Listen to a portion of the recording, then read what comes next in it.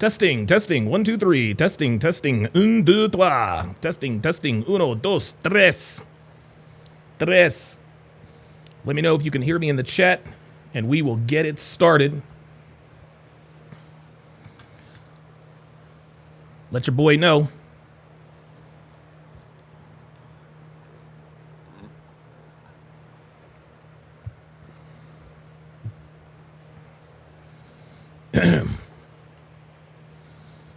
All right, I got the thumbs up from Trini Boy 32. Excellent. What's up, guys? It's your man, Donovan Sharp, and welcome to probably the most important Hard R episode. And this is going to be Hard R podcast episode number 41. I started the Hard R podcast, 41 episodes ago, but this is going to be a very based conversation. Species 666 says, can hear you on Rumble. Absolutely. Appreciate that very, very much. Appreciate that. D-Venom. Appreciate that. Dana. Appreciate that. Luke Red Pill Perry. Appreciate that. Universe Looks After Me says, loud and clean and clear. Very good. Thank you guys very, very much. Look, man, I'm just going to go ahead and get right into it. I'm not going to do all of the regular shilling that I normally do when I start these shows. Guys, white people have had it. White people have had it, and they're done. They're done. They are done dealing with niggas. They're over it. They're over it. This was inevitable. Now, we're going to have this entire discussion today. I don't know how long this is going to go. It's going to go as long as it needs to go. It's going to go as long as it needs to go. And for those of you guys who watch me regularly, you guys know that I love Jason Whitlock. I am totally in support of. I love his message. I've actually listened to Jason Whitlock since he was back at ESPN. Like, I've listened to Jason Whitlock for years. For years, I've listened to Jason Whitlock. I listened to him and watched him on ESPN. I listened and watched him when he was on Fox Sports 1. And now that he's independent now, he's gone independent, Blaze TV. This man, Jason Whitlock, had two of absolutely the most based podcast episodes dealing with black fatigue, and he puts things so much better than I ever could as far as freestyling is concerned. So what we're going to do, I'm going to react to Jason Whitlock's podcast from yesterday and Jason Whitlock's podcast from today. And that's how we're going to start. That's how we're going to start and sort of carry on the discussion. That's what we're going to do. Normally, you guys know that when I break stuff down or when I react to things, normally, what I would normally do is I would break it down in real time. I wouldn't watch it first. I watched both of these, and they are abso-fucking-lutely based. And I'm gonna tell you something, y'all. I'm gonna tell you something.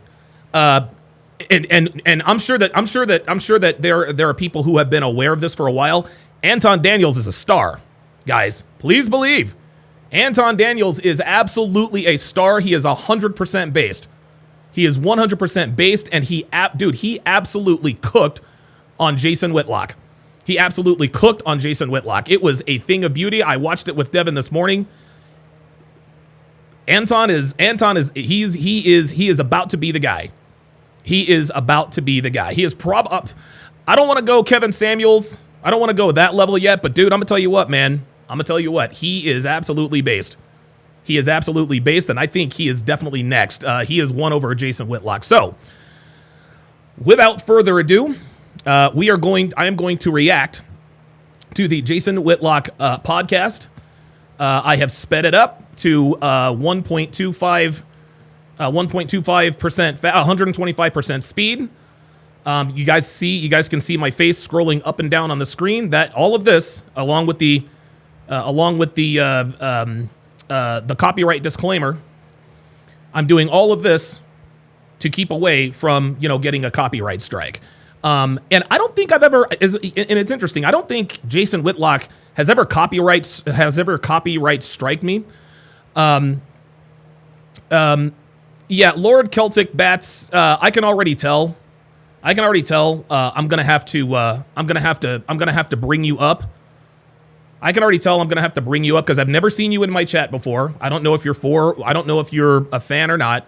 Maybe you are, maybe you aren't. But I don't like it when people come into my chat and start, not Kevin Samuel, stop. Nah, bruh. No. I said, pardon me. I said I'm not going to compare him to Kevin Samuels, but he is going to be close. He is going to be close.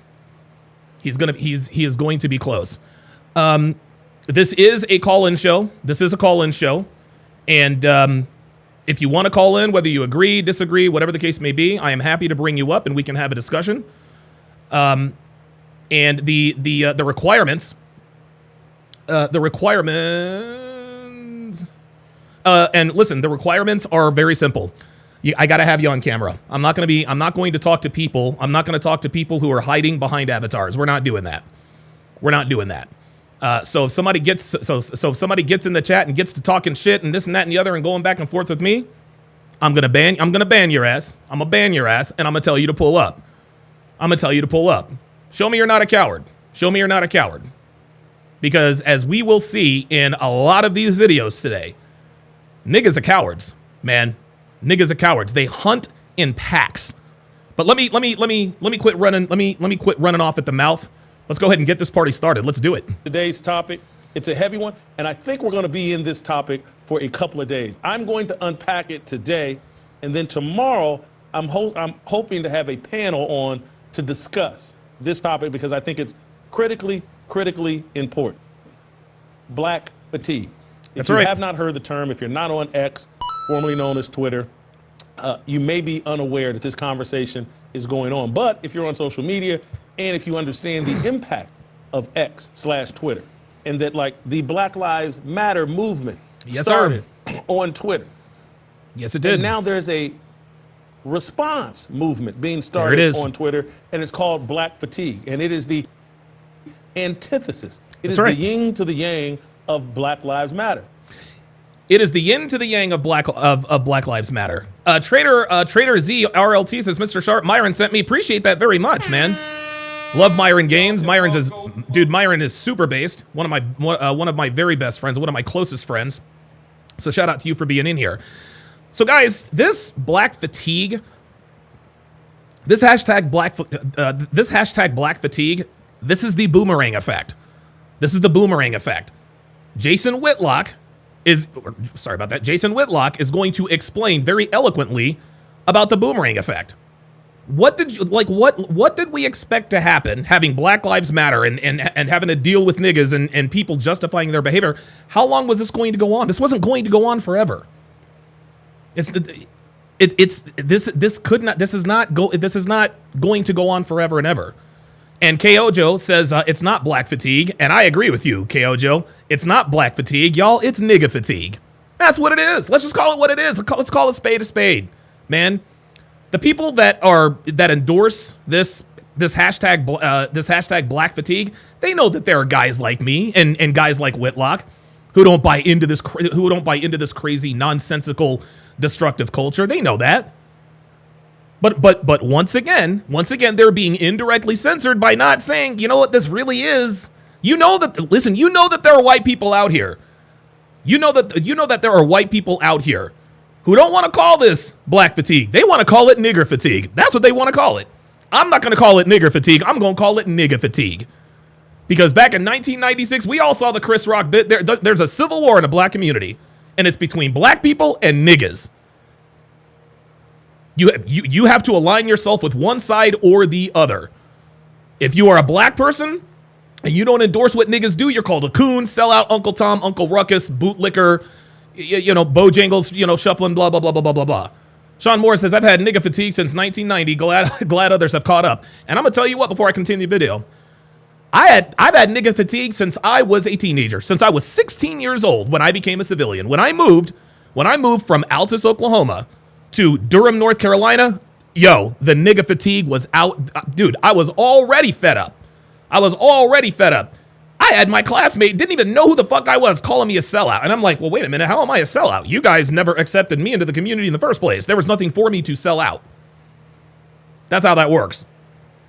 But this is not black fatigue, y'all. This is nigga fatigue.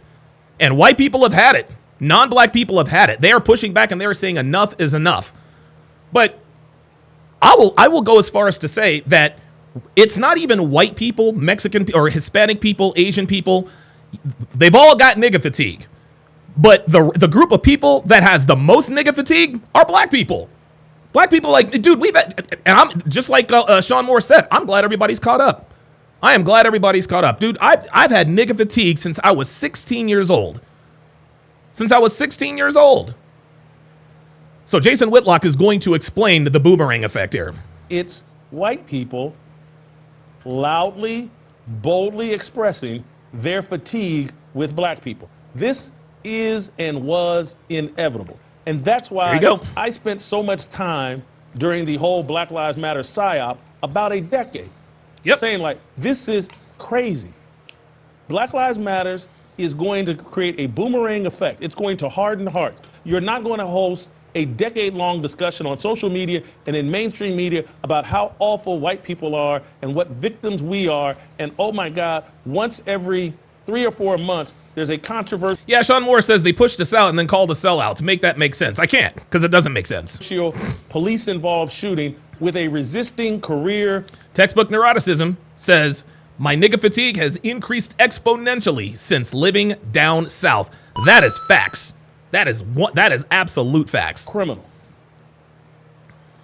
That was inevitably going to spark a backlash. And now the backlash is here, and it's called black fatigue. Punch that into Twitter and see what comes up. There are social... Gerald, who is probably Jerome, says, when did you become a civilian? Were you locked up in prison? No, you dumb nigga. My father served in the military for 27 years. Unbelievable.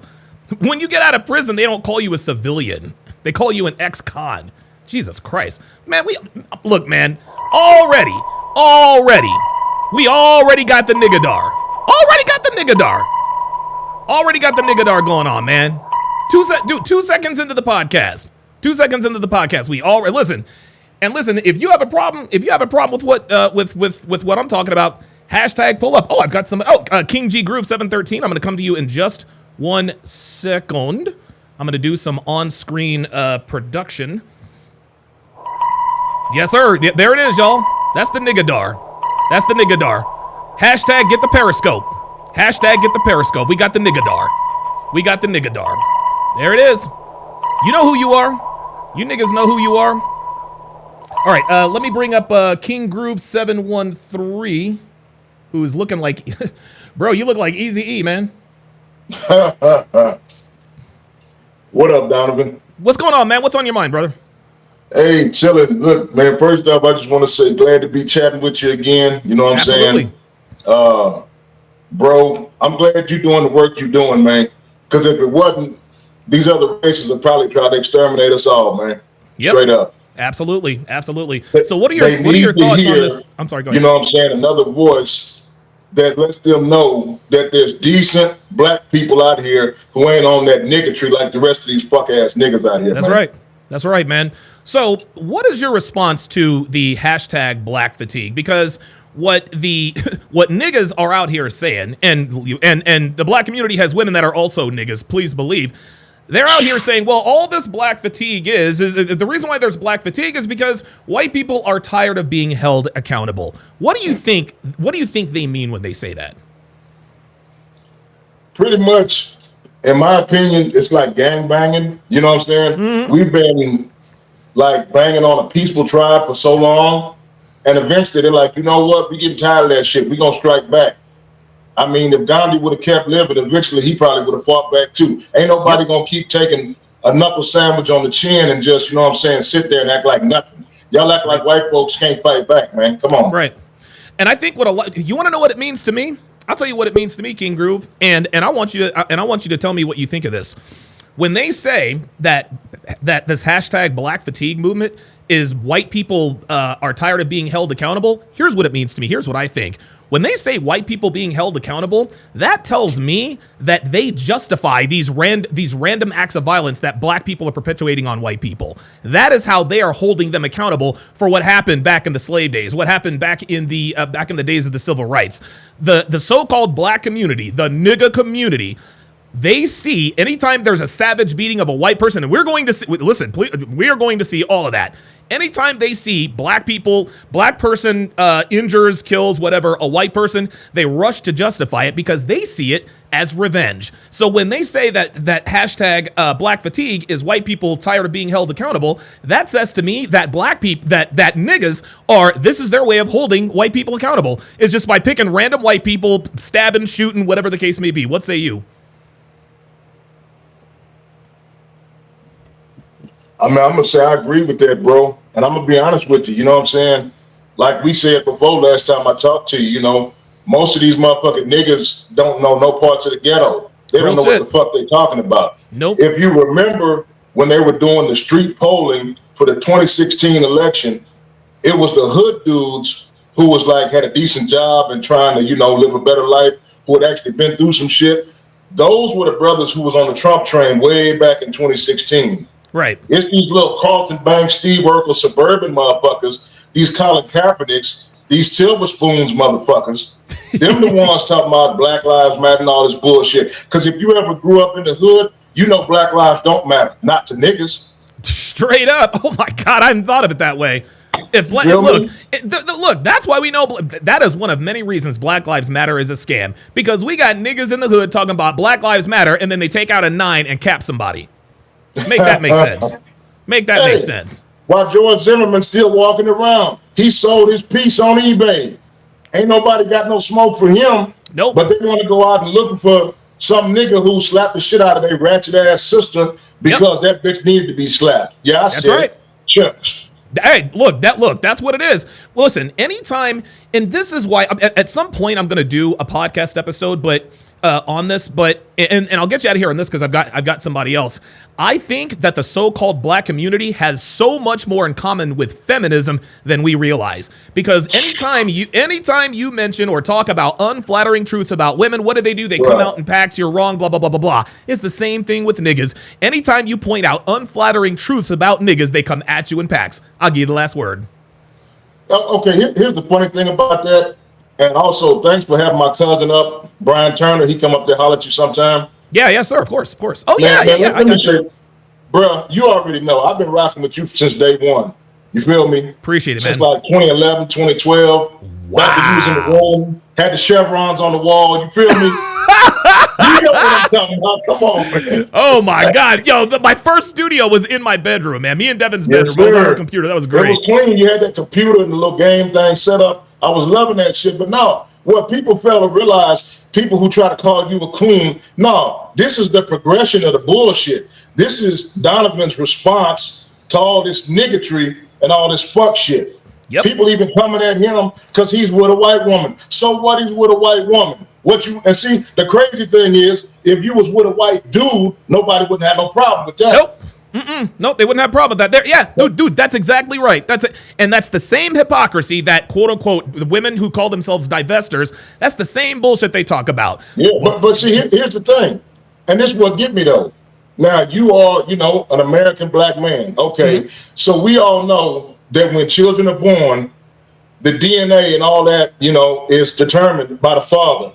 So whatever these children are going to be, if we're going to call them just one race and not mix what they really are, the father determines the lineage. This is worldwide. This is in history. This is since antiquity.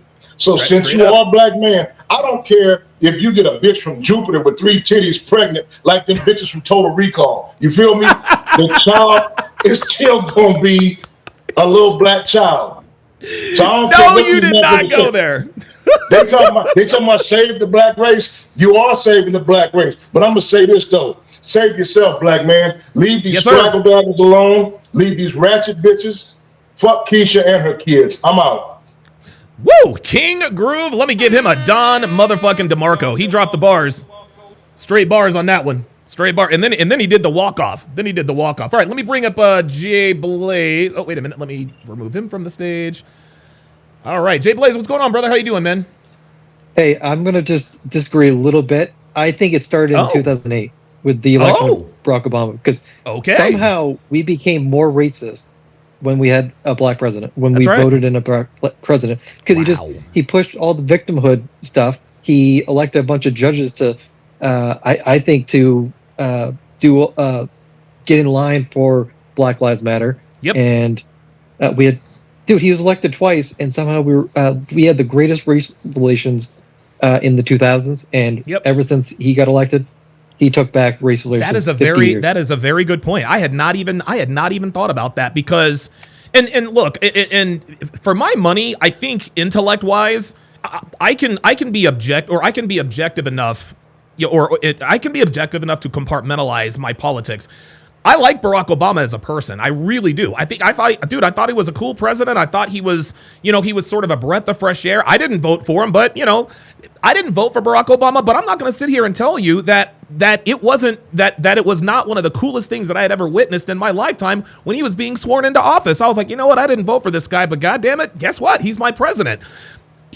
For my money, he's probably one of the most intellectually gifted presidents we've ever had. And he used that intellectual gift to divide America. And he did it both directly and indirectly. And now Michelle Obama is putting her racism right out Front Street for all the world to see. Yeah, Barack was one of the most eloquent speeches. If you give him a teleprompter, he's magic. He is golden. But that dude, magic is absolutely going away. Yep. Yeah, and if you look back to, I know you're not like religious, neither am I really, but the worst people or the angels are always like these divine angelic beings, and then the like archangels that are kind of like protecting people are always gruff, and because they're trying to ward off evil. And look at Trump. I think this election was the least racial divided election that we've ever had. Yeah, man. And look, and Trump's doing his thing, and Barack Obama, he was basically angelic. Dude, that's who you thought was going to save the country, and he did took not. us down a bad path. Dude, dude, we have, and thanks for stopping in. Yeah. Barack Obama. Listen, Barack Obama was, dude, his politics. Holy moly. Barack Obama, again, extraordinarily eloquent speaker, hyper intelligent, definitely charismatic. Like somebody said in the chat, I can't see who. Yeah. Lord Celtic Bat says charismatic. Absolutely. Yes. And Barack Obama used his gifts to divide the country. And somebody else said in the chat, that's why they called him divider in chief. All right, let's continue. Media accounts dedicated to showing videos of black people behaving dysfunctionally, violently. I'm going to rewind that. Social media accounts dedicated Yes, to sir. showing videos of black people behaving dysfunctionally, violently, inappropriately, not just in Spirit Airlines, There you go. Frontier Airlines, not just on Carnival cruises, but damn it, if you let them on Royal Caribbean, the same thing will happen there. Facts. You let them inside of Wendy's, the same thing will happen there. There's Facts. an endless parade of these videos, and they're all about black fatigue. Like, I'm tired of black folks. Black folks have raised their hand and volunteered to be the enemies of white people. Real And shit. to be the people Woo. that we want to cast white people as the worst thing on the planet. And eventually, people's patience has worn out and was going to wear out. It was inevitable. And now it's here. And it's not just these videos that are causing the fatigue. It's the illogic that is spoken constantly in the mainstream media and out of the sports world. I want to start with Draymond Green. And you'll think, well, what are you talking about here? But this is what people are tired of. Here's Draymond Green after another conflict with fans, after another technical foul, after more poor interaction. This happened late last week. But Draymond Green goes on to complain about how he's tired of being cast as an angry black man. Play shot number 10. You look like the angry black man. I'm not an angry black man. I'm a very successful, educated black man with a great family. Stop the And I'm cap. great at basketball. I'm great at what I do. The agenda to try to keep making me look like an angry black man is crazy. I'm sick of it. It's ridiculous. Now, I'm going to tell you what. Draymond Green, and I love Draymond Green. I really do, man. I really do. Listen, he is. I think that he is probably this generation's Dennis Rodman to a degree. He's an agitator. You know, he gets physical. You know, he's the guy, you know, he gets a lot of technical fouls. But guys, the reason why Draymond Green has a lack of emotional control is because he was raised by a single mother. Draymond Green is the poster child for the way men act when they are not raised by men. Draymond Green is always getting in his feelings. He goes after foreign players. Draymond Green, and for Draymond Green to sit here and say, well, it's an agenda, my guy, this is who you've been forever. This is who you are. Jay Blaze says he's a dirty player. Absolutely. As a matter of fact, Draymond Green, I'll even put it to you this way. And Draymond Green will walk into the Hall of Fame. He is absolutely 100% a bona fide Hall of Famer. He will walk into the Pro Basketball Hall of Fame 5 years after he hangs it up. Straight up. He is one of the best at doing what he does ever. Pardon me. Rack 90 says, what's the difference between Draymond Green and Charles Oakley? Yeah, not much. I think Draymond Green is probably a little more gifted offensively, but yeah. Look, dude, Charles Oakley, Anthony Mason, if you guys remember the Bad Boy Pistons, Bill Laimbeer, Vinnie Johnson, Isaiah Thomas, and of course Dennis Rodman was on that team, Adrian Dantley. Dude, those boys beat the shit out of Michael Jordan. Those boys, dude, the Bad Boy Pistons were basically 4 Draymond Greens and Isaiah Thomas. That's pretty much what it was. But this is who Draymond Green has been. This is who he's been. And for him to say that this is an agenda, my guy, this is who you are. This is who you are. And you know, the funny thing is, it's not even his fault. It's not even his. I'm not trying to. Let me put it to you this way. We're all born with the inherent understanding of the difference between right and wrong, right? We're all right. You understand?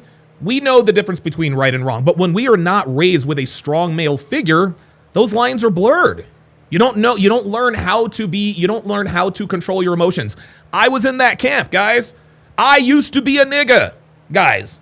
I was the definition of a nigga. Black, tatted up, fucking white girls, and Hispanic girls getting into fights and getting locked up. Straight up. Opinionated Junkie with the $2 super chat says, Hoteps say you op. Thoughts? Is psyop?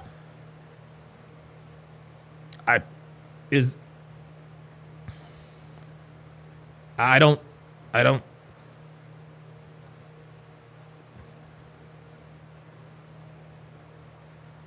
Like, yeah, Lou Ferrigno, I'm gonna ban you if you continue this vitriolic stuff. Okay, all right. I'm not gonna tolerate people like you coming in here and using this as an opportunity to just denigrate all black people. I'm not gonna let you do that. So you need to chill the fuck out, or you can get the fuck out. I'll just put it to you that way right now. Yeah, Opinionated Junkie, I have no idea what can somebody tell me what an OP is? An op? A cop? They definitely don't think I'm a cop. They definitely don't think I'm a cop. Dude, they would laugh. Dude, as soon as they ran my shit, man, they'd be like, dude, lock this dude up. Oh, the Chango channel says he's trying to say you're an enemy. Op is like the opposition. Oh, okay. Yeah. Yes, I am an opponent.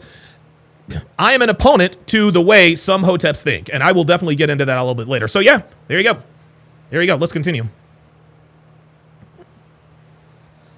Draymond Green with that angry response.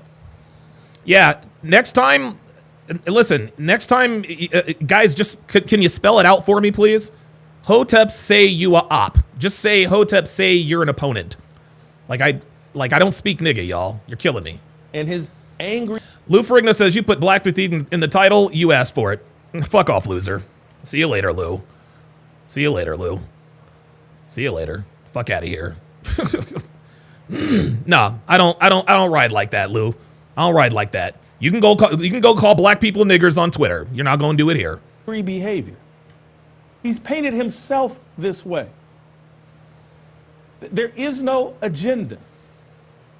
And the inference that, oh, this is systemic racism, and oh, it's just so hard. Draymond Green what was it, 2 years ago? Someone correct me if I'm wrong. Ruined. You said an OP like a psyop or a psyop. Hoteps think I'm a psyop. Dude, opinionated junkie, you can't be serious. You cannot be serious. You cannot be serious. If that's what they think, they got bigger problems than the hashtag Black Fatigue. When the Golden State Warriors start to the season by punching Jordan Poole, and it's on video, in the face. Yep. In practice. Ruined their season. Yep. Oh, also, ruined their season. You want to know what Draymond Green's lack of emotional control also cost the Golden State Warriors? Cost them a title. You guys remember Draymond Green, what he did in Game 4? Remember what he did in Game 4? He was suspended for Game 5. That was the genesis. That was the genesis of one of the greatest comebacks in NBA Finals history. The Cleveland Cavaliers are down 3-1. Series is over. Golden State was setting all kinds of records. They'd won 73. They went 73-9. They lost 9 games. 73-9. But because Draymond Green could not and still cannot control his emotions, he got his ass suspended, and that started the comeback. There you go. Bishop Omega says, you're an operative. Totally agree. Draymond Green's on-court behavior, all the fights, the kicks, the dirty plays. Yep. This is his brand. This is the image he created of himself. Bishop Omega, you say that I'm an operative. I'd be happy to discuss it with you. I'd be happy to discuss why you think I'm an operative. And now he wants to complain about it. Hey, I'm not cast in the right light. I'm a successful black man. I'm tall and play basketball. And that he is. I have a family. I cracked a joke that some people didn't get because, and again, I got to be careful with my sarcasm and self-deprecation. Yep, there it is. This is it. I cracked a joke. That play, this is the play right, dude, right on cue. This is the play right here. This is the play right here that cost the 2016 Golden State Warriors a championship. Right here. Over the weekend that, I'm tired of being portrayed Here you go. as an overweight black man. And I'm like, well, who's doing that? I did that. I overate. This is insanity. And so part of the black fatigue is the illogic that is spewed by all the people in high-profile positions in sports, in the media, high-profile black influencers over social media. The illogic is suffocating. William TM says it's the sunglasses, got to be the shades, FBI shades, obviously. And it's tiring. And it's creating a fatigue of like, hey, look, if they have a prominent position in the sports world, if they're on some mainstream media outlet, there's a good chance they're going to say something illogical. And I'm tired of it. And I don't blame white people for being tired of it. Yeah, Dragon Landowner says extremely overpaid grown men playing a child's game. Let's go. No. Players are not overpaid. Players are not overpaid. Players are paid exactly. Players are paid what is commensurate with their talent. Players are paid. Players are not overpaid. Nobody works for free. Because I'm tired of it. Everybody's tired of it. Brogdon Breezy says, yo, Donovan, if you ain't for black empowerment, then you're a cop. My guy, learn to spell. If you're going to come in here and troll me, nigga, learn to spell, bruh. It's why, see again, and see, I swear to God, niggas come in here and you guys verify the stereotype every time. Every time you verify the stereotype. If I ain't for black empowerment, then you're a cop. Nigga, you can't even spell. Bruh, you can't spell. I bet you don't know the difference between your, and your. Or there, and there. Black empowerment, bruh, black empowerment is the least of your worries. The hashtag black fatigue is the least of your worries. You niggas need to learn to spell. Give me a break. And we'll get into this here in a second, but if you can show me white athletes consistently, or even inconsistently, saying stupid things about that are just illogical. If I'm trying to think, Tom Brady. I'm tired of being portrayed as a tall, good-looking white quarterback. I just don't hear that out of Tom Brady. Baker Mayfield, let's try this one. I'm tired of being portrayed as a hothead. He was a hothead, got run out of Cleveland and failed, and people, Colin Cowherd, others were calling him a hothead, had no emotional control. He had to fix that. And now Baker Mayfield is married and he has a child, and he just signed a year ago signed a three-year $100 million contract with the Buccaneers, effectively setting him for life. And lash out and say it was part of some racist conspiracy. I want to show you another. I mean, because the fatigue is just overwhelming, and the lack of strategy, the illogic, the checkers move. Bancaro, he says, and it's then, not then. Yeah, I mean, dude, I'm just trying to tell you. I'm just trying to tell you. If you're going to come in here and troll and try to prove to me that niggas aren't the problem in America, my nigga, learn to spell, bruh. Learn to spell. In a chess game from Congresswoman Jasmine Crockett, I want to play SOT number 9, where she says that white people are inherently violent. Play the clips.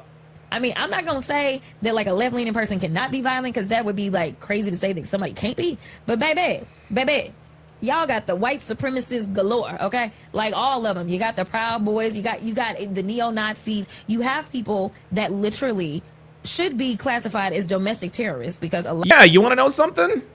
You want to know something? The black community, the nigga community should be known as domestic terrorists. And so guys, I've got a lot of videos I'm going to show y'all today.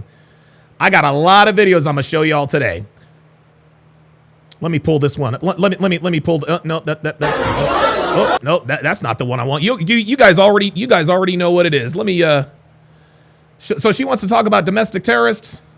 Hold up a second. Hold up a second, because I got so many. I got more tabs open.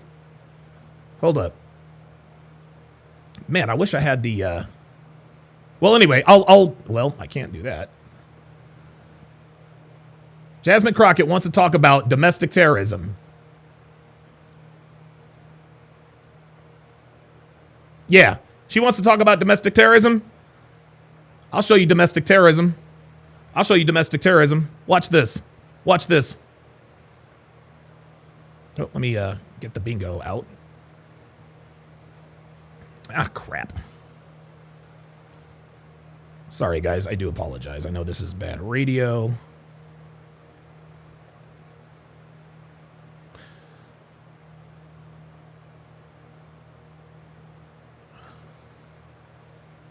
There it is. There we go. She says that these black people are domestic terrorists. Check it out. Look at this. Look at this. Do you see this? Look at this. You rode out that nigga bike. Yo. Look. They stole this kid's bike. Look at that. But Jasmine Crockett wants to talk about domestic terrorism. But you don't know what domestic terrorism is.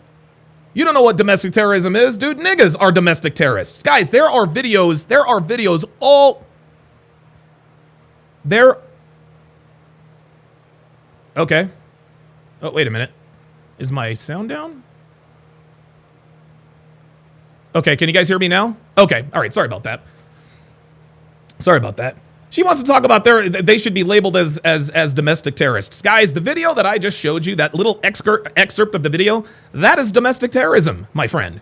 And John Mitchell says, have we forgotten the knockout game? Exactly. That is domestic terrorism. Just packs of niggas walking around looking to hurt white people. That's domestic terrorism. Oh, never mind. Ooh.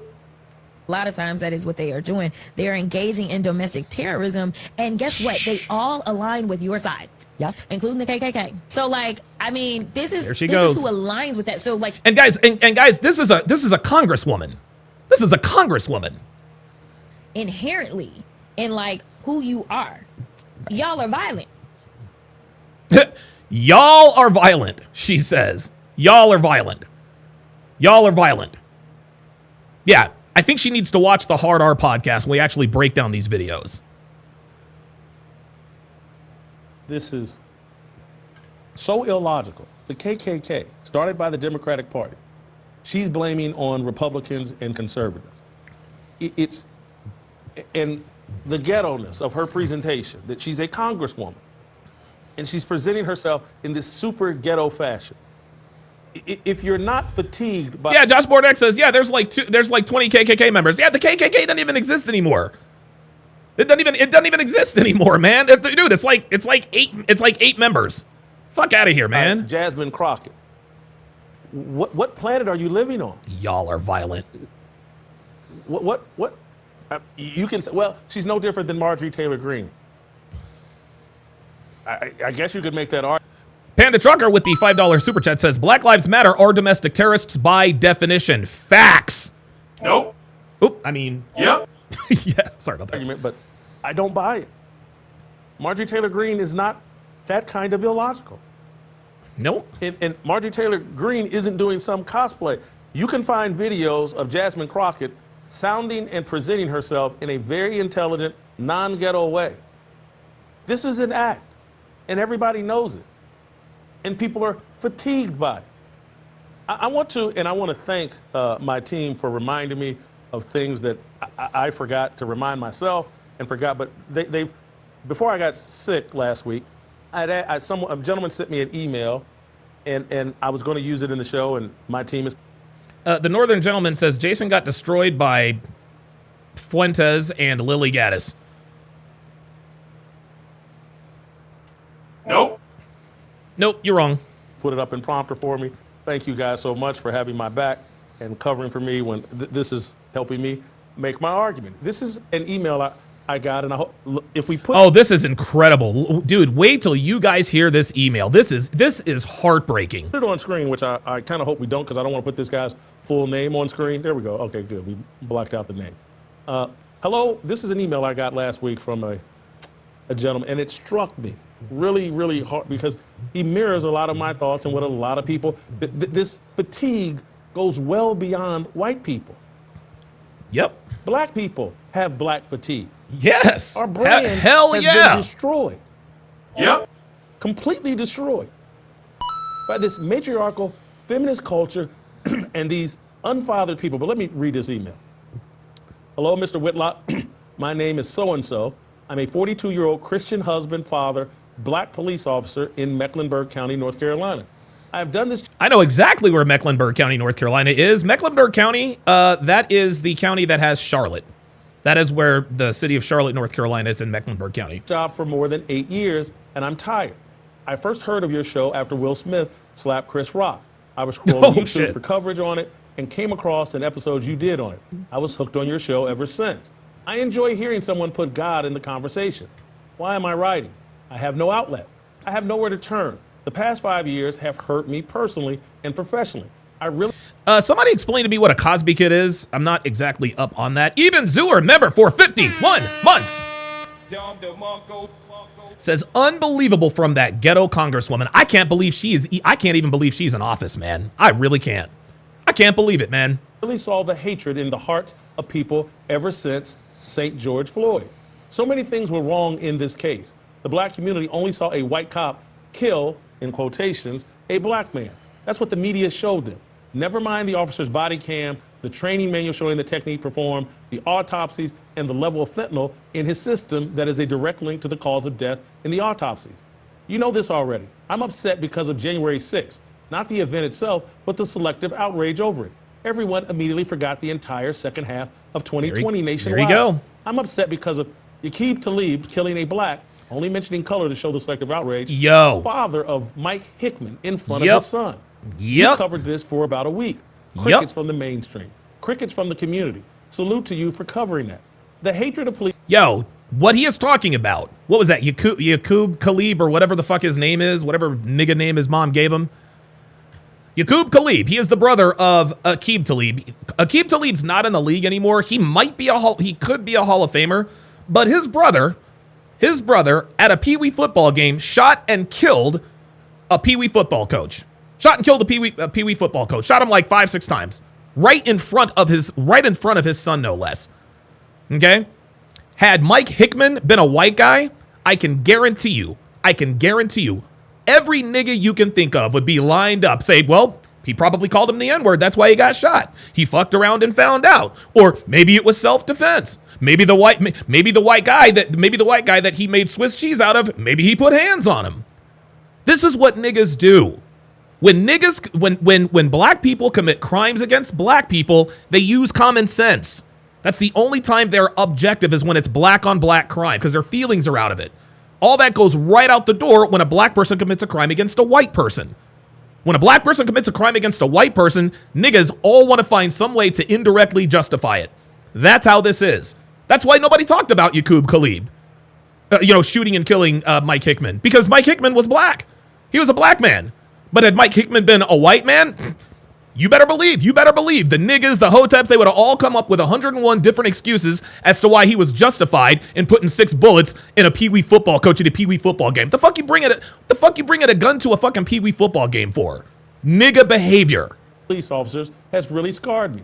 I've left my church. I've had family members turn against me and call me a weak, racist murderer. Wow. This dude is black and a cop. And he's had family members turning against him, calling him a weak, racist murderer. Are you kidding me with that? Are you serious with that? Forth. I've not been involved in any of these national events. I just happen to wear a badge. 2 + 2 = coon. Fast forward to this past Thursday in Cincinnati, Ohio, there was an officer-involved shooting involving an 18-year-old named Ryan Hinton and the Cincinnati Police Department. What I know so far is that he was in a stolen car, ran from police with a gun in his hand, dropped it, went to pick it up, and police shot him. Details are still being sorted out. The issue is what happened the next day. Ryan's father, Ryan Hinton Jr., purposely ran over and killed retired Deputy Larry Henderson of the Hamilton County Sheriff's Office. Praetorian Guard is in the house. He is the Officer Guard. He is the resident police officer of TSR Towers. Says, as cops, we see the truth about society. Absolutely. We are getting the money with a $5 super chat. Pardon me. Says Mark Lamont could have had a W on Piers Morgan, but by having a racist expose herself. But nope, he couldn't control himself. Unk got washed by him. I'm gonna make a statement, and a lot of you guys might not agree, but stay with me. I don't believe that Lily Gaddis is a racist at all. I said it. I don't think Lily Gaddis is a racist. I think Lily Gaddis is trying to make herself look like a racist to get as much attention as she possibly can so that she can tell the world we're tired of niggas. We are tired of niggas. I don't believe for 1 second Lily Gaddis is a racist. I don't believe it. She's the reason why she is saying the N-word is so that people can pay attention to her. Oh, whoa, this girl said the N-word, and now the attention's on her. She really, by definition, she almost helped to facilitate this hashtag Black Fatigue. Straight up, yeah, you guys. Some of you guys agree. There you go. Some of you guys agree. I don't think Lily Gaddis is a racist at all. I think she is playing a racist so that she can get the message out. That's what I think. So there you go. We are getting dumb money. The black community rejoiced. An eye for an eye. It's about time, etc. Now, an eye for an eye. It's about time, etc. See that?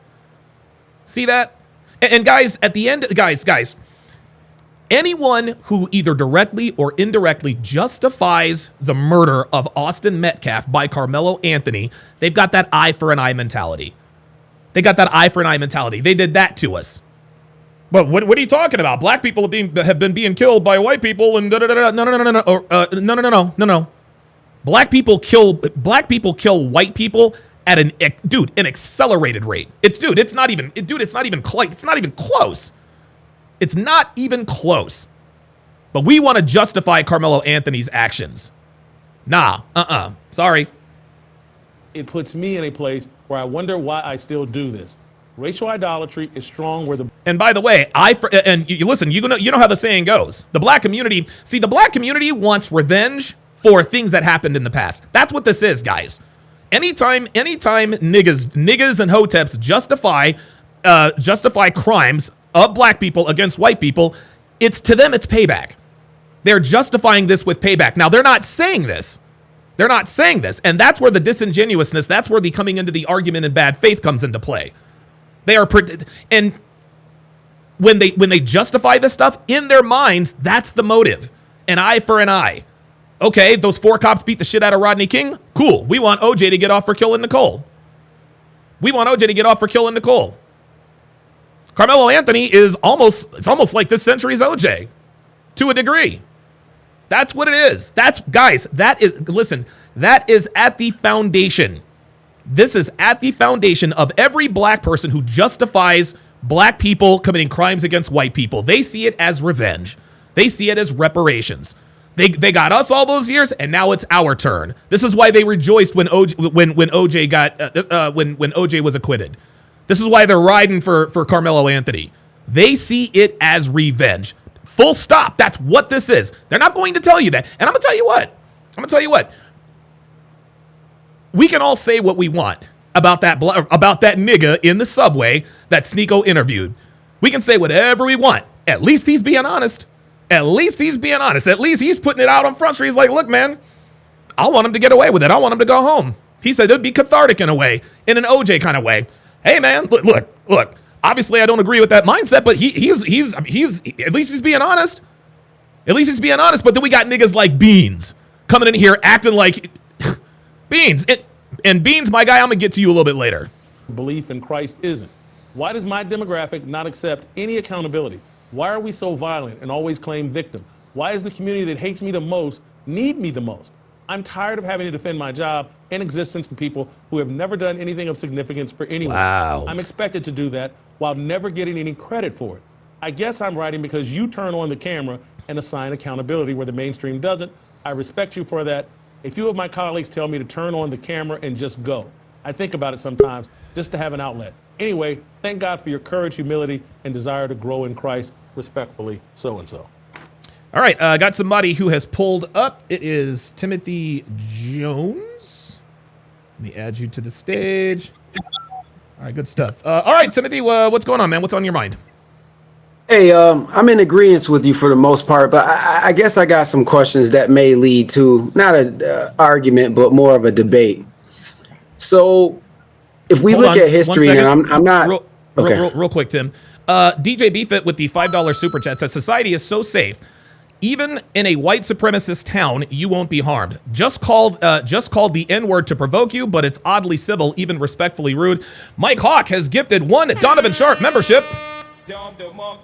Elijah Sanz at Elijah Sanz to welcome him to the TSR to the Hard R family rather. If you would, Elijah Sanz, put your age and location in the chat as is customary of all first-time members. Or of all first-time and new members, let's do a chat-wide age and location check.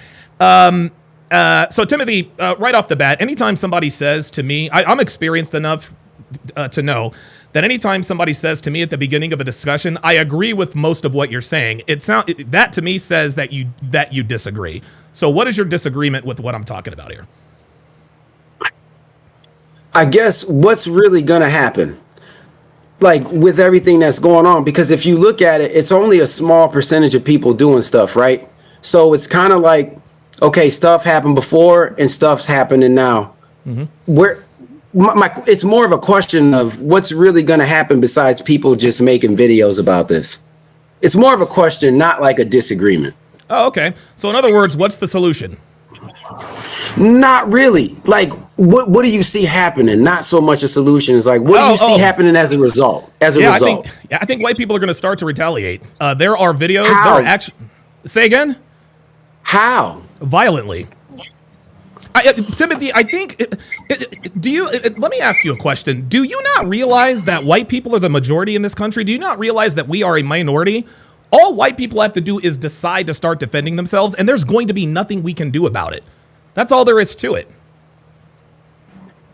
I don't disagree with that. I just don't see it happening for a few reasons. It's not that I disagree. I just look at it would have a domino effect on a lot of things. It would be one, all the people that call white people racist would say, see, I told you they're right, because this guy didn't even do anything and he went preemptively. Is what I'm saying is I think it would have a domino effect of more negative things against them than proving that they're right about black fatigue. It's more of a question, not like a debate. Okay, I got you. So you're telling me that if white people retaliate, the black people will retaliate in turn and extinguish that threat? Is that what you're saying?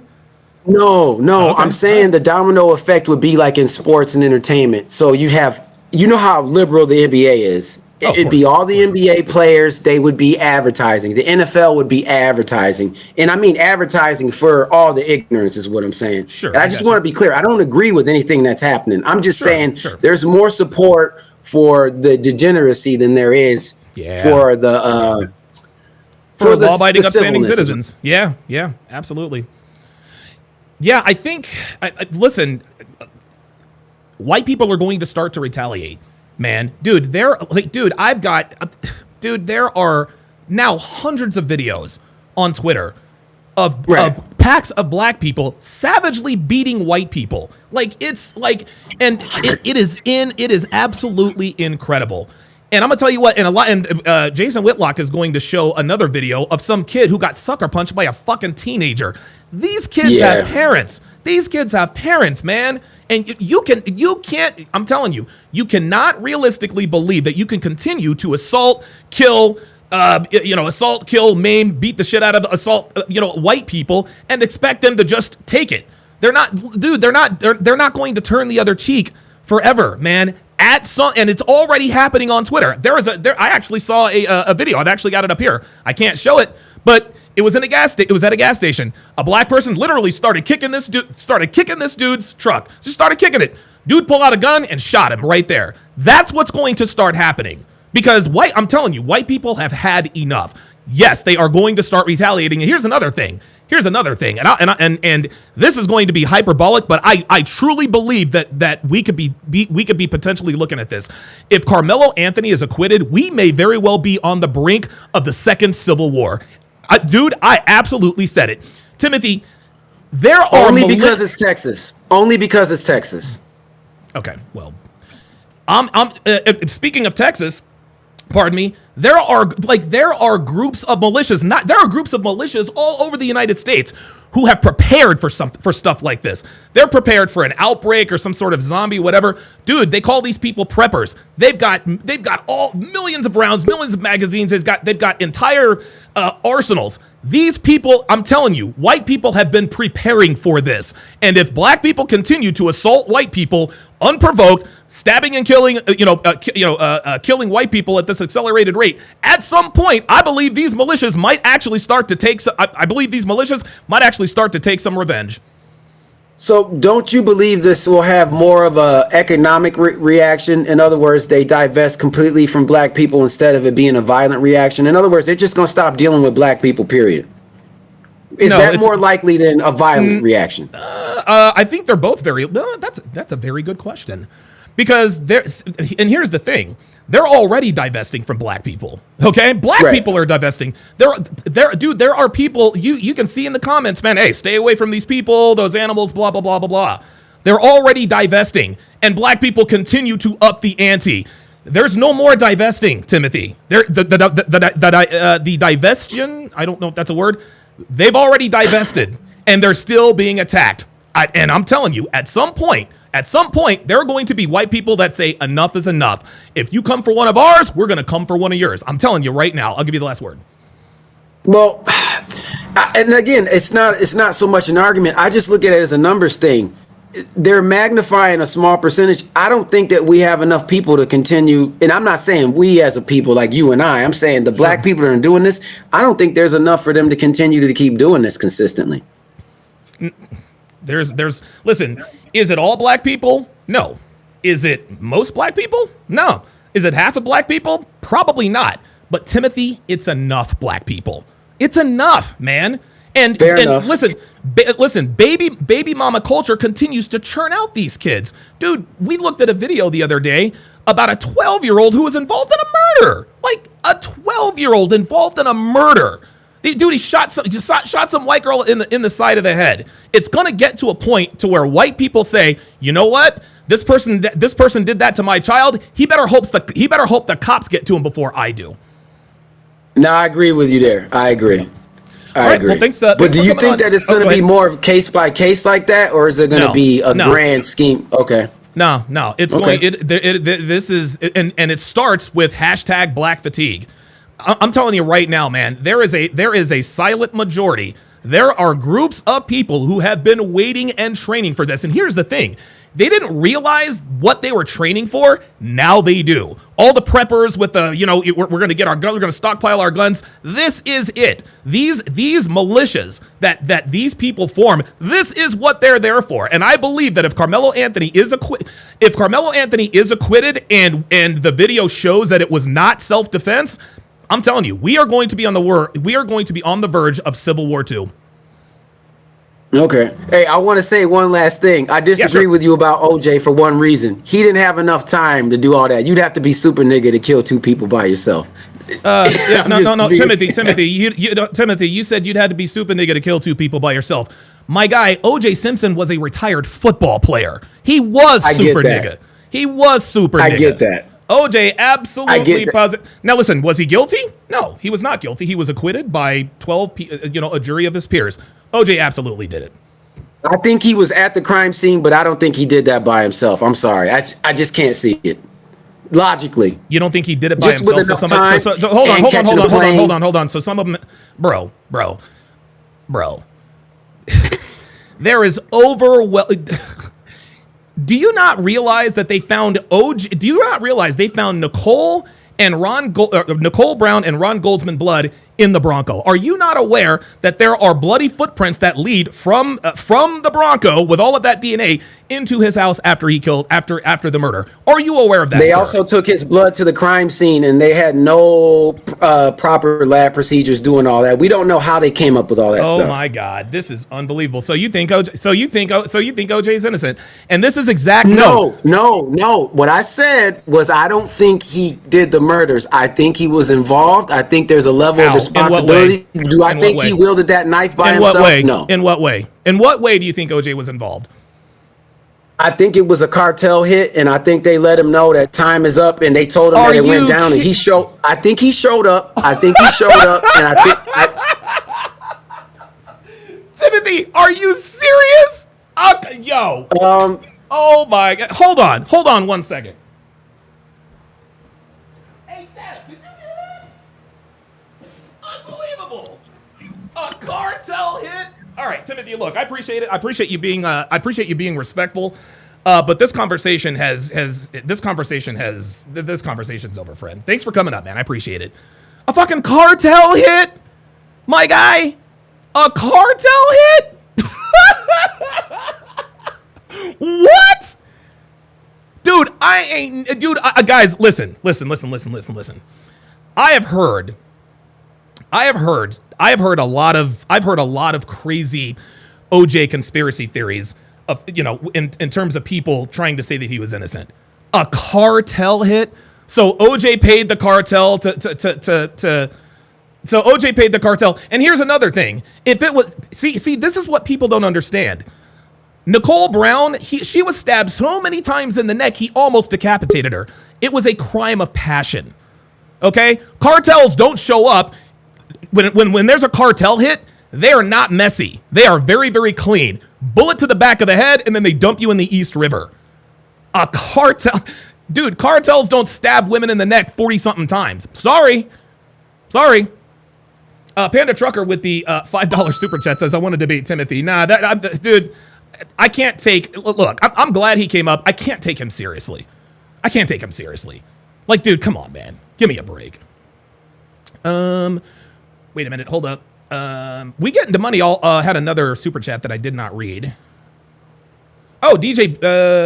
Oh, yeah. We Are Getting to Money with the $5 super chat. Says, a dude with your last name was on Rogan but can't get 100,000 subs. Dude is mad because he doesn't get the signal boosted. Who am I? Oh, come on, man. That's Hotep Jesus. Come on, man. Come on. Hotep's my guy, man. To a degree.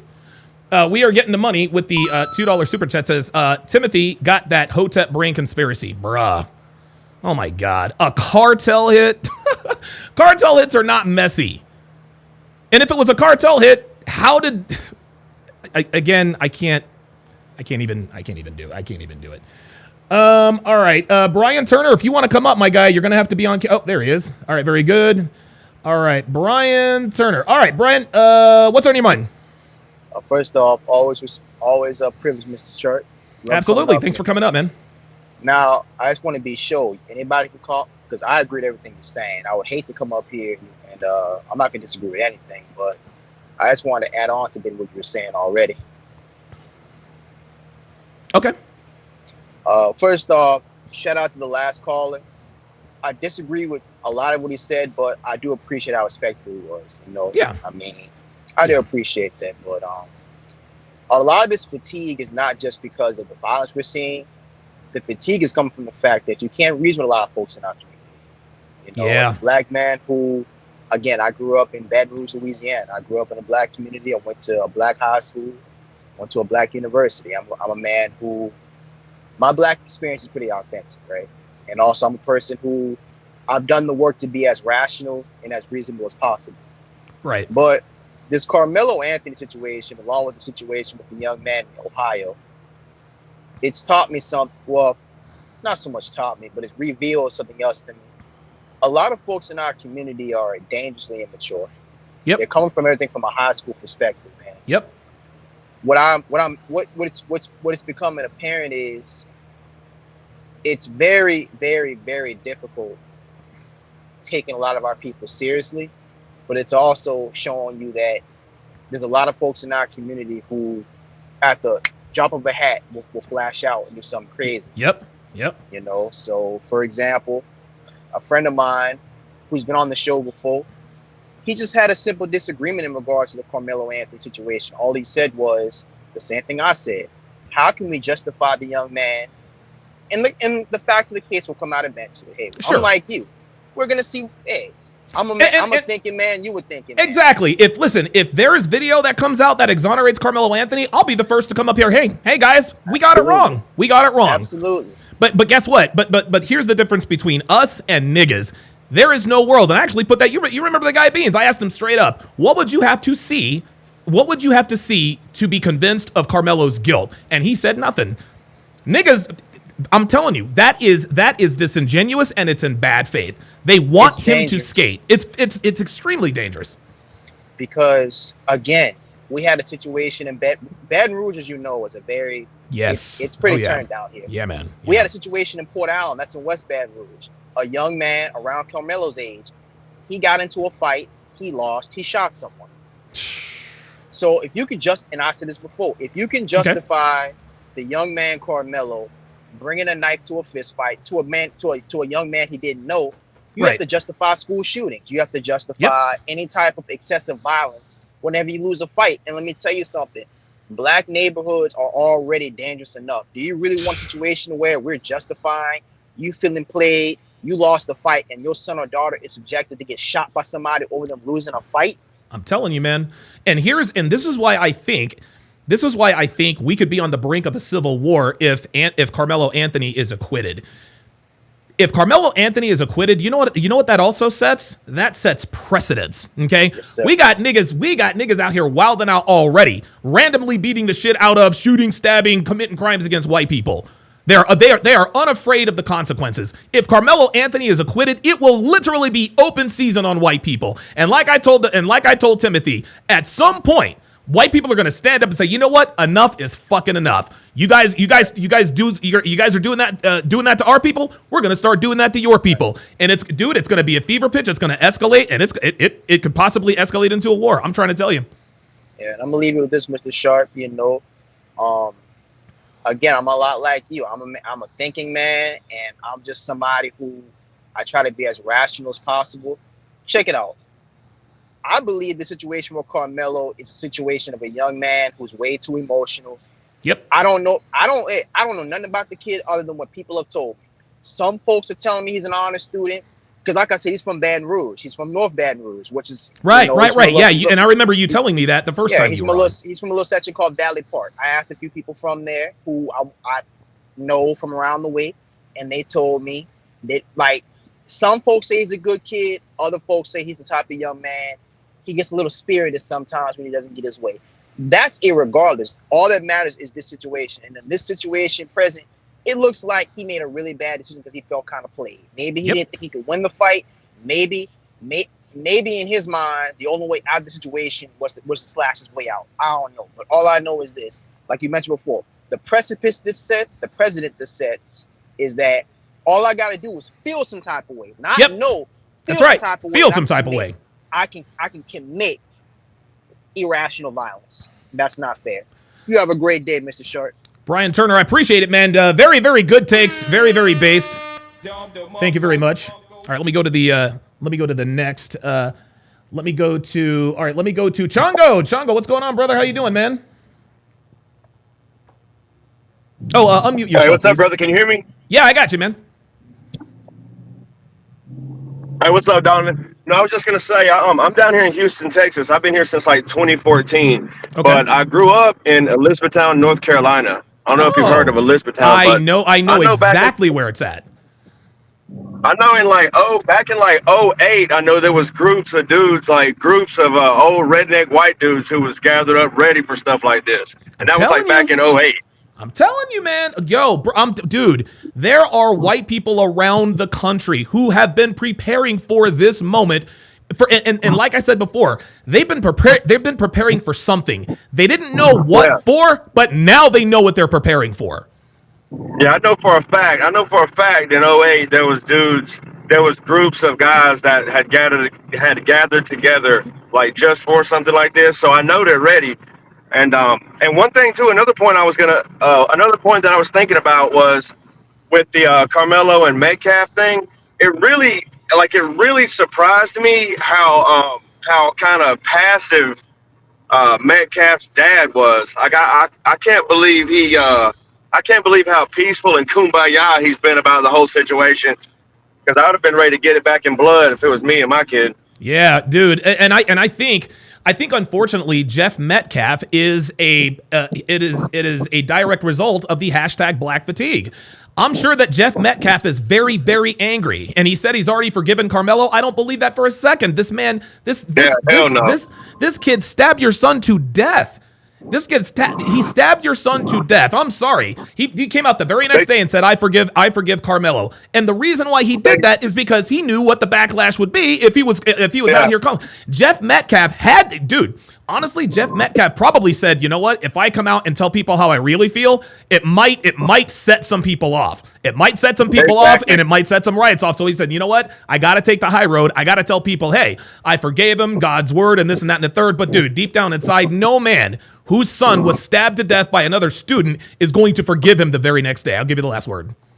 He tried to keep it political because he knew his face was going to be in all the media and all the news or whatever, so he kept it political and kept it peaceful. That's not how he really feels. Like, not only did his son get stabbed for no reason, but they had the press conference where they ran the Victim Olympics and the family saying they were the victims, and also they profited off of it, however many 100,000.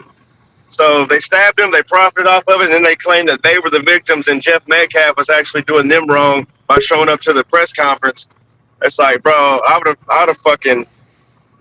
went crazy, bro. That's what told me that Jeff Metcalf has not forgiven Carmelo by him showing up to that press conference. That's what told me that. Yeah, he wanted to be in their face. He wanted to be in their face. Like, look, I'm right here. Look at me. Chongo, thanks for coming on, man. Drive safe out there, brother. Hell yeah, bro. I'll holler at you. All right, man. Chongo in the house with a very, very based take. All right, William, I'm going to come to you in just a second, and then I'm going to go to Elijah Sanzi, producer. I know I'm probably butchering that. Let me read some super chats here. DJ Beefit with the $5 super chat said they had to let OJ go because California couldn't risk another riot like the one after Rodney King. It was damage control, not justice. I agree. Now, that I agree with. I believe those 12 people who sat in that jury. Now, again, obviously the jury was biased, and one guy, after the verdict was read, he stood up and raised his fist in Black Power. So you already knew what time he was on, right? But I think that there were more than enough jurors who said, you know what, guys, we cannot convict OJ. If we convict OJ, there might be another riot. So we have to let him off. Very, very good. Tony A with the $2 Australian, and then you removed your comment. I appreciate that. Ostrike with the $5 super chat says, Tim knows nothing about violence if he thinks whacking people takes skill, especially when you get caught by the police. Exactly. That was not a cartel hit. Dude, hits are never messy. That's why it's a hit. The reason why hits aren't messy is because they want to leave the least amount of evidence possible so they don't get found out. Cartel hits are quick, clean bullet to the back of the head. See you later. Cartel hit. Oh my God, dude, I've heard some wild conspiracy theories, but Jesus fucking Christ, man. DJ Beefit with the $5 super chat says, I'm from Compton, California. I was about 8 at the time. So many buildings were on fire. You'd think you were in hell. I had nightmares for years after that. Wow. So you are down there, man. That's crazy. That is absolutely crazy. All right. I don't see anybody. All right. Let me bring up, let me bring up William. All right. William TM, how you doing, man? What's on your mind? Hey, doing well. Yeah, I mean, I didn't come in for the OJ thing, but it's one of my favorite conspiracy theories. Don't know a whole lot, but there's a book about why it might have been his son. His son apparently had previously committed knife violence. So anyway, it's interesting. I'll leave it at that. You know, do I believe one way or the other? Don't really care. I'll toss a coin. Well, let me say this. Yeah. If it was Jason Simpson, OJ's son, the way Nicole was killed, it was a crime of passion. She had by far and away the most damage done to her. I think Ronald Goldman, if I'm not mistaken, and I could be wrong, I think he died from an artery, like a slashed artery, like OJ cut him in the leg. I guess they were scuffling, whatever the case may be. He slashed the artery, and that's how he died. But Nicole's neck was stabbed so many times that almost decapitated her. Jason Simpson didn't hate Nicole enough to inflict that amount of damage. So I'll just leave that. So what's on your mind? So I mean, the main subject, right? Race relations, the recent events, all that. I guess 2, maybe 3 things, to share, I guess, one perspective, my perspective, like, growing up, right? I live up north. I live in Wisconsin, and, not a lot of Black people up north, right? Unlike part of my family lives in Atlanta. And there's, a pretty solid community right in the South. There's a lot of Black folks that have like their own communities, right? You've got the, universities, businesses, all of that. So there seems to be a big difference, first of all, culturally, from what I've learned growing up.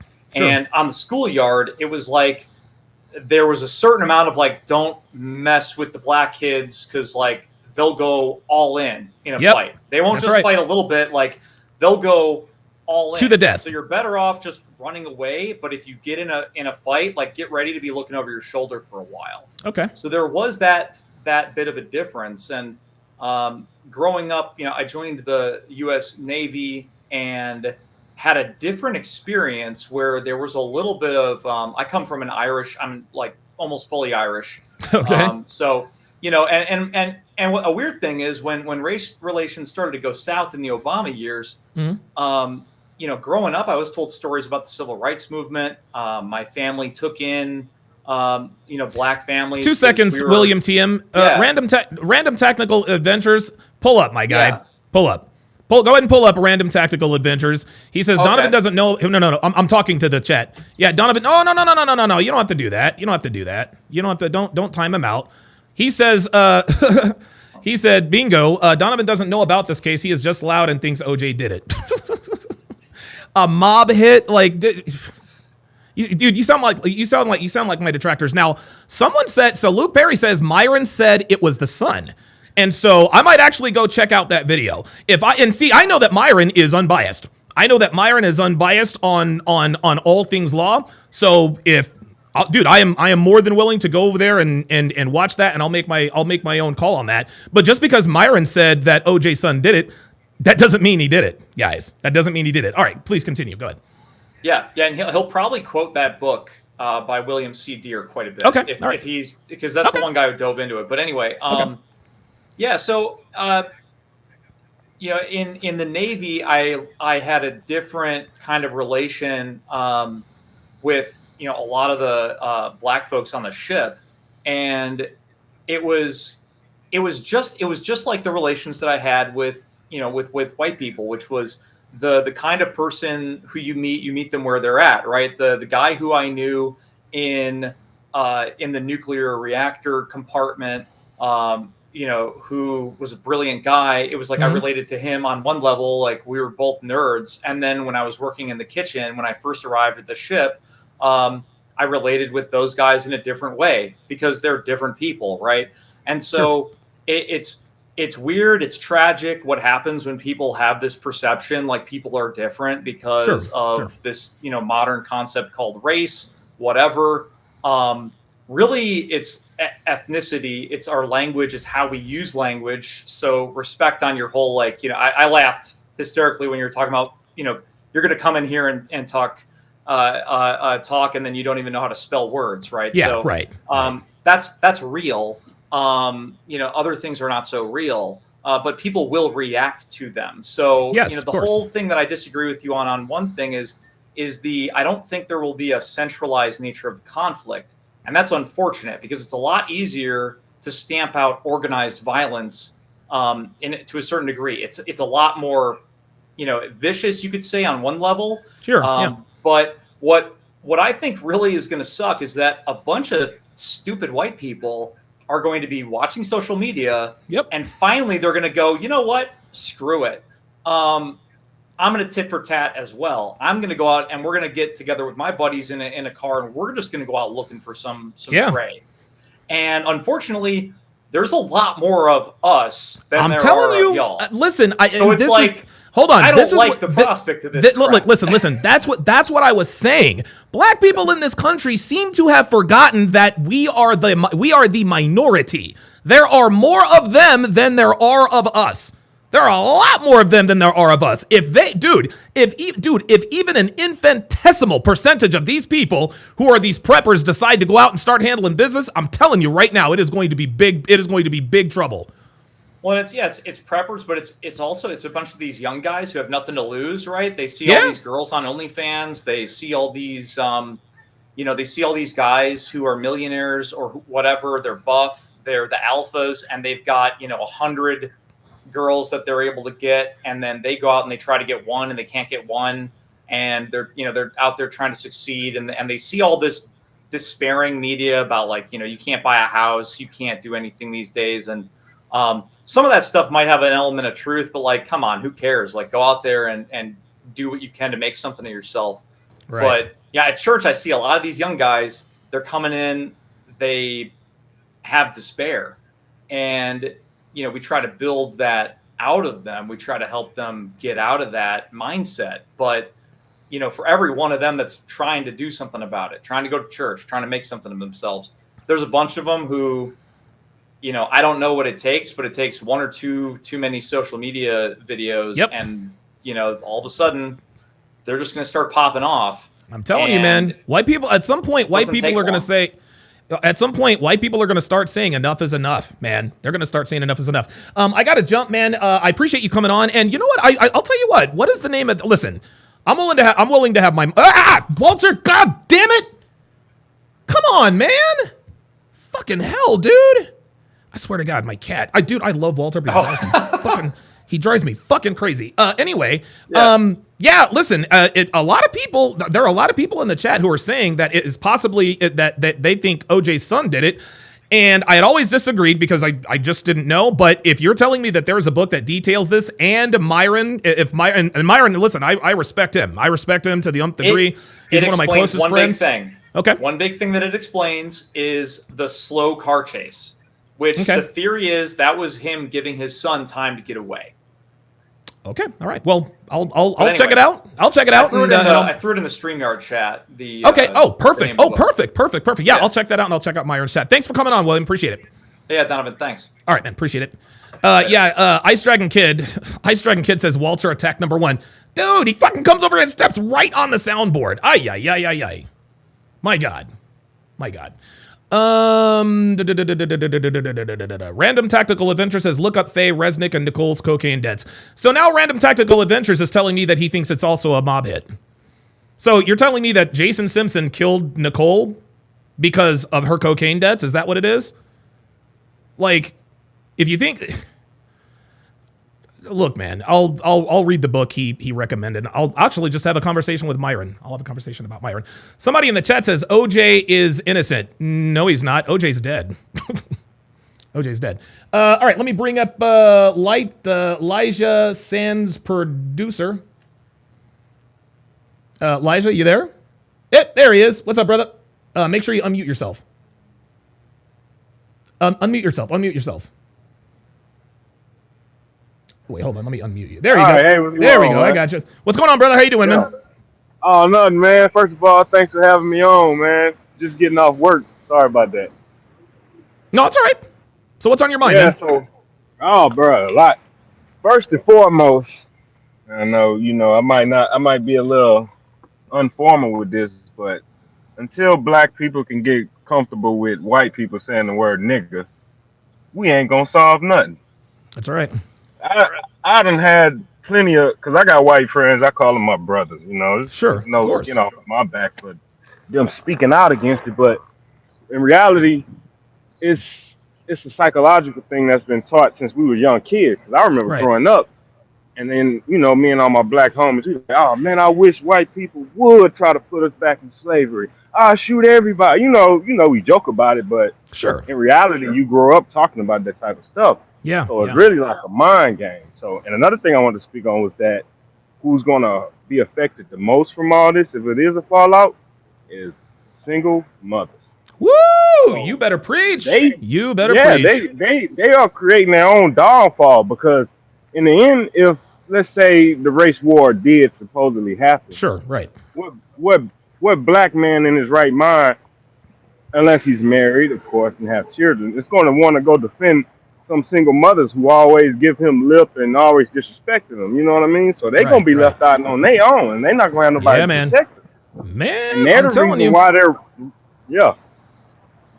Oh yeah, I'm cooking. Yeah, they're the reason why we having all these young men that's acting up outside and not having no type of discipline in the home. So it's like a revolving door. To be honest, it's gonna be a lot of heartache and bloodshed, but really it's gonna be the women that's gonna feel it the most. Yeah, I hadn't even thought of it that way. I had never even thought of it that way. See, I am a security officer. Okay. So another thing I wanted to speak on was the cop issue. When he was talking, we was having the talk earlier. I was in and out at work and stuff, but I remember hearing he was saying how people treat him different. And if you see me, you're gonna say, "Oh, that's a cop over here walking up." No, I'm just a security officer, minding my peace and standing myself. But at the same time, I done had family members be like, "Hey, you a cop now, kinfolk? Oh, no, you got to move around. You can't be by me, this and that." And, that's it's crazy. Like, that is crazy, man. It's your own people that do it to you most of the time. Man. Listen, you heard the Jason Whitlock letter from the cop. The cop says that he's got his own family members that call him a racist killer. That is crazy to me, man. That is crazy. That is true. Yeah, and it's Lodge Sands, not with the Z at the end. Lodge Sand. Okay, I was like Lodge Sands producer. Yeah, I don't know, man. I'm a boomer. I'm a boomer. Like I was saying, it's a psychological thing. It's like when we was in high school. Like when you see that one big football player walk up to the soda machine and he tip it a little bit and give it a good shake and the soda fall out. They like, oh snap, we can get free soda. So they kind of abuse system a little bit. Yeah, that's the same thing that's happening with this race card. It's like, oh, he called me a nigga. Oh, I'm gonna act a fool. I'm gonna bust his windows out. It's gonna be okay because he was being racist. But like I said, until they can get to that point where it's okay for them to say the N-word, which should be a law, that you shouldn't get in trouble for that. That's Well, there is a law. It's called the freedom of speech, but freedom of speech doesn't mean freedom from consequences. If you and listen, man, I don't support people who use the word nigger to describe black people. I don't support that at all. But I support their right to say it. If that's really the way you feel, then listen, they you can are say it. doing some nigger activities. They are. Oh no, please believe, please now. Look, it's niggas, man, for real. All right, I gotta move on because I gotta continue with this video, man. But thanks for coming up, man. I appreciate it. You too, brother. Mm-hmm. All right, I got another super chat, and then I gotta continue. I've got to continue this. I've got to continue this video because we're only a few minutes in, and then I'll start letting people back in. Opinionated junkie with the $2 super chat says, "I blame Roots." Yeah. A lot of people do. All right, let's get it. This email hit me because anybody like this officer, myself, who align with conservative values. And again, it's my values are biblical. They're framed in the world as conservative. Right. I don't have. God. Oh. Wow. We got somebody else. All right. Well, let's see. Somebody else is pulling up here. Praetorian Guard. Timothy Jones is back. Right. I'm going to get to you in a second, Timothy. I didn't see you in there before. Praetorian Guard. What's going on, brother? How you doing, man? Hey, what's up, brother? Longtime fan. Absolutely. It's good to finally. Put a voice with the name. What's on your mind, man? Nothing, man. This is a complex issue, man. I agree with you on much of what you're saying. This issue, as a cop, you see this stuff going on. You see the black community just crumbling, and it's sad, man, because black Americans have, contributed so much to society. I won't take away from that. No, but you see the destruction of society. The liberals have done a number on the black community. It's crazy, man. What did you think of that letter that Jason Whitlock? What do you think of that letter that he read from that black police officer? From that black police officer in Mecklenburg County, North Carolina? Do you catch the same kind of static from your family members? Yeah, I'm Hispanic. I catch it from more friends or ex-friends. Oh wow! They see what we do as, a lot of them are liberal, obviously, and they see what we do as like oppressive or But it's not. I mean, but guess what? But the first time they're accosted by someone, or the first time they're in danger, who are they going to call? They're not going to call their friends. They're going to call you. Oh, they call us all the time. It's of funny. Course they do. I mean, I worked in the Midwest. I can't say the area because then everybody's going to know who I am. But I worked in the Midwest in a predominantly black chocolate city, we'll say. Okay. And it was interesting. I'll tell you, it's interesting to say the least. So there's a lot of riots and stuff that happened during that time, and just very interesting work, man. Yeah, it very is. Aaron M says, so it's okay to say cracker or mayo or monster or chalk demon or pecker. Chalk demon? What the fuck is a chalk demon? I've never heard of that one. I've heard of pecker. Dude, I didn't say it was okay, but you have a right to, okay? Guys, listen. You guys can say it all you want to, but being called a nigger is not a reason for you to kill somebody. I'm sorry. Yeah. Because I'm gonna tell you. Was it Lily? Yeah, Lily Gaddis. Yeah, Lily Gaddis. Yeah, I don't think she's racist. I don't think she is. I don't think she is either. I think she was trolling them. And the point I think she was trying to make was that niggas. They were she defends freedom of speech no matter what. Yeah. There it is. Absolutely. Praetorian Guard, man. Thanks for coming up, man. I appreciate it. All right, brother. No problem. PG in the house. The officer of of TSR Towers is pardon me. All right, Timothy. Timothy Jones is back. Okay. Hold on. Let me get you on screen. Okay. What's on your mind? And we got to make it quick because I gotta continue with the video. Yeah. Just real quick. Look up the Mezzaluna murders.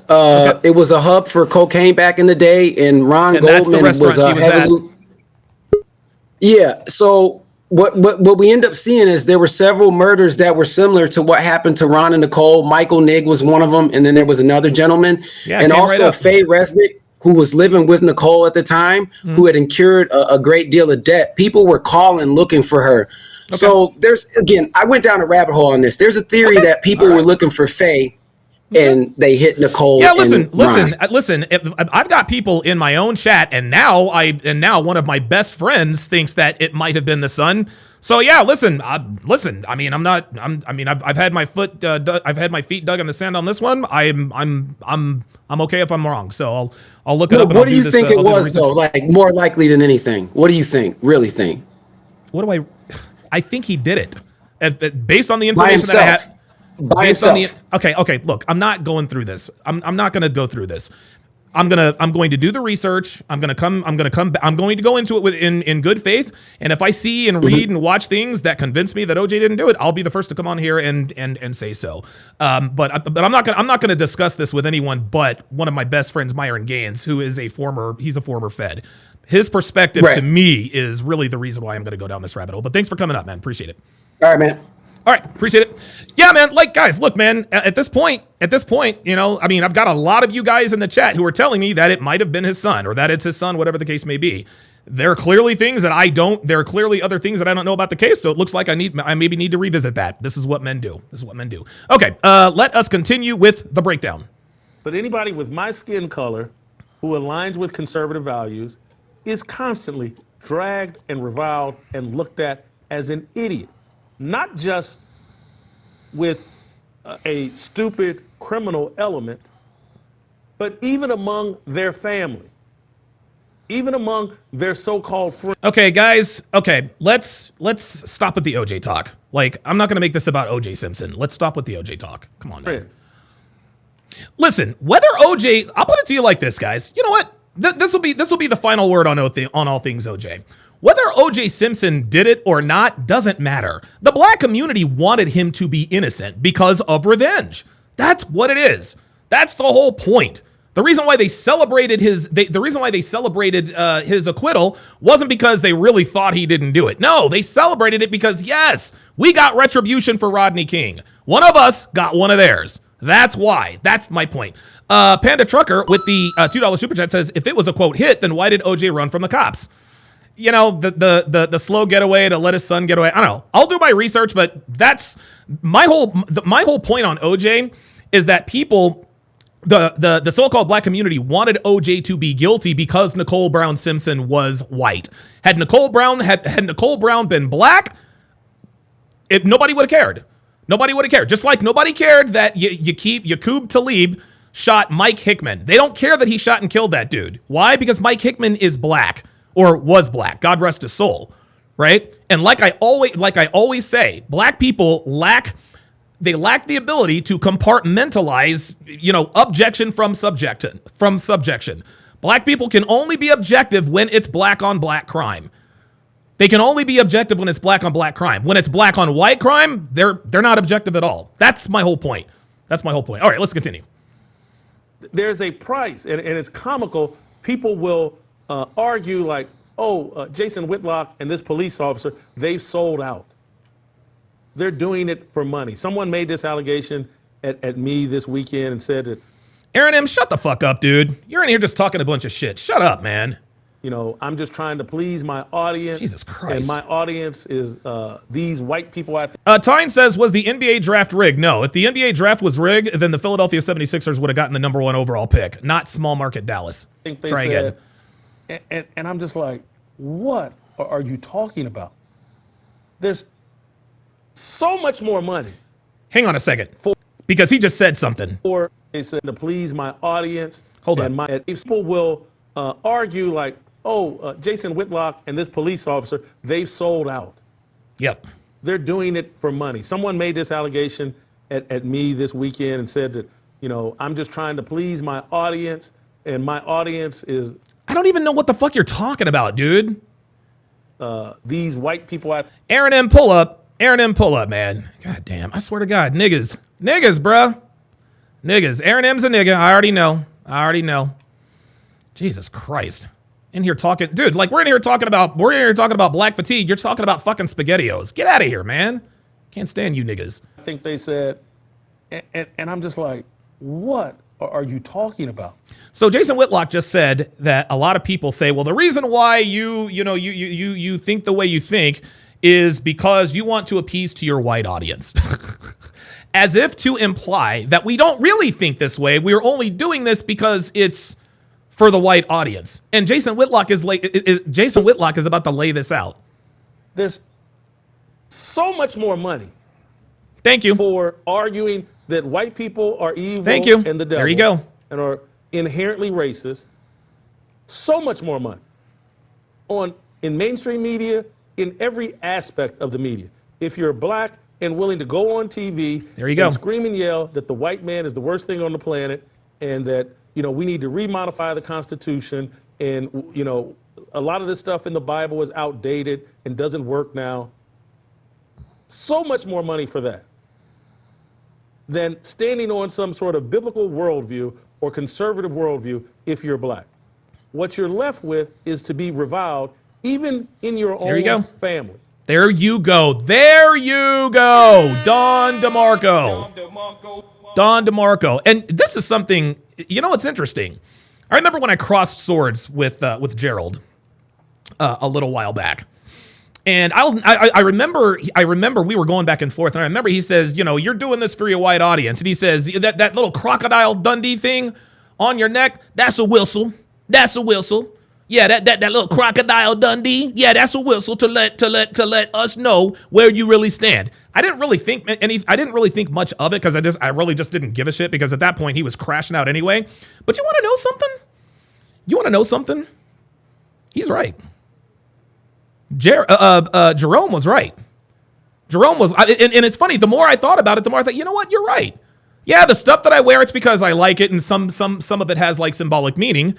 But yeah, I'll claim that. Yeah, this is my whistle. My whistle is to let you and niggas like you that I'm not like you. I want to show the world that I'm not like you niggas. You're goddamn right. It's a fucking whistle. If it wasn't then, it is now.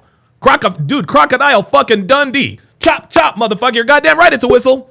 You're goddamn right it was a whistle. So that is absolutely, I will own that for sure. Christian Ramirez, my guy, you got to be on camera, brother.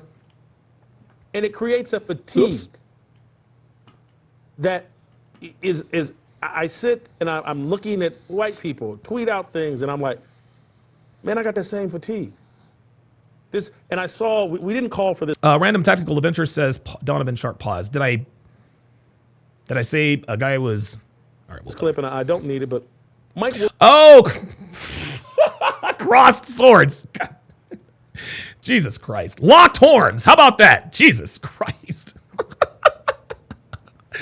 Oh, my God. You guys are killing me. Wilbon from Pardon the Interruption and ESPN was on the show Get Up last week and was asked about Draymond Green's comments about being portrayed as an angry black man. And Mike... brought up Arthur Ashe and danced around a little bit like being black is a full-time job. And most people heard it as Mike defending Draymond Green. I didn't hear it that way. And I don't want to put words in Mike's mouth. But I'm going to speculate on why he said what he said and why I didn't hear it as a defense of Draymond Green.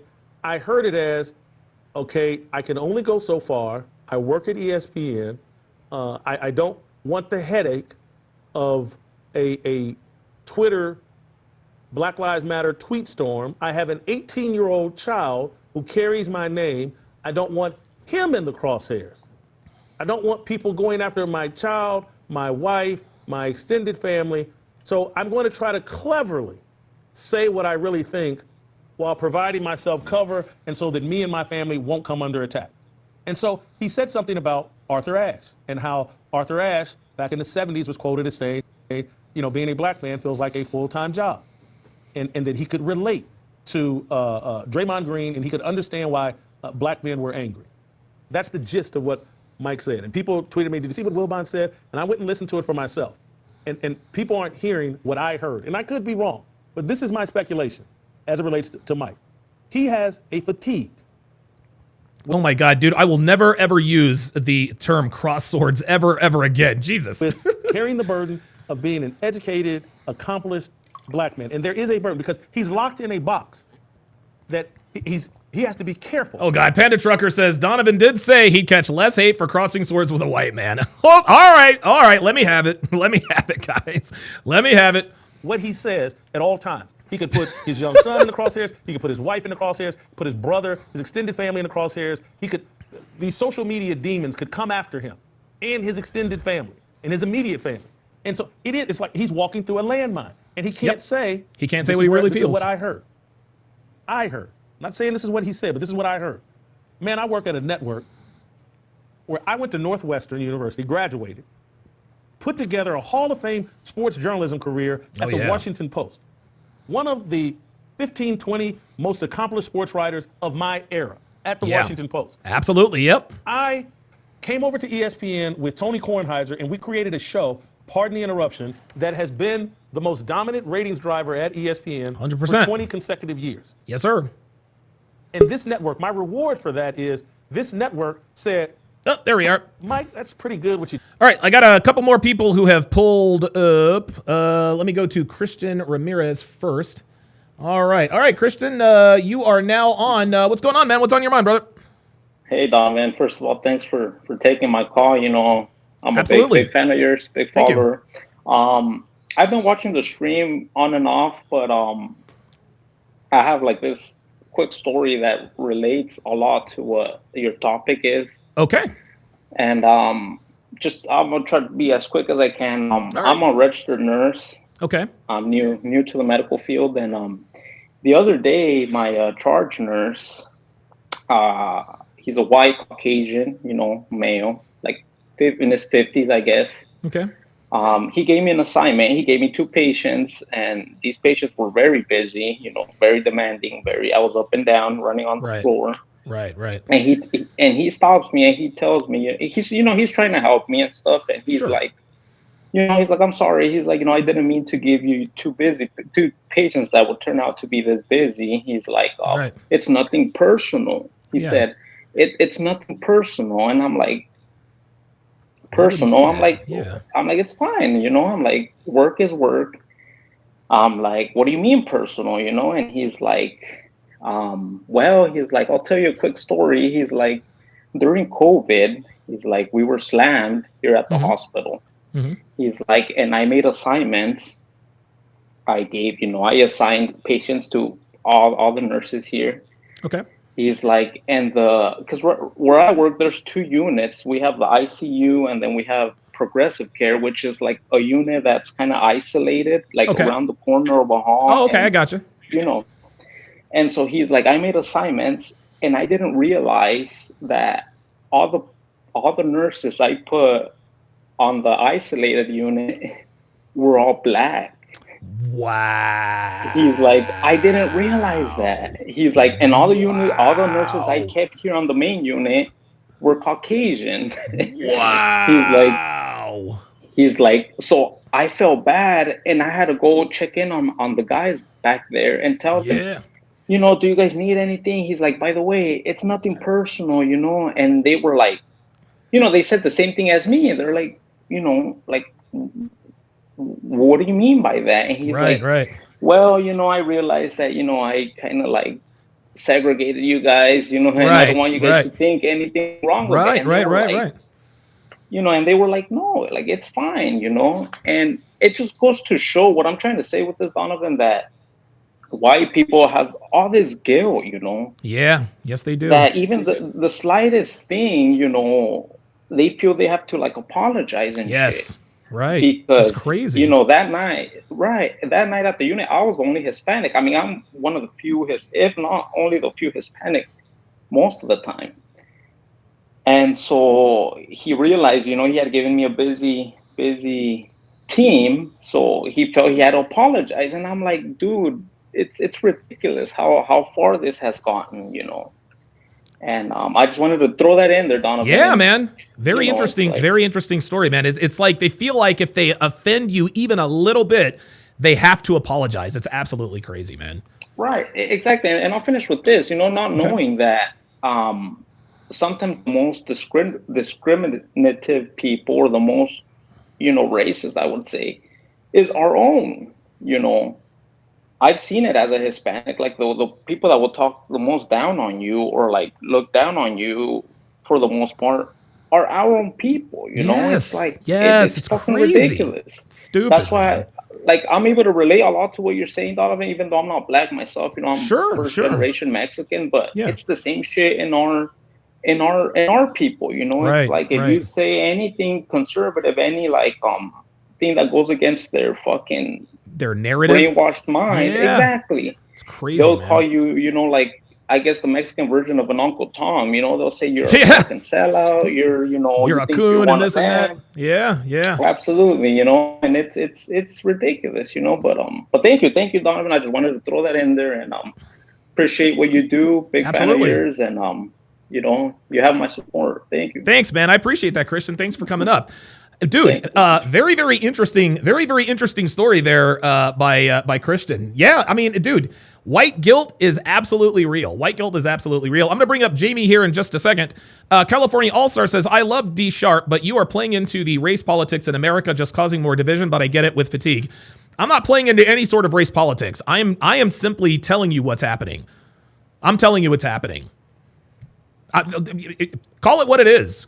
Call it playing into race politics, whatever. Call it what it is. Call it what you want. Call it what you want. I'm not playing into anything. I'm just telling you guys what's happening. I'm telling you guys what's happening, and I'm telling you what I think is going to happen as a result of this. So it is what it is. All right, let me bring up Jamie. All right, Jamie, what's going on, brother? How you doing, Mr. Shark? I'm doing good, man. How about yourself? I'm fine. I have a question for you. Sure. Okay, the Discord, is it $100 per month for the Discord? No, my Discord is free. Oh, okay. 'Cause I tried to apply for it though. They said it was $100. I didn't mind paying if I had to. I just was curious. No, absolutely not. No, that should not be the case. Okay. Yeah. When I Yeah. I've never ever charged for my Discord ever. Okay. You ever been arrested before? Discussion. Say again. What is the title of the discussion?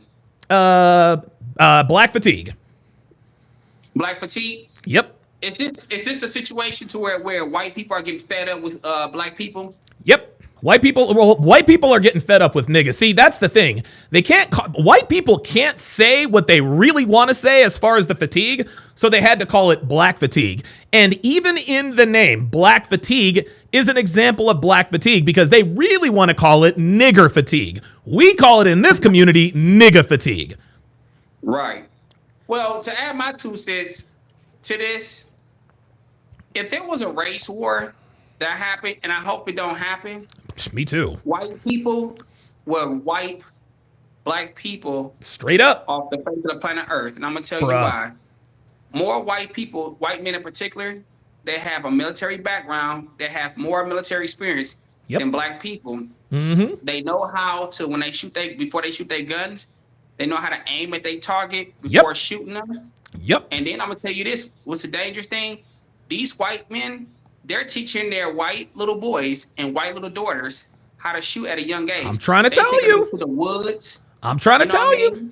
And I'm telling you, they're teaching them how to shoot guns properly at a young age because what they're doing is they're preparing them for a potential civil war within the United States. That's right. Black people are not doing that. Nope. Black people don't have the money to do that. Guns cost money. Yep.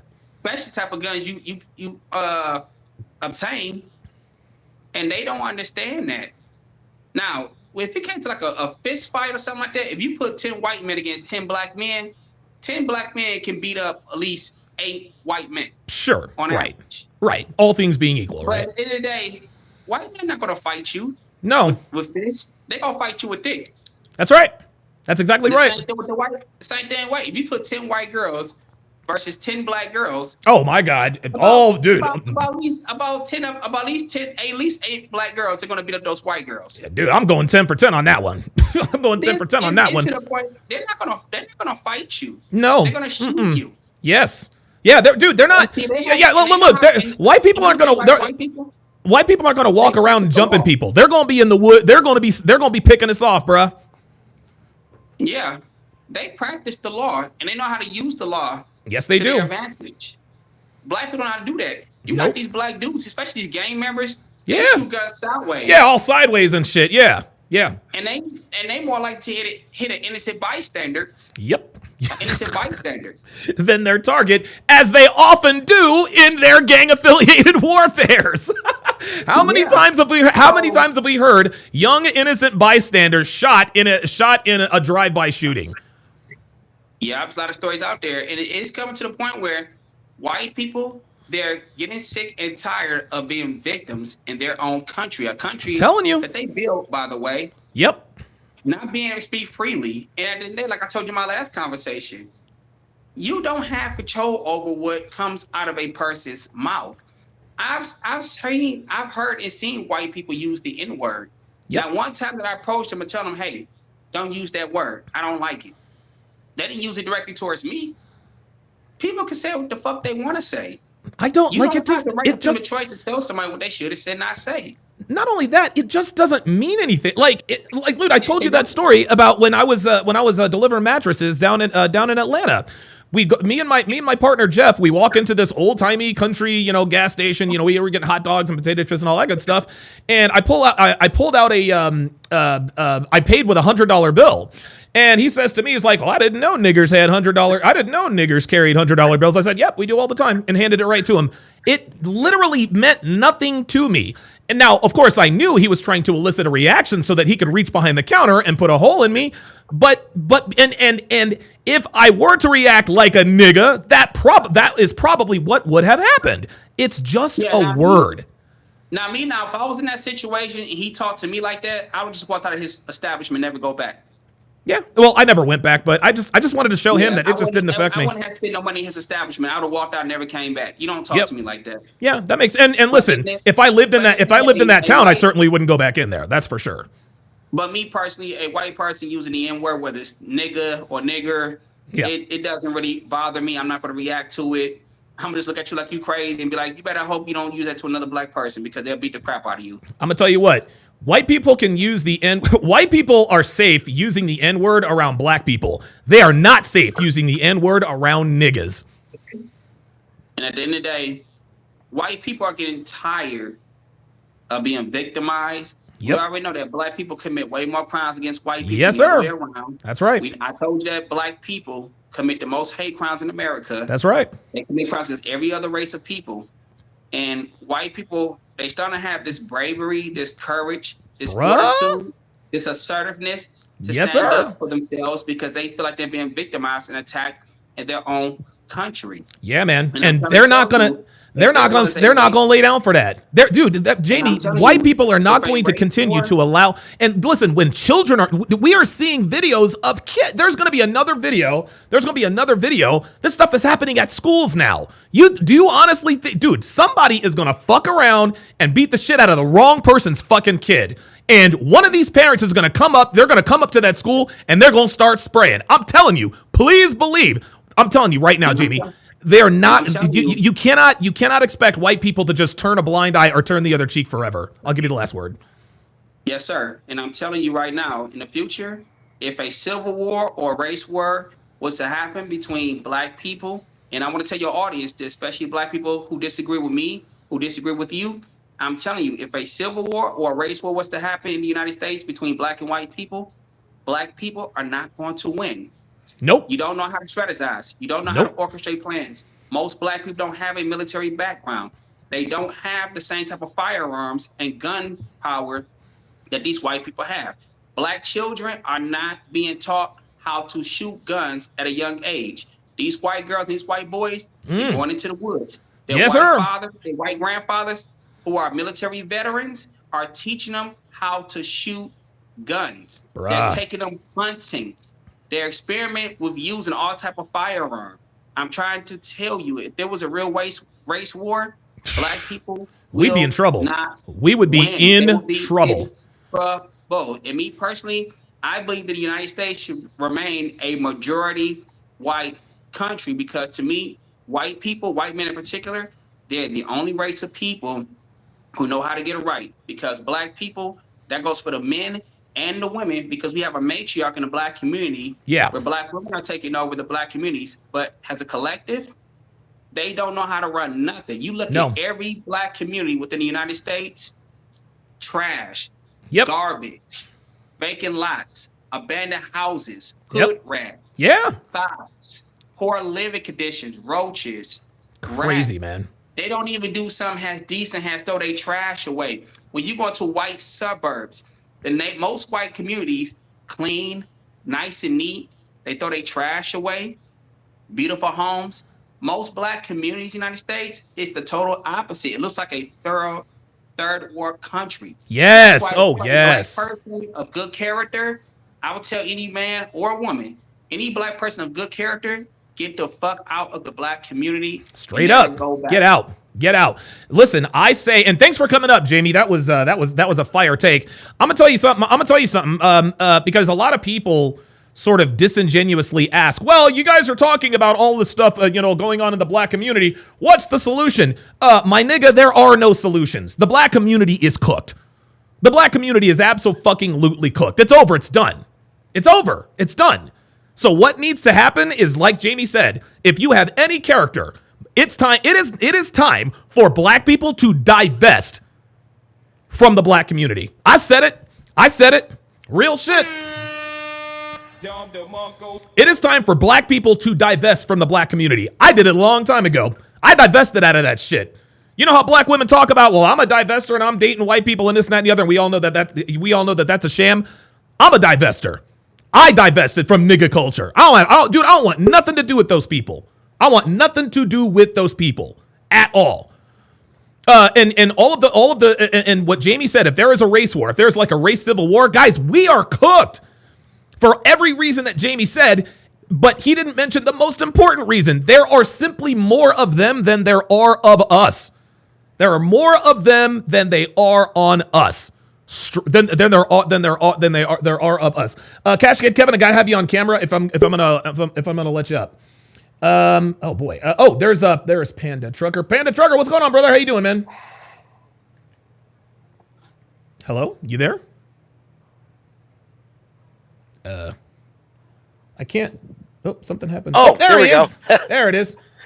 I had to pause YouTube. I was getting fucking two voices in my head. I got you. So what's up, man? What's on your mind? What's going on, brother? How you been? Been good, man. Been good. Been busy. I'm having to water my lawn twice a day for 3 weeks, so my water bill is going to be out of control. Dude, honestly, man, I'm probably looking at about a $300 or $400 water bill this month. But you know, it is what it is. Thankfully, we have the First money world to struggles. pay. Yeah. There you go. First world problems, man. All right. I kind of wanted to kind of tell a story a little bit. Okay. So kind of bear with me. I'm going to jump around a little bit here. Okay. Growing up, I grew up in the 80s, and I grew up in Massachusetts. Okay. I grew up in a lot of questionable areas. You know, Lowell, Worcester, Boston. Lowell, the pride of Lowell. So you know about Mickey Ward. Oh, hell yeah. Yeah, you know about Mickey Love Ward. that guy. Yeah. I met him once. He's a fucking great guy. Dude, he is, dude, he fought wars. Dude, what was him and, I can't believe I forgot his name. The trilogy, I can't believe it. The trilogy he had with the fodder. Yeah. I forgot. Oh, anyway, go ahead. You're talking about Rocky Marciano. No. He had a trilogy with Arturo Gatti versus Mickey Ward. Yeah. That dude, to me, that was one of the greatest trilogies of all time. That was insane. Oh my god. Anyway, it's fucking brutal. Hell yeah, dude. But yeah, I mean, I grew up in some of the most questionable areas. You know, I grew up around a lot of Rays, you know, waving red bandanas. I grew up around a lot of Pookies waving blue bandanas. I grew up around a lot of Jose's with the black and yellow crowns, if you know what I'm talking about. Yeah. Oh yeah. I grew up with black leather vests around me all the time. Oh wow. And one of the things I can mention is back then, you know, we're talking about the red and the blue bandanas. Okay. There was pretty much an unwritten rule that you stay out of my territory, you got to stay out of yours. Okay. And it was respectful, you know. And yeah, there was violence. There was a lot of violence back then. Okay. But there was boundaries where you respect us, we respect you. Not a big deal. Same thing goes for the leather vests and everything else. Sure. So I got to grow up immensely immersed in certain cultures. Okay. So I got to see a lot of what early EBT community was. Yeah, EBT culture. Yeah, exactly. And even back then, even back in the 80s, you know, the men were still around taking care of their sons and daughters, and they would tell their sons and daughters, don't get involved in this. There's nothing good that's going to come from it. That's right. And I have also seen the other side of it where, you know, you have dad's not around for whatever reason. And the sons and daughters are getting involved in really nasty shit, you know, back then Coke was the biggest thing. Oh You yeah. know, Oh Coke yeah. and The 80s. crack Oh and- yeah. Yeah. Oh yeah. Yeah. The crack epidemic. Yeah. Yeah. Yeah. And once you get around that shit, it's ridiculous. I said that to kind of say this as well. So, a lot of your forgive me when I say it this way. Okay. A lot of your leaders way back in the day, Malcolm X, MLK, Yeah. Rosa Parks, Yeah. you know, they Harriet all, Tubman.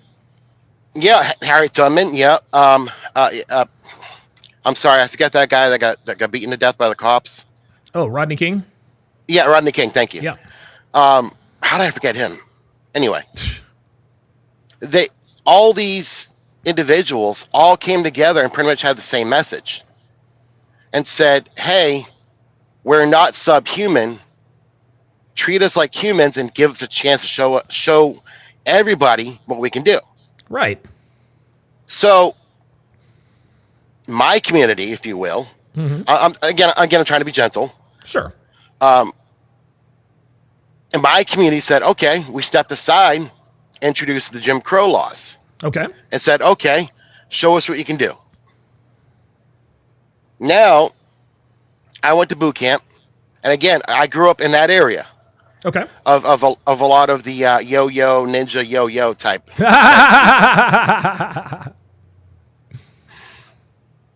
Which, in my mind, it created a stereotype that's how all black people acted. Right. Because that's all I knew. Right. My first interaction with somebody that, when I got out of boot camp and I went to permanent duty, stationed in Washington State. Ah, Fort Lewis. Yeah, exactly. Yeah. Yep. My neighbor across the way was this big old 6'2", wide as a fucking wall, brick shit house, black motherfucker. And when I spoke to him, when I seen him across the way, I still had the street. I still had the mentality of the street. Like, yo, G, what's up, dude? How you doing? This dude broke my fucking brain. He spoke to me like a white college professor from Harvard. Wow. This man would sit there and read a doggone dictionary for fun. Jesus. I know. And him and I sat down and had a lot of conversations about a lot of different things. Sure. So that kind of broke my stereotype of the EBT community being just one thing. Now we fast forward to 2025. What I'm seeing in the community now, okay. Again, we had Janet Jackson, We Are the World. Everybody stood hand in hand and sang that fucking song. Yeah, Michael Jackson, yeah. Yep. We had 9/11 happen. Yep. Everybody stood hand in hand. Didn't matter what the race, gender, Absolutely. whatever. Absolutely. Stood hand in hand and said, we're not going to tolerate this shit. Right. So how the hell do we go from being that ingrained in a culture to now we've got this shit happening? Yeah. And it's gotten so fucking bad. Yeah, the black fatigue is fucking real. I am sick of this shit. Yeah, it's crazy. I've had this conversation last week with one of my customers. And I was saying words that a white guy probably shouldn't say. Okay. But I'm like, dude, I'm not going to sit here and call you a ninja. Right. I'm not going to call you, a porch monkey, spear thrower, whatever. You're not going to call me a honky cracker. Sure. I'm going to call you Donovan, and you're going to call me Rooster. Right. And we're going to continue on our fucking day. And just, that's what it is. But I can't believe all this thuggish bullshit that's happening and how delusional and disingenuous the EBT community has been with the Metcalf, with the OJ Simpson, with everything that's happened over the past 20 years. Yeah, 20, 25 years. Yeah. Yeah. Yeah, it's just been, it's like watching the community circle the drain. and something needs to fucking change it. Well, unfortunately, Panda Trucker, and I got to move on because I've got other people that have pulled up. Unfortunately, man, it is not going to change, guys. The black community is absolutely absolutely cooked. The black community's cooked, man. It is over. Divest. Get out of the black community. Guys, I gotta put bringing people up on hold for just a little bit. And I appreciate you guys pulling up, but I really I'm only 27 minutes into this. So what I'll do is I'll open up the hashtag pull up line. Give me I'll do this for about another half an hour, and then I'll bring you guys back up. Lady D, let's see. Hold on. Lady D in the chat says, I live in an all black community. Yeah, I'm sorry.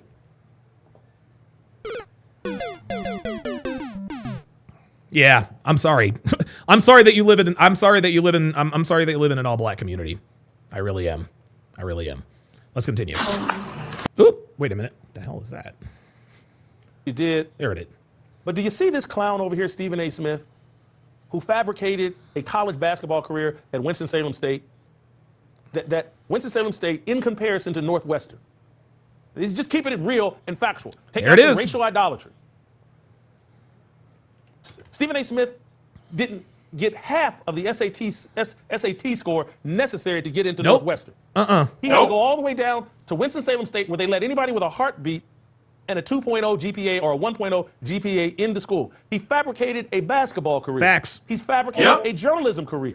Yep. In comparison to Mike Wilbon. Mike Wilbon belongs in anybody's newspaper Hall of Fame sports columnist wing. Stephen A. Smith could barely write. And this isn't hate, these are facts. Editors had to dress up everything Stephen A. Smith ever wrote. And ESPN said, this guy, this pathological liar, this clown with the fabricated background, this is who we're going to throw our support behind. F Mike Wilbon. F his Northwestern degree. F his career at the Washington Post. F his accomplishments with Pardon the Interruption. We prefer the buffoon and the clown with the made-up background over Mike Wilbon. Wow. Are you telling me Mike Wilbon ain't angry? All that he's done? Oh, shit. Wow. Speaking facts, Black Life Podcast comes in here and says Oreo Sharp. Oh my, yeah. You know what? That was Oreo Sharp. That is so funny. And I promise you, Black Life Podcast, I am so upset. Let me find something to throw. I'm mad. I am totally triggered. Let me find some. I'm upset. God. Jesus Christ, man. If you guys are going to troll, at least be original. God damn. Look, at least he spelled Oreo right. At ESPN, he was there before Stephen A. Smith. There would be no Stephen A. Smith without Mike Wilbon. And Mike Wilbon is sitting here going, and Bob Iger. Yeah, gosh darn it. I'm so upset at that. Is running this buffoon and clown and pathological lie. They're running him for president of the United States of America. Someone who hasn't mastered sports gets caught lying and uninformed, not knowing a damn thing about sports constantly. Yeah, Mike Wilbon's angry. Yeah, I think he is too. He feels like, damn, I played by. Chongo says, leave us Oreos out of it, goddammit. Real shit. And Oreos are very good cookies, by the way. They're very good cookies. A set of rules. I'm sorry, just real quick. Speaking of Oreos, check this out. Just real quick. I gotta pause here for just a second. Let me just hit the brakes. Speaking of Oreos, there are a lot more people than you might imagine who actually don't like Oreo cookies. Like, there are people out there who don't like Oreo cookies. What? Where did that come from? I thought everybody liked Oreos. Everybody. I have never known one person in my life to ever say a bad thing about Oreo cookies. But I think I was on Instagram and or Twitter, and someone said it tastes as bad as Oreos. And I was like, wait, is he joking? So I looked up, why do so many people hate Oreo cookies? And there's, dude, I couldn't believe it. That dude, absolute blasphemy. I could not believe there are people on this planet. Oh my God. I cannot believe that there are people on this planet who do not like Oreo cookies. I don't understand it. Let's get back. And I did things the right. It was, guys, honestly, it was almost that moment. Do you guys remember when I learned that the original tacos, like Mexican authentic tacos, are not hard shell? I had no idea that hard shell tacos was an American thing. Who knew? Now, I do know that pizza is not an Italian food. Pizza was invented in America. Way, based on merit. All the love and support they're throwing behind Stephen A. Smith, if it was just based on merit, that love and support and those contracts and all that we accomplished with Pardon the Interruption, all those things would be going to me. Yep. Yeah, he's angry. And he thinks it's tough. He thinks that a world has been built that disfavors the accomplished black man and favors the buffoons and puppets. So yeah, Mike Wilbon's angry. He's got black. Pyromancer says, tell that man they do make Oreos that are chocolate on the inside too. Just saying, yeah, not all Oreo cookies have the white cream filling. Fatigue. He can't say it. He can't say what he really thinks. They built a machine. Dana Gonzalez says the white cream is too much for me, but tastes good. I just think the ratio from cream to chocolate that I don't like. I don't know who you are anymore, Dana. I can't believe anybody has anything negative to say about Oreo cookies. Dude, I had no idea. I had no clue. And a system that if you say what you really think, you're going to cost yourself a lot of opportunities. That's exactly money, right. And you're going to create all kinds of headaches in That's your right. personal life. Yep. Just like that police officer. Just like that police officer in Mecklenburg County. He's catching static from his own family. To carry the Wilbon name. And Mike Wilbon sitting there. Oh, Reverend Brown said, I saw that pizza was invented in Naples, Italy. Oh, I always thought that pizza was invented here in America. Tree Boy 32 with the $5 super chat says, "Hey Don, any updates on the CME hashtag Knicks in 5?" Yeah, it might actually be Knicks in 5. I don't have the only update that I can give you is I am working with Myron Gaines on doing a collaboration event for the CME. I'm working with Myron Gaines to do a collaboration event with Fresh and Fit for the next CME. Details forthcoming. Stay tuned. They're like, if I do too much and become the enemy of the puppet masters, then I'm putting my son in harm's way. That's right. I'm creating friction in my personal life with my wife. Yep. I'm making all kinds of financial sacrifices. I'm not caping up for Mike Wilbon. I'm not excusing people for their acts of choosing. He's making a good point. Mike Wilbon has every reason in the world to be angry about the fact that Stephen A. Smith just got a 5-year, $100 million contract from ESPN. But this is what they value. They value entertainment over, real sports commentary, I suppose. Comfort over picking up a cross and carrying it. I'm not requiring everybody to have my faith. I'm explaining the world that has been created. Ghost 1978 says pizza was originally in Greece. Italians perfected it and claimed it. Dude, I had no idea. I thought pizza was invented in America. And I'm not asking for a level of sympathy for Mike Wilbon or myself because they've created just. Dana fires back, says, "Okay, now I don't know who you are thinking pizza was from America." Every once in a while, and for those of you who are new here, we often get into food beefs. We often get into food beefs here at the TSR Towers. We have gotten into some heated discussions over food. Please believe this is par for the course. As dangerous and treacherous a world for the average white man here in America. That's right. There are things that the average white man wants to say that are factual.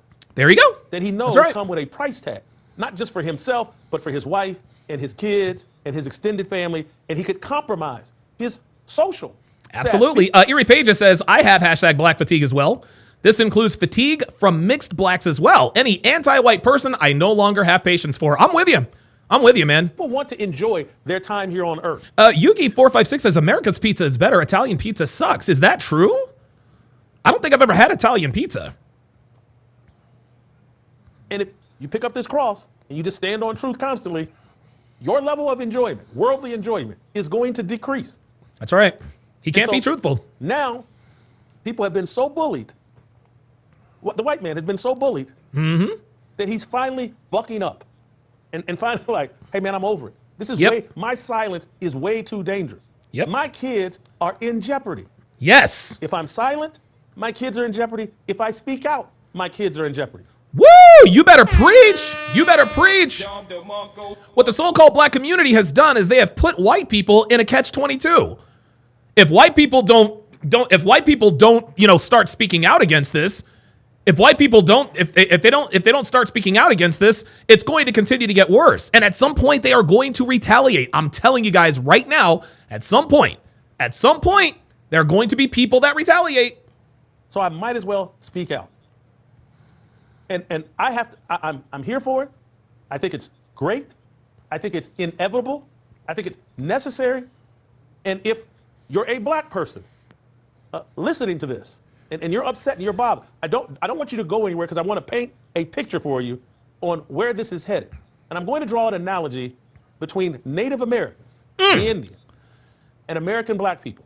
Yo, this analogy that he is going to make, guys, this is going to blow you away. For those of you guys who haven't seen this, this is going to blow you away. And I know things are different, times are different. Television, the iPhones, the smartphones, the laptops, the propaganda machines are so much stronger than in the 17, 18, and early 1900s. And there's a mass psychosis that's gone on. Yep. That has taken root. Absolutely. And so it won't be as easy as it was when America was like, hey, we got to get to some final solutions here on the Native Americans. It was easier to do that in the 1800s than it is in 2025 because there's so much more propaganda out here. And so many white people have been programmed to hate themselves. Yep. And to have guilt about themselves. And they've been so propagandized about their history. But my Bible tells me that the truth eventually wins out. And that human nature is only going to take so much. And you don't need the Bible to know that the truth is going to win out in the end. Casual Germ with the $10 super chat says Chicago and NYC are known for having the best pizza in the country. Why? Italians. Uh-oh, it's getting heated. It's getting heated. A level of fatigue that it ain't just with black people, but it's also with Jewish people. There's a level of fatigue, and people have reached that very publicly as it relates to black fatigue, and it's becoming very, very public as it relates to Jewish fatigue, Israel fatigue, Zionism fatigue. Uh-oh. Oh, boy. Uh-oh. There's a fatigue level here that is dangerous. He's talking about Jewish fatigue. I want to further explain, but watch out. I want to take a second to talk to you guys about one of our newest sponsors that, look, it's in the... Let me... 3 or 4 of us a year in an inappropriate fashion. The police are out of control. Some black resisting, just some clips here. Oh, here we go. So you understand what I'm talking about. And if you remember, we went several years on X, on Twitter, where once every 3 or 4 months, there would be a video of police perhaps being aggressive with some black resisting criminal. And there's a plot.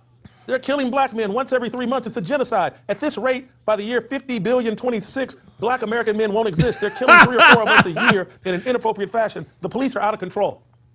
And we saw people go on TV. I'll never forget, Nick Wright went on TV on Colin Cowherd's show. Nick Wright, married to a black woman, has some black stepson, and he went on TV and said, me and my wife, we've forbidden our 18-year-old boy from driving. He must take Uber everywhere because we're so afraid he'll be killed by police.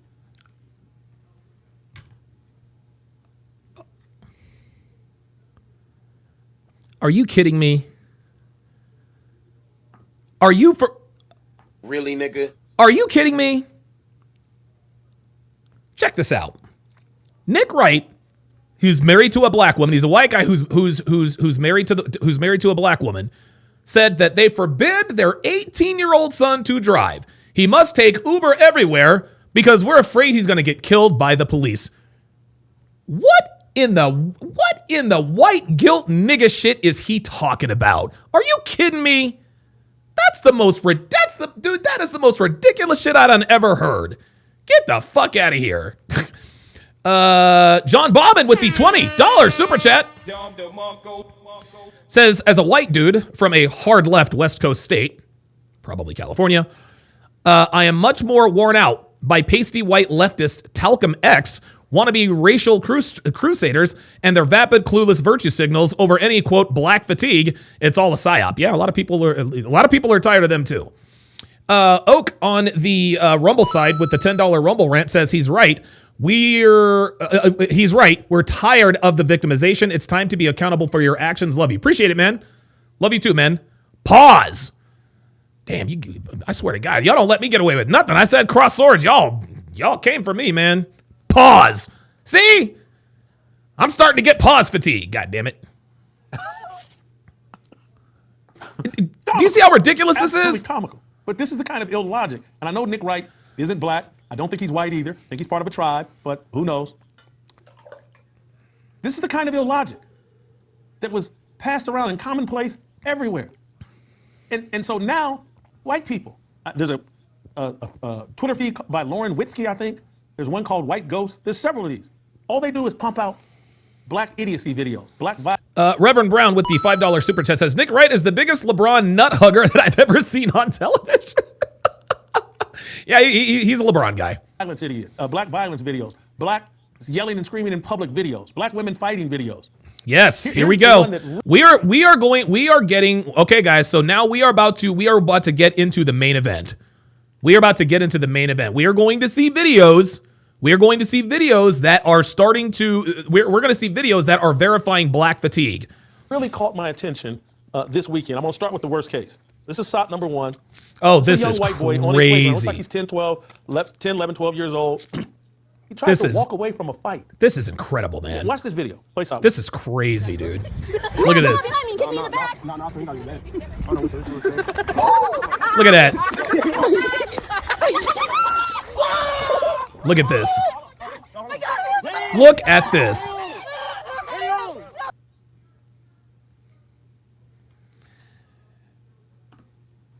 Did you guys see that? Did you guys see that?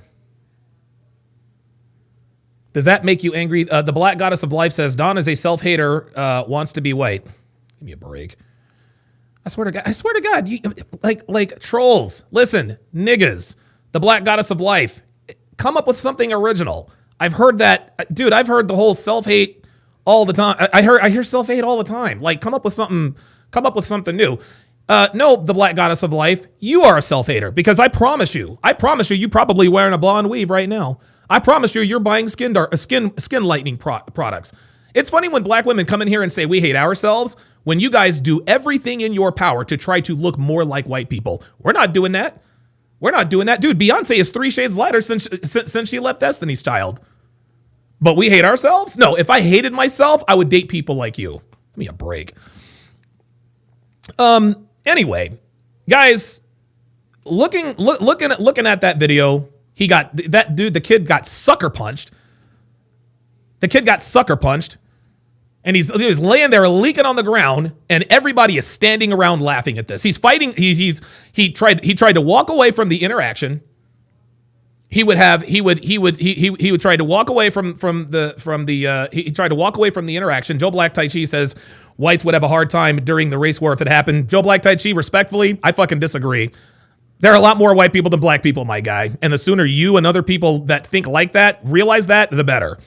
Because Jamie said it right. If there is a race civil war here, dude, white people ain't fucking around. Guys, the bottom line here, I guess one of the overall arching points, guys, niggas are no longer compatible with Western civilization. They are no longer compatible with Western civilization, guys. They're dudes. They act like savages. That the dude that hit that kid was probably 10, 11, 12 years old at the most. The dude that came in and cold cocked him was probably 15 or 16 years old.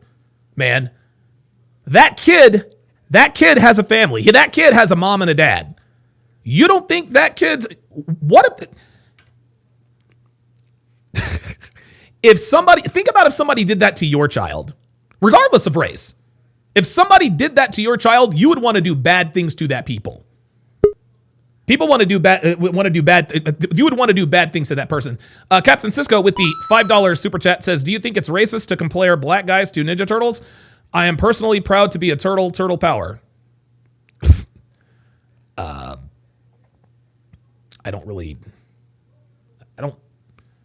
Ninja Turtles?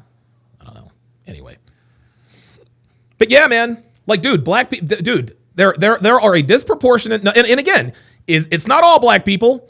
It's not even most black people, and it's probably not even half of black people. But enough people, it's enough of them that act like this. That's why this is a problem. That's why this is a problem. That is barbaric behavior. That is barbaric behavior. Can you imagine what that kid's mom and dad are thinking when they see that video?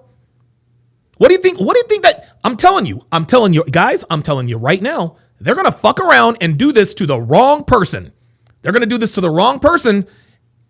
And if this thing blows up, God help us all. God help us all. It's a sickening video. That happened in, I believe, Anderson, Indiana. Incredible. In late April. It's a sickening video. Little chubby white kid trying to avoid conflict, walking away. Some boy that wasn't even in the fight comes up in black from behind and cold cocks this dude, knocks him to the ground, bloodies his face and eye. Sickening. Incredible. Sickening. And I'm going to play you other videos, not as violent, not as bad as that one, but these are being passed around constantly, and people say, hey, I've had it. There you go. People there you are go. So undisciplined, so unfathered, no emotional control. That's right. I don't want to live around them. This is what white people are saying publicly. Shit, I don't want to live around it. I don't want to live around them either. I do not want to live around them either. Fuck what you heard. Black people say the exact same thing every time they get a raise on their job and move away from black people. Saying the exact. The Black Goddess of Life says, I have white friends and none of them have this racist fatigue crap. Yeah, that's cap. Stop the cap. The Black Goddess of Life, bitch. I swear to God. You fucking black bitches crack me up.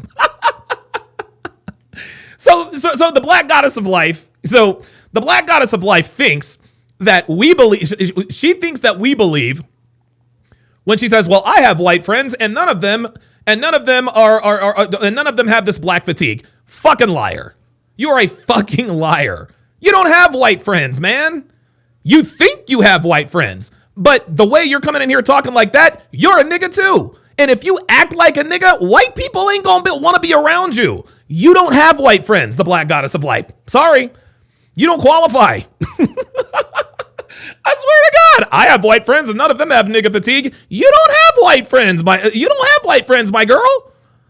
Nice try. Oh, the Black Goddess of Life has white friends and they don't have this fatigue. You know what? Show's over. Listen.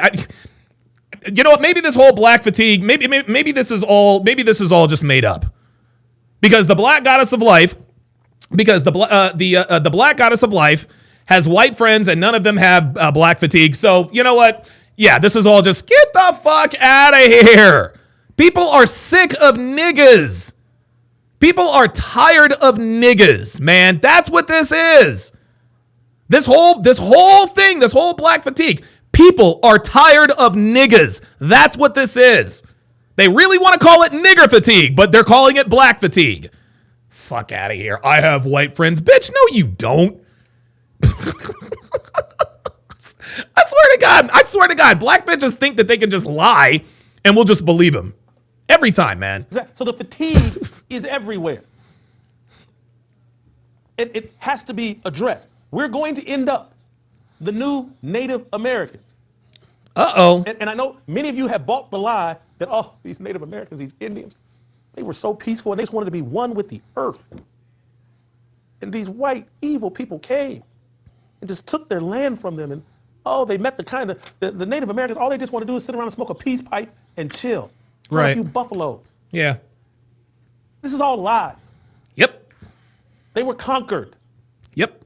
Like people have been conquered all over the world from the beginning of time. Advanced cultures come in and conquer the less advanced culture. There you go. In the Native American, there's a book, I think, called Scalp Dance. It's written by, I think, Thomas Goodrich. Ali Stack says, I have black friends and they hate niggas too. Look, yo, we got more black, dude, I'm telling you, black people have more black fatigue than white people. She gonna tell me I got white friends and they don't have this black fatigue. Bitch, please. It's an amazing book. Fuck do you think this is, man? Fairly walks you through the history of the great Indian settler wars in the late 1800s as settlers moved west. And it describes in tremendous detail and fairness this is what incredible. was at the root of these conflicts.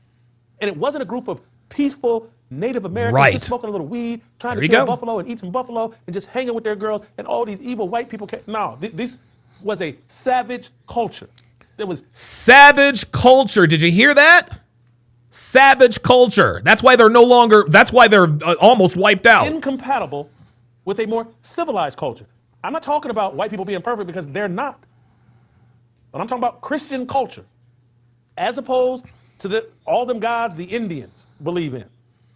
I'm talking about Christian culture that has a Bible, a book, a foundational book, the Word of God, as a standard of truth and a Lord Celtic Bats, taking it way back, says, who cares? Here's a quarter. Call someone who cares. Dude, I haven't heard that since grade school, man.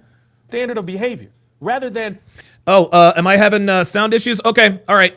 I'm gonna restart my my soundboard.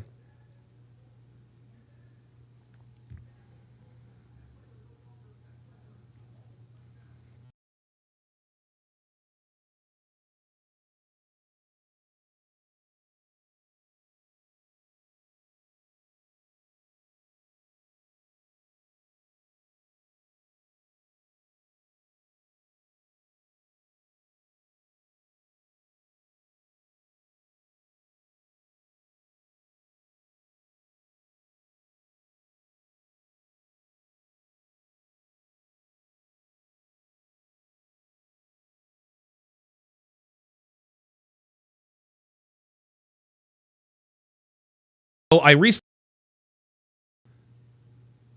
let me make sure.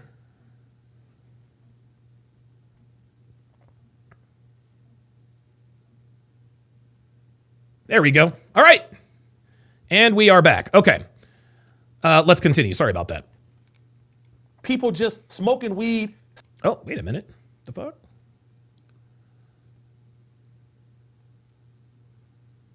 Oh, I can't. Sorry, guys. I'm just gonna use my wired. I'm gonna use my wired. Hang on, guys. I'm gonna switch up headphones here. I absolutely love these Bose earbuds, man. Best earbuds I've ever had. By a mile. By a mile. All right, hang on, y'all. Anytime I restart my soundboard, my Rodecaster, the Bose react a little weird. So we're gonna go with wired here. I do apologize. Oh shit, Jay Blaze is in. Jay Blaze pulled up. All right. Okay. Oh wow. Okay, there we go. Wow, I can really hear myself. Holy moly. Okay, excellent. And you guys can hear me okay too, correct? Okay, very good. Okay, now let me unmute myself here. Oh, all right. Let me bring in Jay Blaze. What's up, brother? See, this is why you have simple like rules to follow in a society. Like when we started this country and we had the greatest country on earth, we had God, family, country. Right. Those are the simple concepts. What do you think the regular ninja their principles are? The top three. Not that. Disrespect. Yep. Carmelo Anthony felt disrespected. Yep, that's right. And that's what it is. I would say hip hop culture or some type of thing where they're getting clout from like stupid shit. Yeah, right. But it's almost like this was planned because you had Planned Parenthood created to keep the black population like in check with all the, and then they pushed Noit Roba onto black women. There you go. So they would stay like 13% of the country. So they instigated the division, but they know like they can't win in a fight, so they just keep like just stoking the flames. Yep. Yeah. This is the way it goes, this man. This is completely planned. Yeah, this is completely planned. Yeah. Somebody's Mike Hawk says in the chat that it's prison culture, man. And we are going to see videos that explain why black people, black men in particular, act the way they do. It's because they learned this from their mothers. I'll give you the last word. Yeah, this is exactly why, because we see this with women, like how they react. And I sent you the video of psych hacks where they just keep going on that same thing. So if you have a few people that follow the emotional roller coaster, everyone's going to follow that. There you go, man. There you go. Thanks for coming up, man. I appreciate it. Later. All right, man. Yep. Jay Blaze. Now, Jay Blaze's hood name is Jablaze. I call him Jablaze. That is his. So I'll take a look at that. Lady D says they think by being men turning against their own community is gaining them favor. Lady D, I got news for you, sweetie. I'm not a part of your community. You got Lady D. Listen, I'm here to tell you. The black community never claimed me as one of their own, ever. They have never, ever claimed me as one of their own. Dude, are you kidding me? Dude, the black community has never, ever, not even close to claim me in their community. So I'm not turning against my community because you guys never let me in the community in the first place, simply because of the way I talk. That's it. I'm speaking out against against a community that never accepted me. Nice try, but that goes out the window. But I know you wish you lived where I live, even though I know you can't live where I live. Sitting out under the moon, making up stuff as they go. If you want a civilized society, you need a foundational piece of work, a Bible, a constitution, a Bill of Rights, a Declaration of Independence. This is how societies advance. There you go. When people are just sitting around getting high and sitting under the moon. There you go. That's how you never develop a wheel. That's right. Woo! That's how you never build anything. Damn! Whitlock is cooking. Because you're too high to build anything. There you go. And you don't have a foundation, a written document to stand on. Not to mention they were also savage. They were savages. And so, I'm just telling you, we look like and are being branded like the Native Americans, the Indians. Tell it.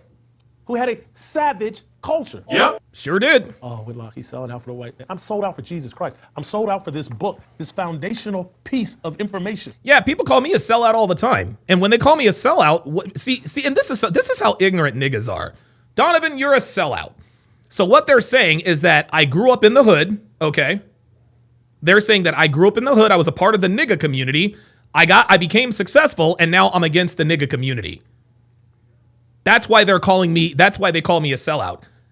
There's nothing for me to sell. I was never a part of the black community. I was never a part of the nigga community, y'all. What am I selling out? What am I selling out the black community? The black community never accepted me. I cannot sell out a community that never accepted me as one of its members. I have never, ever, ever felt like I was a part of the black community, ever. And it was because of black people. The word of God.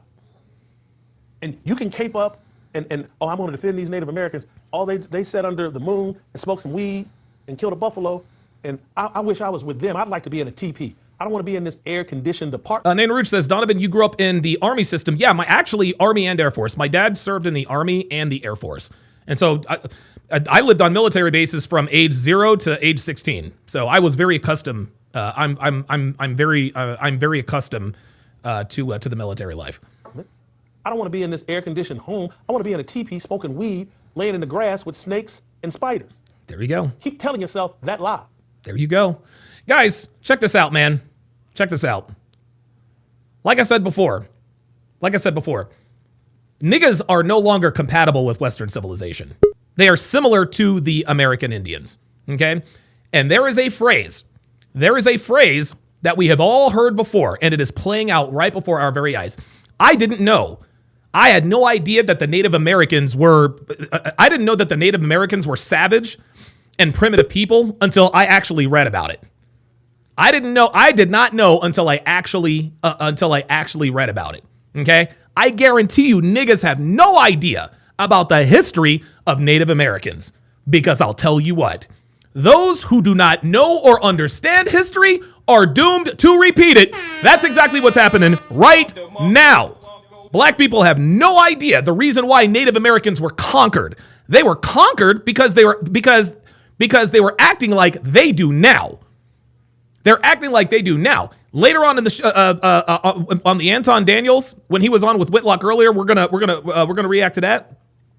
Anton Daniels talked about the fact that there are cities in Asian countries that are designated for the outcasts, the undesirables, the savages, the people who act like niggas are now. Dude, niggas are gonna fuck around. They're gonna fuck around and be extinct if they don't. Niggas keep this up, and I'm not saying black people. Niggas are going to be extinct, y'all. Niggas are going to be extinct. If they don't kill each other, at some point, white people are going to start killing them. I'm telling you, dude, I've seen videos on Twitter. Black dude walks up to this dude's car, starts kicking it right in front of him. Guy pulls out a pistol right through the heart. See ya. That's it. We are going to start guys, we are at that point.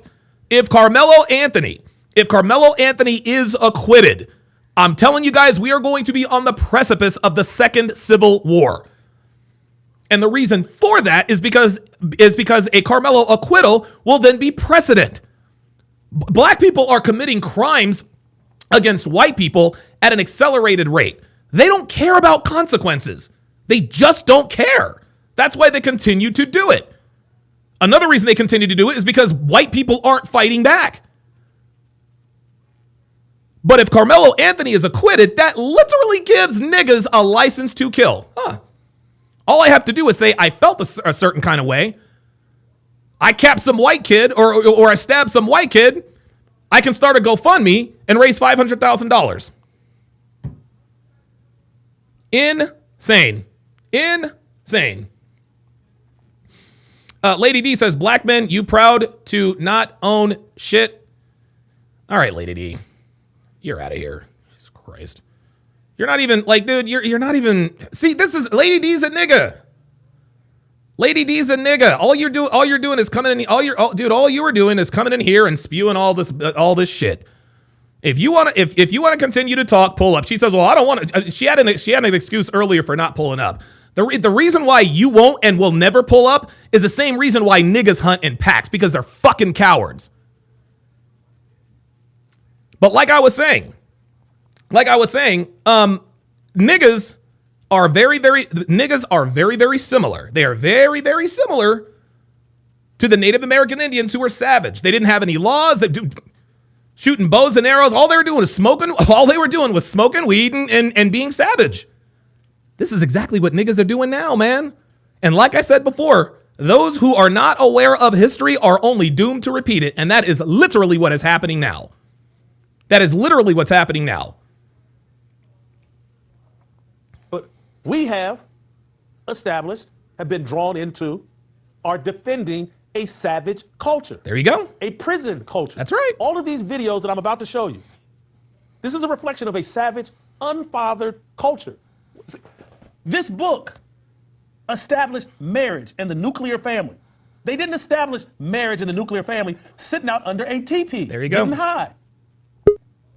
This book did that. God did that. Guys, I'm not taking any pull-ups right now. I'm not taking any pull-ups. I'm gonna wait another half an hour because I gotta get through this video. And it birthed a great advanced society that everybody is welcome to join.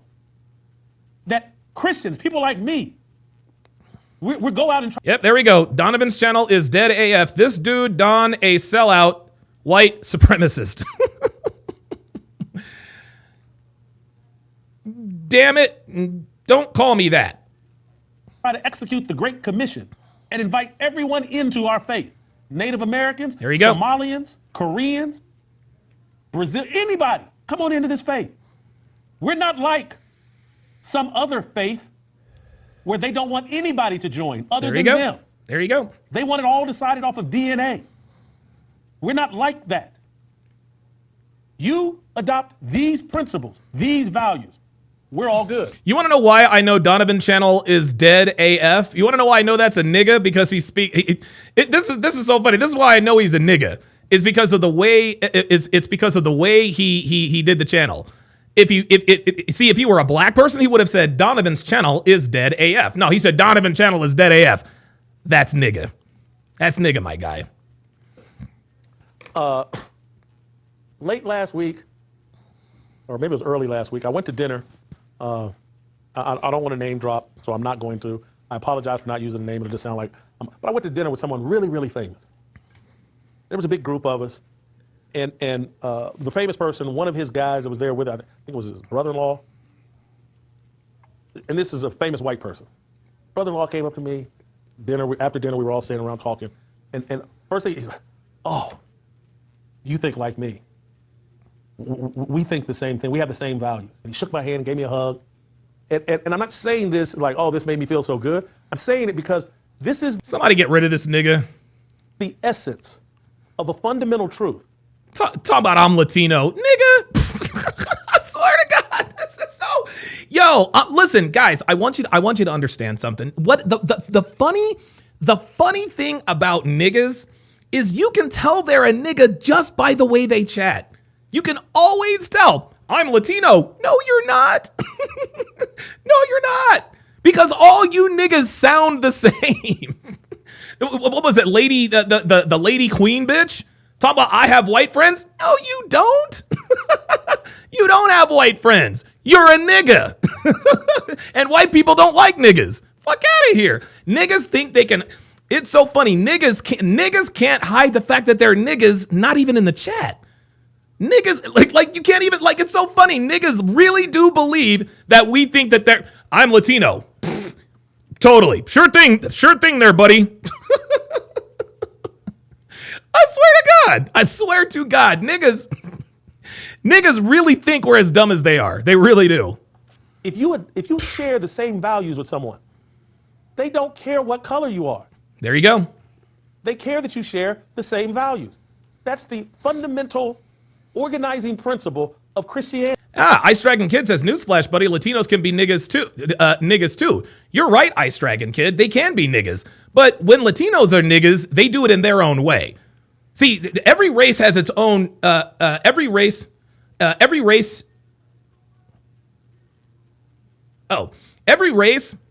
their own, there's niggas in every race, okay? You got Asian niggas, Latino niggas, Pacific Islander niggas. Every race has its version of niggas. Every race has its version of niggas, but they all nigga differently. they all nigga differently. Dude, niggas in the black that come from the black community, you guys all nigga the same way. All you nigga the same way. So yes, there can be Latino niggas, but guess what? That dude was not one of them. It's not about what you look like, it's about what you believe. And so this whole racial thing that they got going, it's all a gimmick and a work. The people want to be around people who share their values. Random Tactical Adventures, go fuck yourself. Respectfully. Jesus Christ. You know what? You know what? Fuck you, man. You're out of here. I swear to God. Dude, I cannot stand. Oh, I already hit him from the channel. Yeah. Dude, RTA, honestly, man, RTA, like, you're the type of dude who comes in here and acts like you're a fan of mine. You act like you're a fan of mine, but then you turn around and talk shit as soon as I say something you don't like. So fuck off, man. Seriously, respectfully. Get the fuck out of here. Get the fuck out of my chat. Go fuck yourself. Go fuck yourself. Go watch nigga channels. Because I ain't the one, bruh. Fuck out of here, man. You believe in marriage? You believe in the nuclear family? That's a good point. Oh, you believe in supervising the kids that you bring into this world? Oh, you don't want to listen to music that's profanity every other syllable? Oh, I like you. Yeah, right. I want to live around you. If you're going to be blaring music that is profane and constantly talking about sex and violence and drug dealers and glorifying drug dealers and glorifying killing each other, there you go. I don't want to be around you because I don't want to hear that music. I don't want to let that poison into my situation, into my family. I don't want that savagery. There you go. That's savagery. That's savagery. Dude, people are going to start fighting fire with fire. White people are going to start fighting fire with fire. You're going to see. I may go watch a movie or two, but I'm smart enough to realize the difference between a movie and music that actually writes on your heart. I'm aware of studies that tell me music and how it can affect your health and your health recovery. I'm aware that music seeps into your soul and changes your worldview in a way that movies and other art doesn't. So I don't want to be around that savage BS that you're dumping into your system. I used to dump it into mine. Yeah. Straight up. Look, I used to dump it. Look, he ain't lying. And I told you guys, I used to be a nigga. I used to be a nigga. Dude, I used to be a nigga. I got the rap sheet to prove it. I got a rap sheet longer than a CVS receipt. Real shit.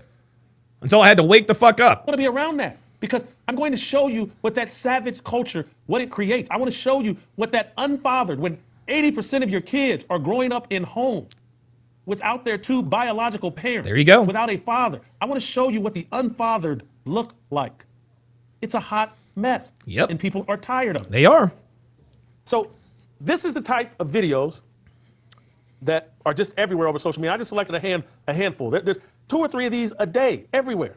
Let's play SOT number 2. This is one black women just nonchalantly robbing a Ross store. Play the clip. Ladies, go out. Look at this. Look at this. They are not even being covert about it. They have just walked into this Ross. They have walked into this Ross, and they're just taking shit off the shelf.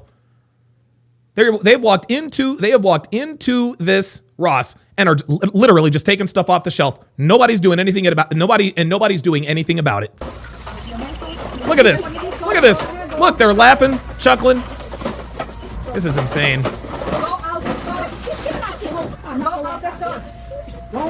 Smile. Smile. They laughing. Bruh. Look at this. Just, dude. Look at that. Did you guys see that? Did you guys see that? Do you see how emboldened they are? They are out here breaking the law in broad daylight. No ski masks. Dude, guys, they're not even hiding thetheir identities. They're walking into stores and just taking things. Guys, this is an uncivilized behavior. This is an uncivilized behavior, man. The black culture, the so-called, dude, the black culture is now primitive and uncivilized. Literally just walking into places in broad daylight, no mask, no nothing. She said, smile. They're laughing while they're committing crimes. Laughing while they're committing crimes. What do you think is going to happen if Carmelo Anthony gets acquitted? Like somebody said in the chat, it will be open season on white people. I can kill a black person and say that I felt that my life was in danger and get away with it? Where do I sign up? Insanity, man.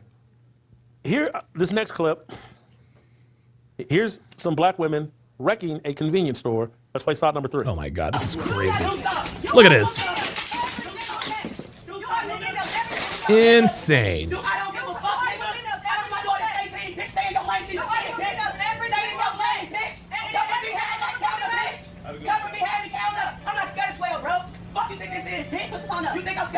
We're in public. Dude, just like out of control. Dude, out of control savages. Out of control. Like that. This is, guys, this is out of control. This is why this is nigga fatigue, y'all. This is nigga fatigue. Nobody wants to be around these people. I hear the complaints, right? Like, this isn't the majority of black people. And it's not. No. But when white people, it's enough. We're saying, hey man, this ain't the majority of cops. And a lot of these cases, George Floyd, he died of. See that? See, when black people when black people want to paint all cops in one light, we say, guys, it's not the majority of cops. They ain't trying to hear that. They ain't trying to hear that. We all know that yes, there are some bad cops out there, but 99.9% of them, they're great. They're great. But then you want to turn around and act like it's 100% of the cops that are bad, even though there is far more video evidence of the opposite. Reverend Brown with the $5 super chat says, black women have the worst PR of any woman on planet Earth, and they have no interest in putting in the work to improve it. No, they don't. No, they don't. Praetorian Guard says, Whitlock looks broken and ashamed. I'm telling you, man. Of a drug overdose. George Floyd brought this on himself. Yep. But you wanted to pretend like Derek Chauvin represented all of white America and all white men. And none of you, virtually none of you, raised your voice and said, hey man, this is some BS. Derek Chauvin was on the scene of a drug overdose, and this idiot George Floyd brought it on himself. And even me saying that 5 years later, many of you are irate. How dare you, St. George Floyd. Derek Chauvin's the worst animal on the planet. You're still under that mass psychosis. You're still telling yourself that lie. Ghost User says the same thing happened in Rome. Guys, I'm trying to tell you, I am trying to tell you, when a society has a group of people that act like this, eventually these people will be flushed out. Eventually, these people will be flushed out. Troglodyte says, no, it really is the majority of cops. Most just don't understand the real law history, what the situation is. So you're a nigga. There you go. Yeah, it's the majority of cops that want to shoot and kill black people. You see this? Guys, this is nigga think. This is nigga think. Dude, like, I'm telling you, you people, I'm telling you what, man, you people you guys had a lot coming. You people had a lot coming. Unbelievable. No, it really is most cops. You can't make this shit up, man. Hayden Beasley with the $5 super chat says, if Carmelo is found guilty, that will result in more BLM type rallies? Yeah. Yes, it will. And see, here's the thing, guys. Here's the thing, guys. This is why this Carmelo Anthony situation is a catch-22. Okay? If he's acquitted, it's open season on white people. If he's found guilty, it's still open season on white people. You guys see what I'm getting at here? You guys see what I'm getting at here? If he's found guilty, if he's found guilty, the black community is going to be upset. There's going to be more BLM rallies. Yeah, there's definitely going to be more BLM type rallies, and there is going to be violence. But if Carmelo is acquitted, oh my God, if he's acquitted, God help us all. God help us all, man.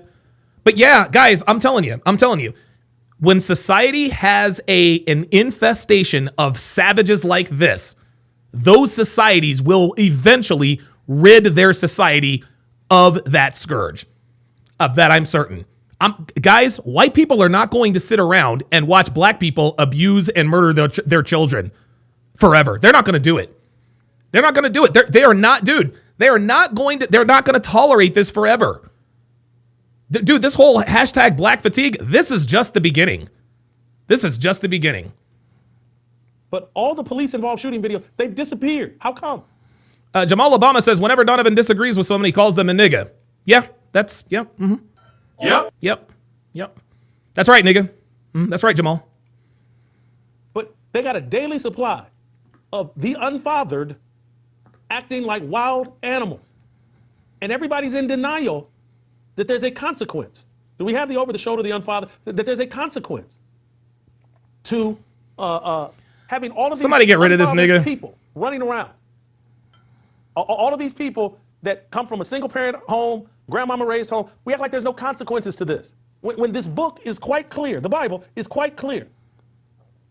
What it believes in a nuclear family, mom and daddy raising them kids, and we act like 80% of these kids growing up in single parent homes. Yep. Ghost User says that's why the natives sided with the Spanish and took out the Aztec and Mayans, tired of the savages. There you go. There you go. That's exactly right. The natives sided with the Spanish, which was the more advanced culture. The more advanced culture had their version of a constitution, rules, regulations, their version of a rule book. That's what this is. The Indians the Native Americans never had a chance. They were a bunch of savages. That's why they were conquered easily. These niggas are savages. And when people decide to start taking it, I'm telling you, man, guys, I'm telling you, man, retaliation is coming, dude. It really is coming, man. And I'm telling you, white people are not going to allow niggas to continue jumping, hurting, killing, and maiming their kids anymore. They're not going to do it. There's no consequences to that. Yes, there are clear consequences, and we look at it every day, and we just want it to go away magically rather than address the root cause of that problem. And it's the rejection of the nuclear family, the rejection of marriage, the rejection of God's covenant that he designed for man, woman, and himself. That's and right. We've rejected that. And we're good with the consequences, even though our kids are completely out of control. There you go. And they're incompatible with a society Bingo. that wants and believes in the nuclear family. Niggas are incompatible with society, guys. Niggas are incompatible with society. That is probably the most profound thing he has said so far. Niggas are incompatible with this advanced culture that we're in. They're acting like they're acting primitive. They're acting like savages, literally acting like savages. Let's play. This is just, it's not just the violence towards white people. And I could have shown video after video of that. Of course. We can't get along with each other. Nope. Here's some Frontier Airlines. No. I want Spirit Airlines. I want to play slot number 5. Spirit Airline employees, they can't stand each other. Play the clip. Go suck another dirty bitch. Don't play with me. Oh, shit. Oh, shit. I'm not the one or the two. You're not the one or the two. Let's go. You ain't got shit. You ain't gonna do nothing. Like I said, keep my fucking name out your mouth, bitch. Mine is always in yours for some reason. No, some reason. Back the fuck out of here. Can you imagine? Can you imagine being in line? Can you imagine being in line, waiting to check in, and this happens in front of you? This is crazy. Fuck out of here. Fuck out of here before I slap the shit out of you. You're not gonna smack shit. Try me. You think you're afraid of that? Try me, Simpson. I mean, I'm drop kicking your ass. Fuck out of here, you dirty bitch. Damn. Troglodyte Eddie says, I did not say the majority of cops wanted to shoot and kill black people. I am saying that the majority of cops are a lawless mafia that consistently violate the unalienable rights of the people. Whatever you say, nigga. I swear to God, you people... Yo, I'm telling you right now. I'm telling you right now. Keep with that mentality. Keep with that mentality, y'all. Keep up with that mentality. Go ahead. Keep thinking that the white man is your enemy. Keep thinking that the white man is your enemy. You people are just like feminists. You're your own worst enemy. You're your own worst enemy. Now, off a handful of videos showing the police turning a little aggressive with some resisting criminal, we created a national holiday, Juneteenth. People got promotions on their jobs. People got opportunities that they hadn't earned. Everybody knows this. Yep. That in the aftermath of George Floyd, white guilt run amok. You get this TV show, you get this job. Yep, there you go. Those two women right there, that's a DEI hire. That's a DEI hire. That's a DEI hire. Normal people don't think this way. Normal people don't get into a verbal altercation that is about to escalate into a physical altercation in an airport. Like, ay. We're doing this on our job. You get this day off. We're doing sensitivity training. We're bringing in an overweight black woman to come preach to y'all about diversity, equity, and inclusion and how to be anti-racist. People making... Tony Esquire with the $10 super chat says, victim Olympians hate the truth. It's the remedy that's attached to it. Oh, wow. Notice how guys like Donovan and Tommy are labeled sellouts, yet they're never proven wrong. Yo, just correct the behavior. There you go. There you go. Millions off of books, all of this stuff. All off the back of George Floyd and a couple other career criminals who got eliminated by police, who had black fatigue. Look at this is on Mother's Day. Yesterday was Mother's Day. Oh my God, this is crazy. Look how we celebrated. Let's play slot number 8. This is a Mother's Day brawl. Look at this. This is in public. Like, what are we doing? So, at this point, unbelievable. And maybe, hey, send them to me. My email is fearlessblazeshow@gmail.com. Fearlessblazeshow@gmail.com. I want you to send me the white versions of these videos. And maybe there's millions of them, and they're not showing up on my top. The algorithm feeds you what you're interested in or what you click on. There's just as many of these showing white people. I don't see it. Guys, look, check this out. Send them to me. Put it in my Discord, man. Put it in my Discord. Show me the white versions of these. And even if you could, this is, guys, this is why the white people do it too doesn't hold water. Okay? This is why the white people do it too doesn't hold water. White people do it too. So you're justifying what you are doing. You're justifying your barbaric behavior by saying white people do it too. So two wrongs make a right. Two wrongs make a right because white people do it. That now gives you permission to do it. Do you realize how stupid that sounds? Do you realize how stupid that sounds? Well, white people do it too. Why can't we? What? So two wrongs make a right? Incredible. Incredible. Maybe my feed just isn't the right one. Send them to me. We'll play them on tomorrow's show. Here's, again, this anger that comes from being unfathered. And no one, everybody wants to talk about white racism. This is why black people are angry. No, you grow up without a daddy in the home. You grow up with your parents divorced. You're gonna you be grow up in pissed. that kind of instability, being raised by a single parent. You turn angry most of the time. And you can't control that anger because there's been... Chongo with the $5 super chat says, the only damn group who props up and honors the worst in society. I swear to God. I swear to God. Species 666 says you're going to get a lot of clips from the Jerry Springer show. Yeah, right. Touche. But yeah, you're absolutely right. The black community, it is the only community on the planet. It is the only community on the planet who glamorizes the worst behavior. It makes absolutely zero sense. It makes absolute zero sense. And I got people coming I got people I got trolls and haters all in my chat trying to justify this behavior. Crazy work, man. There's no man in your life to provide logic and reason and a way to move on a chessboard. And so you're constantly playing checkers and you're angry.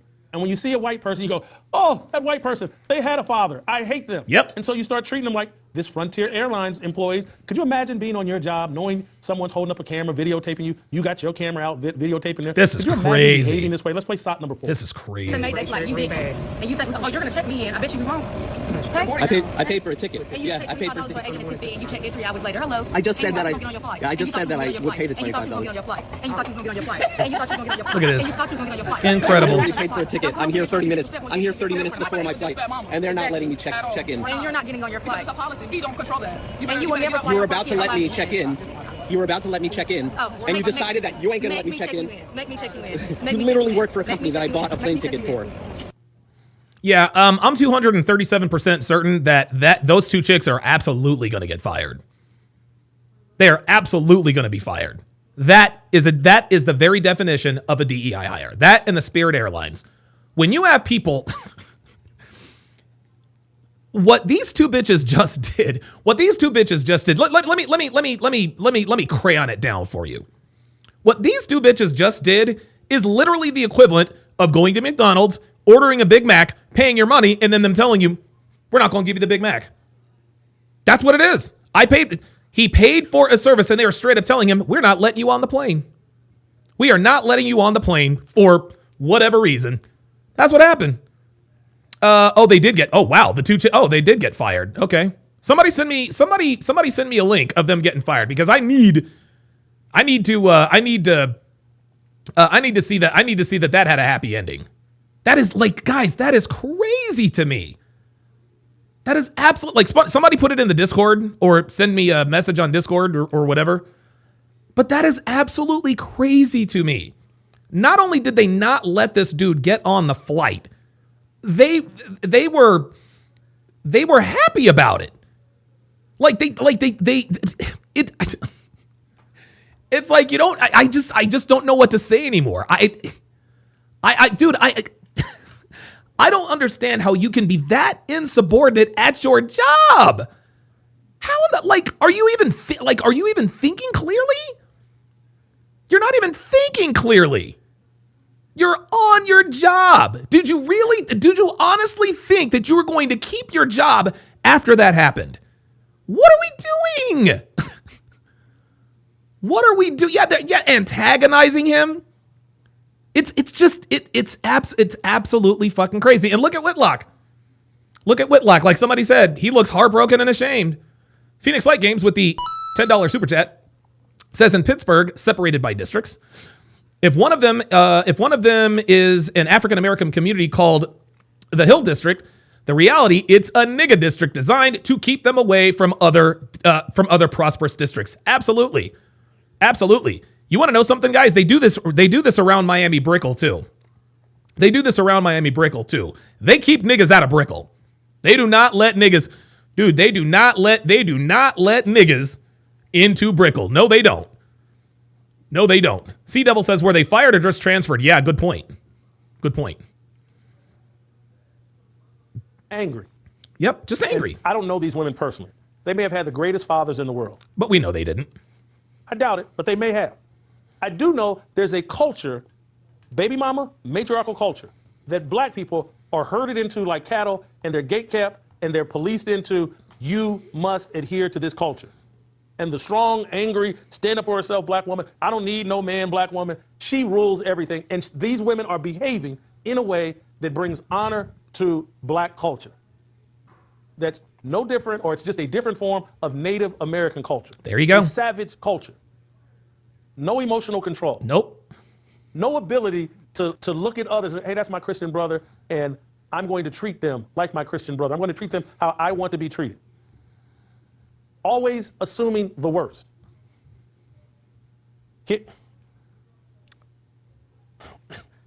Let's play SOT number 7 again. And these are just a handful. I'm telling you, there's dozens of these virtually every day. Let's play SOT 7. This is an incident at a Wendy's, one of my favorite fast food places. I miss you, Wendy's, Dave Thomas. Anyway, play the clip. Oh, thank you.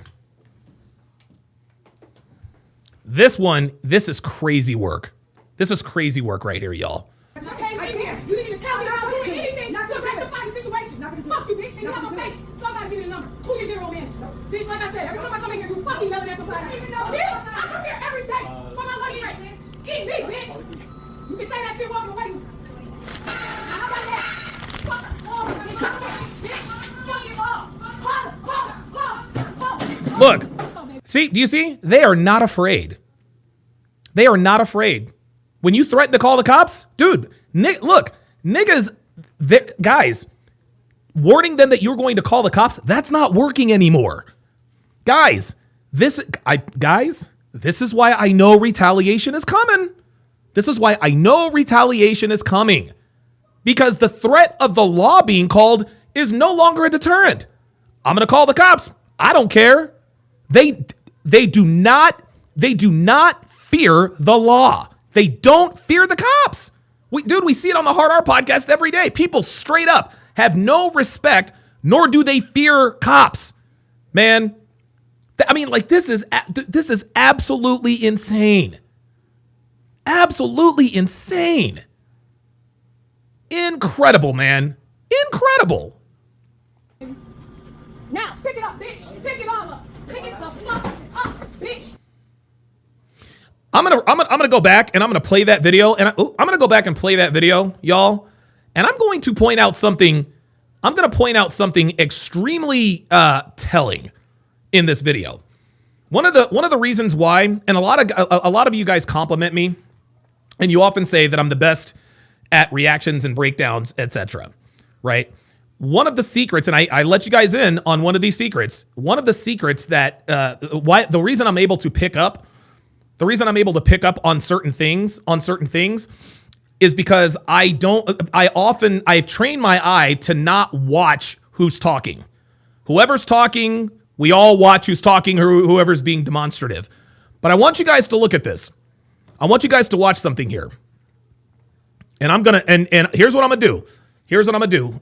Give me 2 seconds. Oh, there it is. There it is. Here's what I'm gonna do. And I'm gonna go. I want you guys to watch very, very carefully.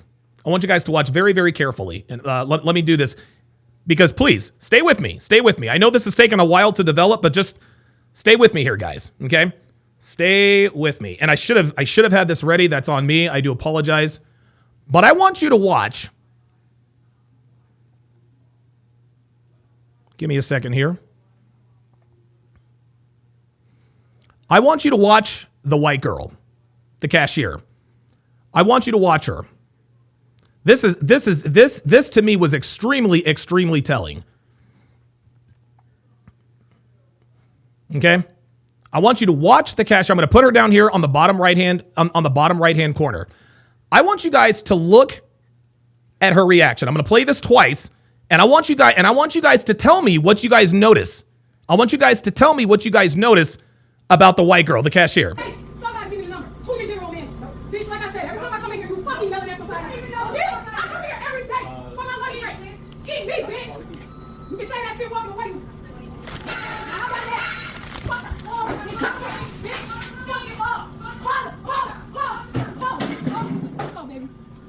Now. What did you guys notice about that? Did anybody notice? Has anybody noticed? Does anybody know why I zeroed in on her? Does anybody know? Yep, there it is. Realm Dweller on the Rumble side says, here we go. There it is. There, you guys saw it. You guys saw it. She's used to it. She's used to it. Guys, there was a time in this country where behavior like that, as if you're an employee, you're like, oh shit. Like, oh my God, she's crashing out. Dude, the white girl was like, oh, here we go again. Here we go again. Another one. We got another one. Yeah, that was Walter. Here we go again. Walter. Ugh. Walter, I love you, buddy, but you're driving me freaking crazy. Okay, hang on. Here.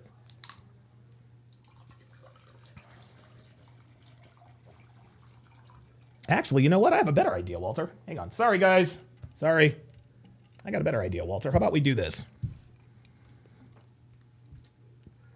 I do apologize, guys.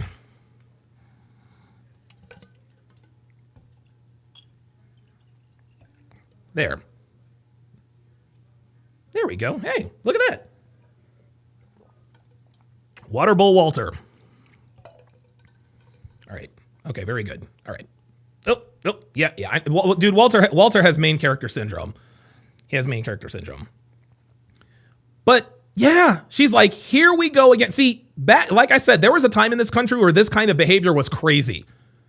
And the reaction was like, oh shit, like she's crashing out. Nowadays, they're just like, here we go again. Here we go again. Let's watch again. Let's watch again. This is an incident at a Wendy's, one of my favorite fast food places. I miss you, Wendy's, Dave Thomas. Anyway, play the clip. Okay, right here. You need to tell me about anything. Not to rectify the situation. Not to talk you, bitch. Look at her. Look at her. She's like, here we go. Look at her. She's like, oh my God. Another one of these people. Another one of these people. Guys, I'm telling you, man, white people are getting fed up. White people are getting fed up. Mac with the $5 super chat says these ladies, when they were children, were given a pass by their mother not to listen to their father. Wow, very good point. Casual Germ with the $5 super chat says Walter needs his own alarm and chirp when he makes an appearance. Yeah, right. There you go. Yeah, Walter has main character. And you know the interesting thing is when Walter drinks, he gets water everywhere. So right now he is. So by the time Walter's finished drinking, I'm gonna look like I peed on myself. It's gonna look like I peed on myself. Let's continue.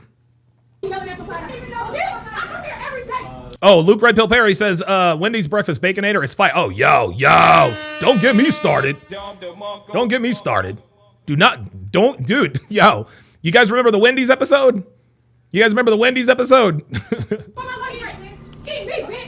Unbelievable, man. Look at the kid. Look at the kid. Not even afraid, dude, not even afraid. Now, pick it up, bitch. Pick it up. Pick it the fuck up, bitch. Look at this. Not even afraid of the law. Not even afraid of the law. This is why I know retaliation is coming. This is why I know retaliation is coming. Because if you threaten, hey man, if you continue this, I'm going to call the cops. They don't care. Something, dude, I'm telling you, this is going to come. This is going to crater. This is going to crater. Heather Cliff says, yeah, she's got the black fatigue. There it is. That girl was the very face of black fatigue.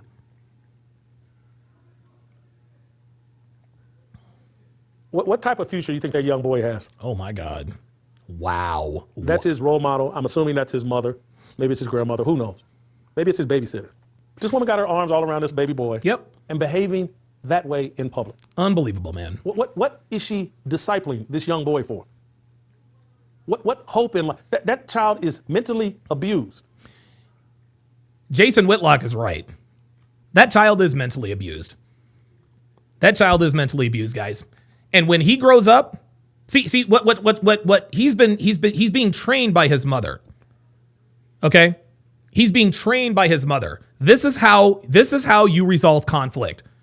This is how you resolve conflict. If you feel like you have been disrespected, get violent. This is what she is teaching him. This is what she is teaching him. Right in front of him, right in front of his face.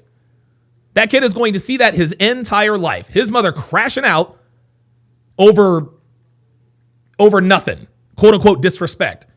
And when he's 17 years old, and he catches some static from a white kid because he's acting like a nigga, he pulls out a fucking knife, stabs the kid in the heart, and then the very woman who taught him to resolve conflict with violent behavior then wants to get in front of a camera and cry about how her son is being treated unfairly, start a GoFucking-Fund-Me under the guise of, we need money for a fair trial, when we live in the United States of America, which is founded on due process.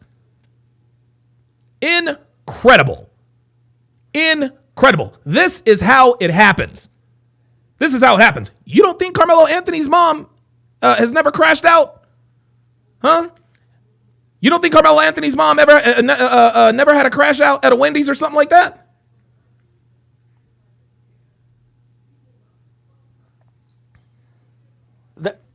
I wouldn't say snatch him away from this woman, because foster care and all that other stuff is no walk in the park. It's not a solution. Foster care, huh? Foster care, huh? Walter, my guy, there you go. Jesus. All right. Yeah, you know what the interesting thing is foster care might almost be a better environment for black kids than being around single black mothers. I said it. Listen, we all know how bad foster care is. We all know how bad the foster care system is. We know it's absolutely, I'm going to tell you what, in a lot of these cases, the foster system might be better than being raised in a home with a single black mother. But if you're wondering why so many young black boys, young black men, there you go, behave like women, there you go, have no emotional control, this is sit around and believe that respect from some outsider that they don't know is the most important thing in the world. You're not gonna disrespect me. And how they become a puppet on the string for someone else, is in control of their emotions, that's right, control of their happiness. This is what white people have figured out. Niggas, I'm trying to tell you, niggas, y'all need to listen up, because I'm about to give y'all some life-saving advice. I'm going to give y'all some life-saving advice. You can choose to take it. You probably won't. You won't fuck around and find out at some point, but now you can't say I didn't warn you. White people, think about this. White people are now speaking out against and are now retaliating. There are videos of white retaliation. Not many, but they are out there. White people are now, they've started the hashtag black fatigue. They started the hashtag. They're starting to speak out about it. They're starting to retaliate. Okay? Mark Lamont Hill, at the very idea of Lily Gaddis even saying the N-word, absolutely lost his mind. Lost his mind. A disproportionate amount of black people, aka niggas, allow themselves to be controlled with the N-word. The so-called black community, you got to watch out. The N-word is the bait. You guys understand me? These white people who want nothing to do with you, they're using the N-word as bait. They know that they can bait you into doing or trying something stupid. What are you looking at, nigger? They know exactly the reaction they're going to get. And when you accost them,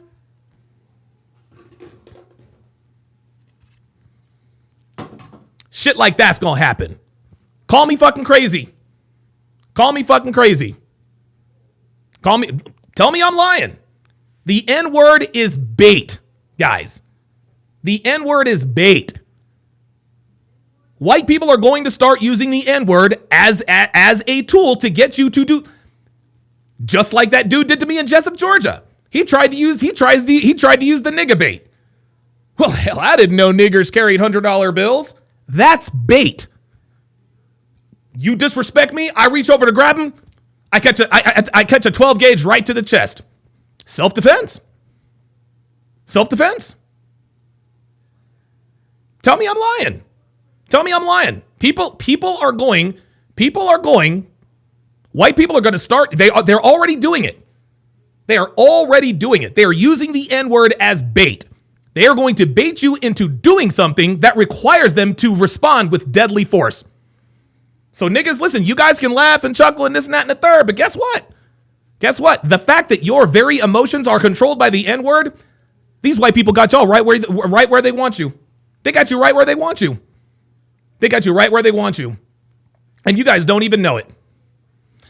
Phoenix Light Games with the $5 super chat says, one of the consequences of being raised by a single black mother is that niggas operate on the female notion that respect is given, rather earned. Yes, sir. Yes, sir. Yes, sir. Let's continue. In control of their mood, in control of everything. If someone says the wrong thing to them, oh, please, don't call me a name, don't call me the N-word, because now I've been discipled in a way that if I perceive any disrespect, I get to behave like that woman did at Wendy's. You wonder why there's a fatigue? Yeah. There's no fathers. Nope. There's no discipling. There's out of control women with their emotions, and they're angry because they don't have a man. Oh, shit. And they're angry because they don't even know how to get a man. And they're angry because their mother or the female leaders in their family aren't going to advise them on the necessariness of man.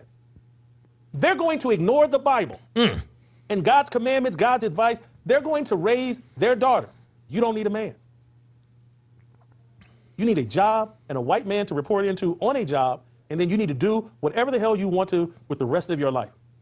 And they don't care about the incarceration rates of black boys. They don't care about the Lord Celtic Bats, settle down.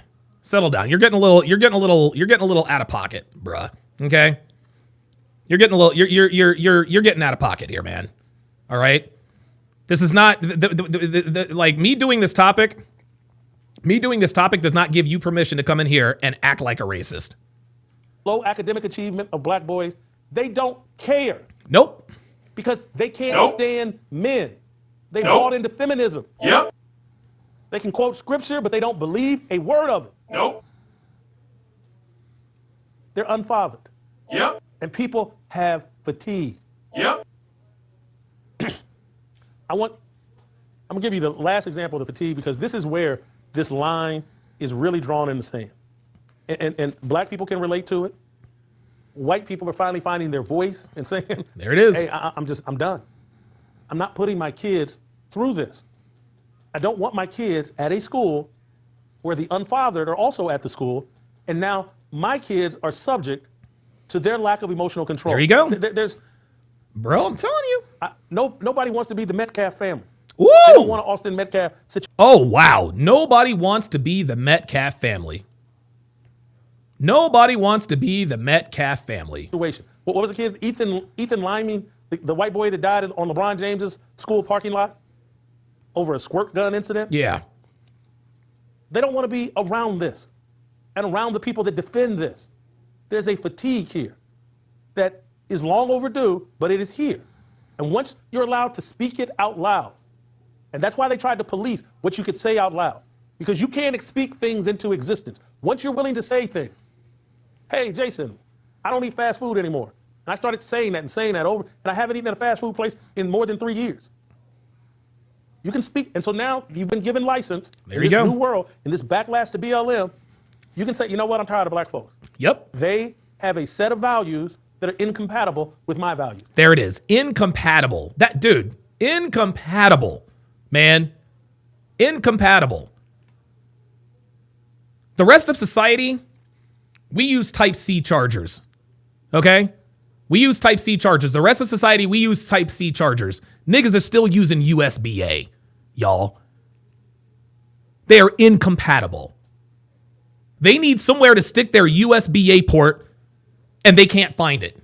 They can't find it. They have a savage culture that they believe in and they defend. And here's what is the line in the sand. It's no different than this whole drag queen story hour and drag-friendly, child-friendly, kid-friendly drag shows. Like, hey, man, you got to leave my kids out of this mess. I'm an adult. I can deal with it.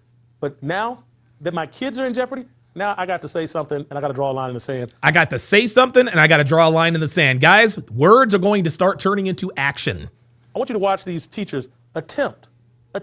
Oh, this is crazy. To stop a young unfathered girl. This is speculation on my part, crazy.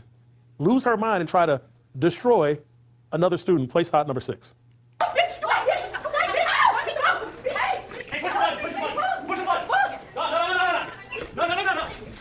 Look at this. Fucking savage. Fucking savage. Look at this.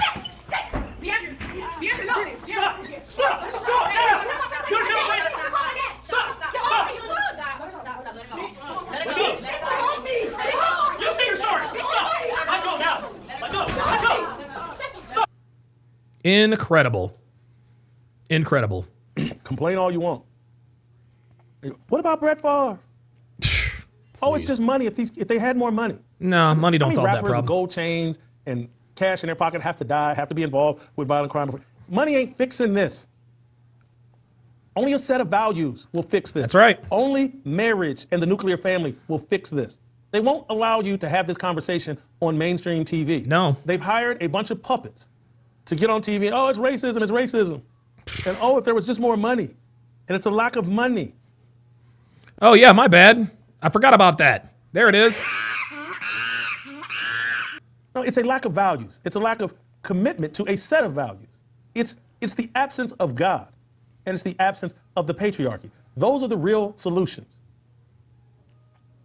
And so what I would say to the white people that have had their fill of black fatigue and the black people, you need to lean into some real hardcore decisions and support things that people think I'm crazy when I sit there and say, hey man, we need to change the way we vote. Families need to vote. Married couples need to vote. Very good point. No one else. Anything that disrupts the nuclear family must be overturned. And that includes same-sex marriage. Uh-oh. It has to be overturned. Oh boy. Has to be. And all you gay people mad at me for saying that. I'm for only married people voting. I'm unmarried. This society, if it wants to save itself, has to empower man, woman, and child in a covenant with God. Only married man and woman. And they get one vote between them. I don't care who casts it. Be the wife, can be the husband. Those are the only people that need to vote. Yeah, Ghost User says, non-niggas will be dealing with the consequences for not speaking out against the behavior. White people have a lot of patience, but it's not unlimited. Don fucking DeMarco. Don DeMarco. Guys, their patience, dude, there is no more patience from white people. They're done. They're done. They're finished. These kids who are getting ruthlessly and savagely beaten by these by these packs of animals, people acting like animals, they have parents too. They actually have parents. And I cannot even imagine how a mother and father. Can you imagine that kid in that first video that got sucker punched by that teenager? Can you imagine what that kid's parents must be feeling right now?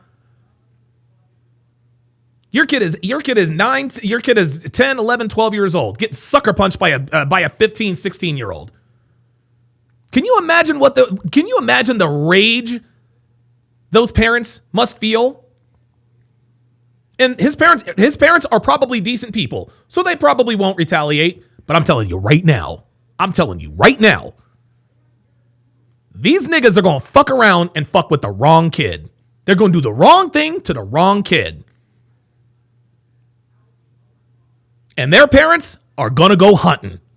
I'm telling you right now, I'm telling you, they are going to, retaliation is coming.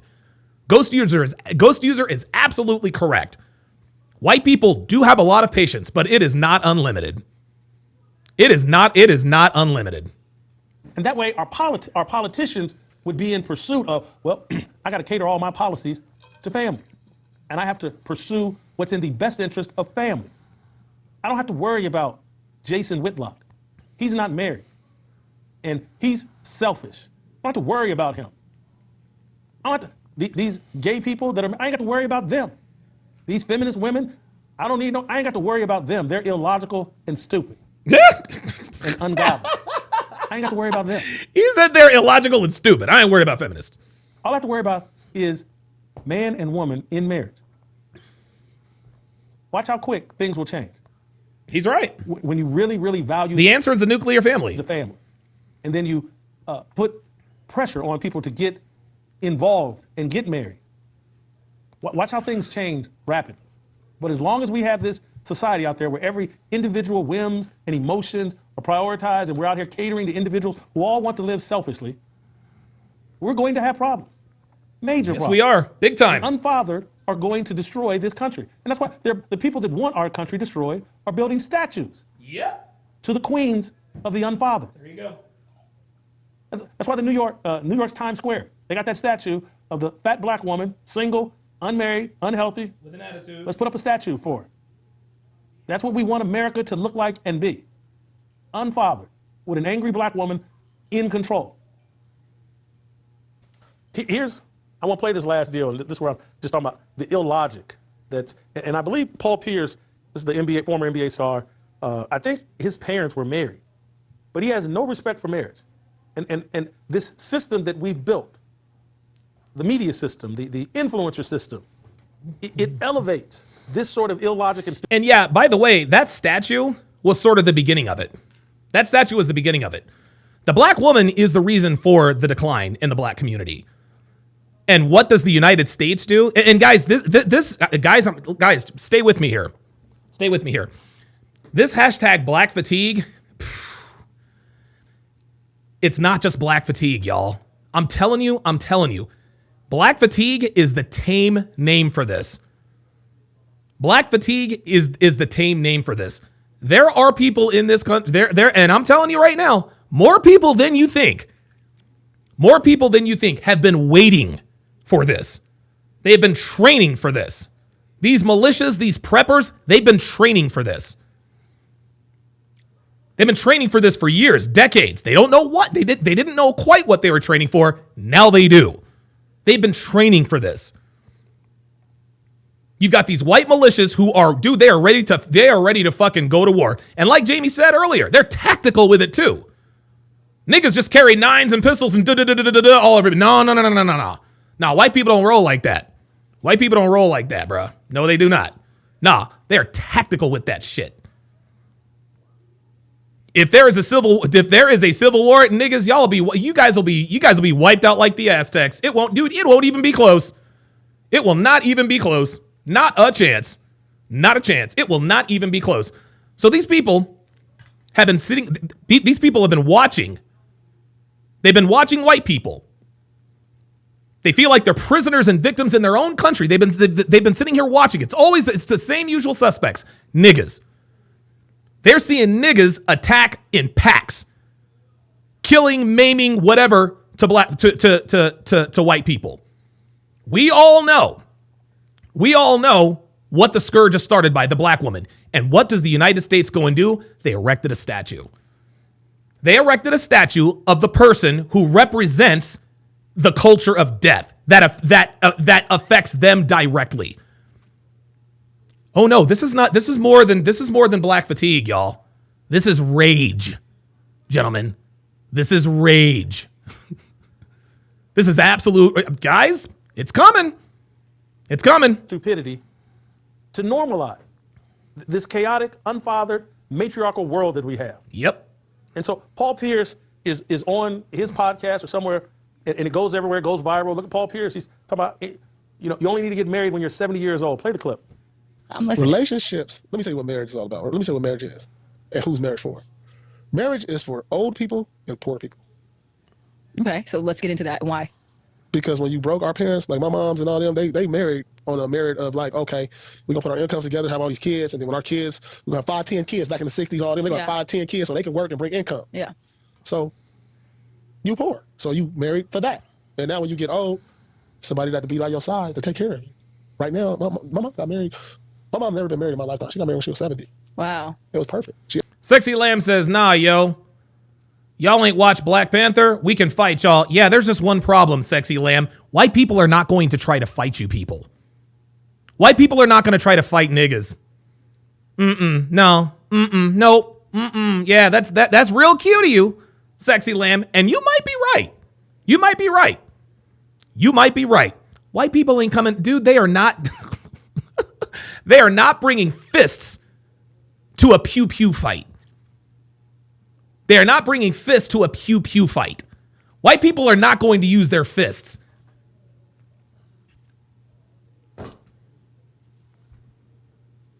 What you gonna do about that, huh? Y'all ain't watched Black Panther? We can fight, y'all. I'm sorry, Sexy Lamb, sweetie. You do realize that there are a lot more of them than there are of us. Number one. Number two, they train for this shit. They're not coming. No. Oh, no. No. White people are not about to square up. White people are not about to square up. Nope. They ain't squaring up. They ain't squaring up. They are not squaring up. Nah, man. This is what's going to happen right here. That's what they're coming to the fight with. Number one. Number two, Black Panther's a movie. I swear to God, niggas always base shit on fucking movies. The Color God almighty. Yeah, somebody by her side the whole way through. So do you? I really believe that. Like that's what. Like outside of that, it's no advantage to a man. Why is marriage advantage? What advantage? What does it do for a man when things go south? Like we gonna have to give up half our this. Paul is right. Pay child support. Pay, but it's only advantageous to a woman. And I'm sorry for getting that wrong. I knew he said something about his mother, but I forgot she didn't get married till she was 70 years old. But Paul Pierce, like a lot of people that are wealthy, money becomes your God. And he thinks he has the money to pay for all of what he needs. And perhaps he does on this earth, and maybe that's all he cares about. But marriage, and I'm unmarried, and I used to have Paul's mindset, and I was an idiot like Paul. And again, as you age, you're supposed to get wise, and you're supposed to pass on that wisdom. Paul's not my age, and Paul's probably 45, 47. Yeah, I think he's 45. He ain't quite 50, I don't think. But money is his God. And he thinks money solves all problems. So he's not very wise. He's detached from a biblical worldview, never mentions God. But here's, marriage is, as I've explained before, it's about the pursuit of holiness. It's about a pursuit of preparing yourself for eternity.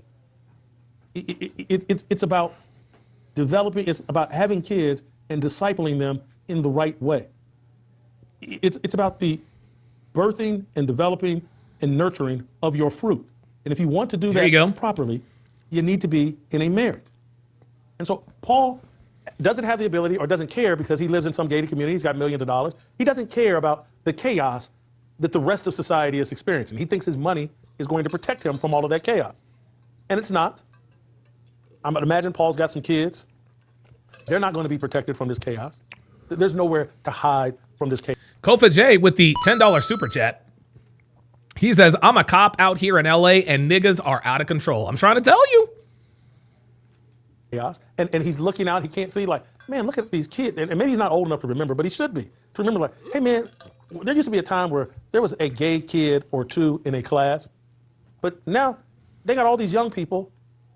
They don't even know, well, I don't know if I'm a boy or a girl. I have gender dysphoria. I'm pansexual this week. I'm bisexual next week. I'm this, I'm that. All of these things that when we were younger, we didn't have these issues.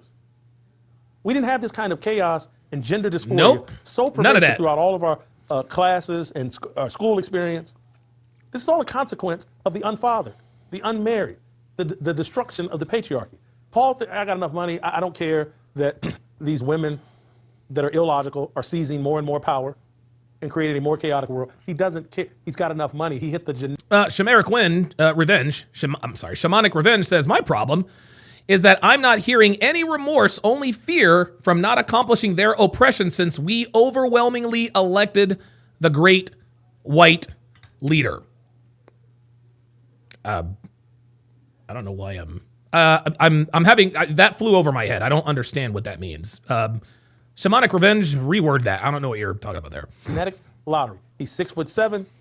He can play some hoop. Great basketball player. Yeah, he was great in Kansas. Understand. That's not the majority of men.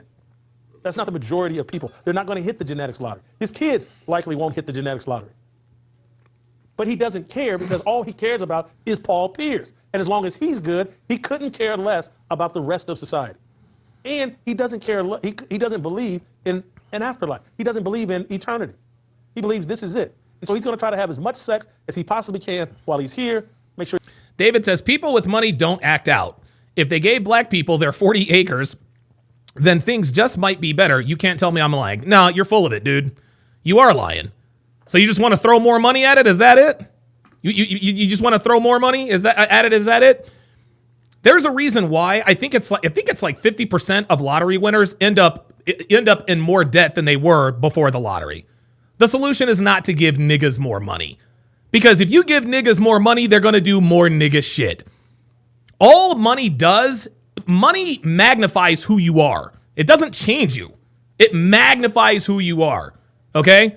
If you're into drugs and you win the lottery, guess what? You're going to be a cokehead. Okay? If you like cars and you win the lottery, you're going to buy a bunch of cars. If you're a nigga and you win the lottery, guess what? You're going to be an even worse nigga. No, the solution is not money. Nope, sorry. The solution is not money, David. The solution is not money. Giving niggas shit that they didn't earn? You think that's going to be... Giving niggas stuff that they didn't earn. That's going to all of a sudden solve the problem? Nigga, you must be out your goddamn mind. The fuck is wrong with y'all? The fuck is wrong? You think that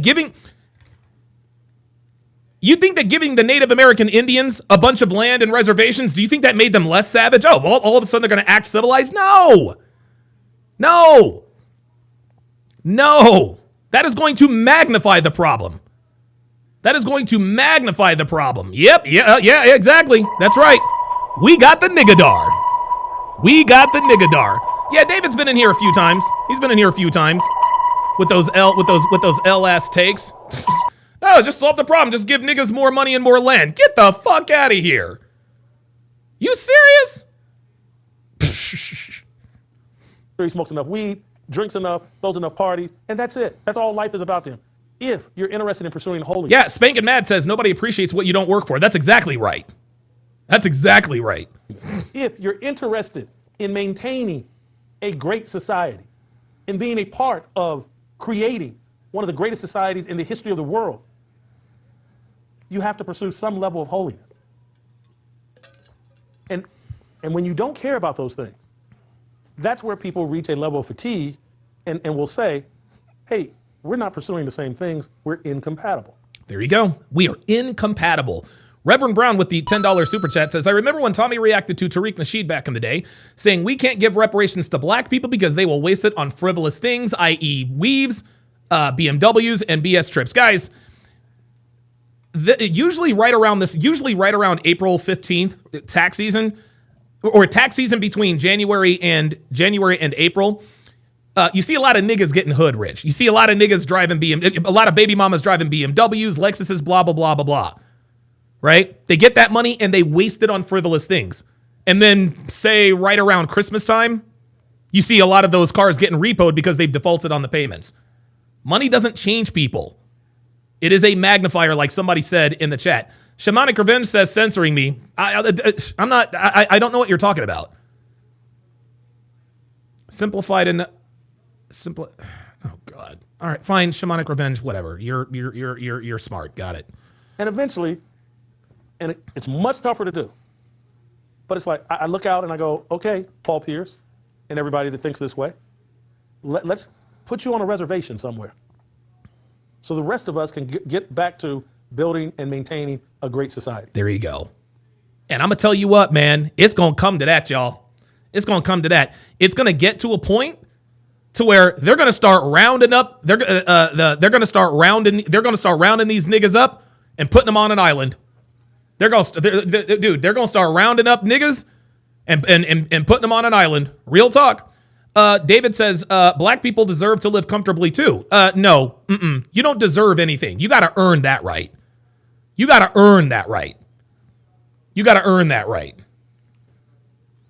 This thing needs to wrap up the same way things wrapped up with the Native Americans. Oops. They didn't want to get on board with an advanced society. They didn't want running water. They didn't want bathrooms. There you go. And look, I'm willing to be proven wrong. Maybe we would all be better off living in teepees, smoking weed. That's right. And killing buffaloes. And maybe it's just my laziness and my overweightness. It's like, man, I don't want to live in a teepee. I like my air conditioning. I like my 5 bathrooms. Right. I like my steam showers. Damn I like right. my sauna, like my cold you feel me? like my in-home gym. You feel me? You couldn't get that in a teepee. I need a big-ass teepee to get all the stuff I like.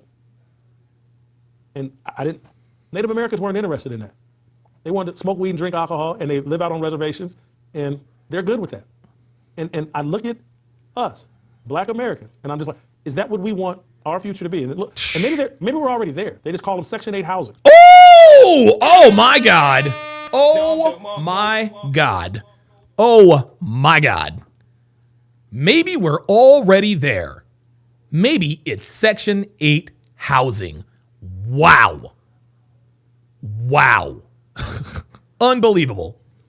Unbelievable. We're going to have to start putting niggas in gated communities. Gates with razor wire. Electric fences with razor wire so they can't get out and continue to pollute the earth. Maybe they're not reservations, they're just projects. Yep, there you go. And you smoke weed, you sell drugs, you're savage to each other, you're just no different than the Indians. The different Indian tribes couldn't get along, they were like the Bloods and the Crips, the Vice Lords and the Gangster Disciples. Incompatible. Put them out on reservations and let the rest of us move on. Thank you. And anyway, I wanted to get that off my chest. I wanted to come back and do a provocative topic. Okay, very good. So that is the end of the first video. We're going to get into the second video. We're going to get into. I'm sorry I missed all of last week. Oops, sorry about that. We're going to get into the second video right now. So this second video, y'all. This second video is incredible. Like I said, Devin and I, we watched it this morning, and all I got to say is Anton, look, Don DeMarco to Anton fucking Daniels. Don DeMarco to Anton Daniels. Yo, I'm going to tell you what. Anton Daniels absolutely cooked on Jason Whitlock. Guys, this dude is super fucking based. Super fucking based. And by the way, Beans. You guys remember Beans? Yeah, I come from the Anton Daniels space. Lion ass nigga. You ain't come from the Anton Daniels angry man space, nigga. They don't think like you. He came in here with that disingenuous bullshit. Well, I come from the Anton Daniels angry man space. No, the fuck you don't. They don't think like you. They're not like you. No. You don't have that in common with Anton Daniels. Nigga tried to come up in here and say, yeah, I come from the Anton Daniels space. Somehow indicating that Anton Daniels signs off on this fucking foolishness. Hell fuck no. Hell no. Do some diff with the $5 super chat says there needs to be a penal colony like in Jet Li's movie The One. I'm telling you right now. I'm telling you right now. Guys, these times are sooner than later. These times are coming sooner than later, man. We're gonna have to start. We are going to have to start putting these people. We're gonna have to start putting these people like in a penal colony. These people are literally ruining things for everybody. All right.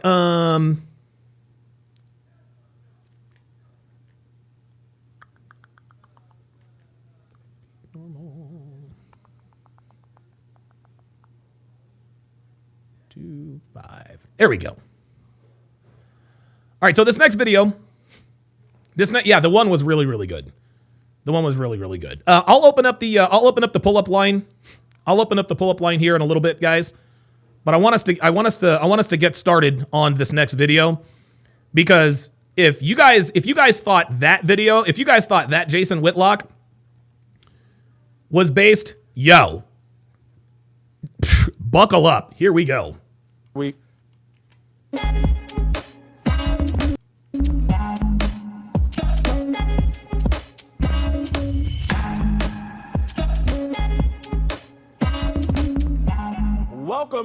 Welcome to Fearless with Jason Whitlock. I am Jason Whitlock, your host.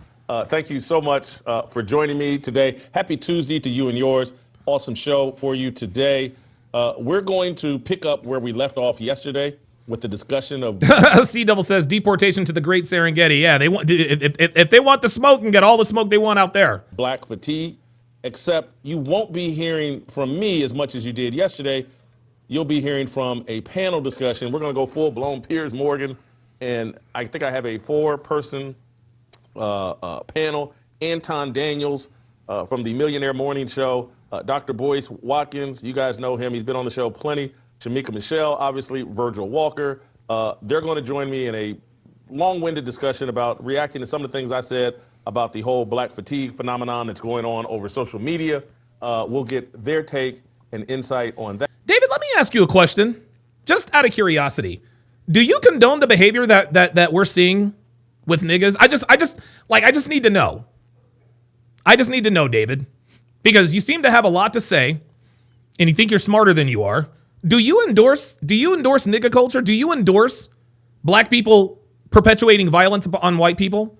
Do you endorse this? I just need a simple yes or no. Don't obfuscate. Just answer yes or no. Just answer yes or no. And I'll know what and who you are. That at some point we'll pivot to sports with Jay Skapanak and Steve Kim. Speaking of sports. Oh my God. Dude. Man, I hadn't had my TV on all day. I am close to 100% certain that Jason Tatum has a torn or ruptured Achilles.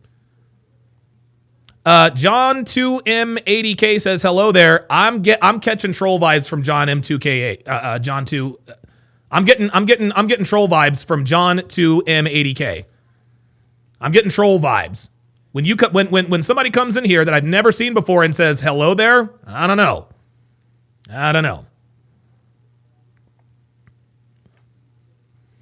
I've already so David says I've already explained that black people would do better if they had better. No, I do not condone violence in the least, sir. Yeah, that's cap. You do, and that's why you're fucking gone, nigga. You do endorse the violence. I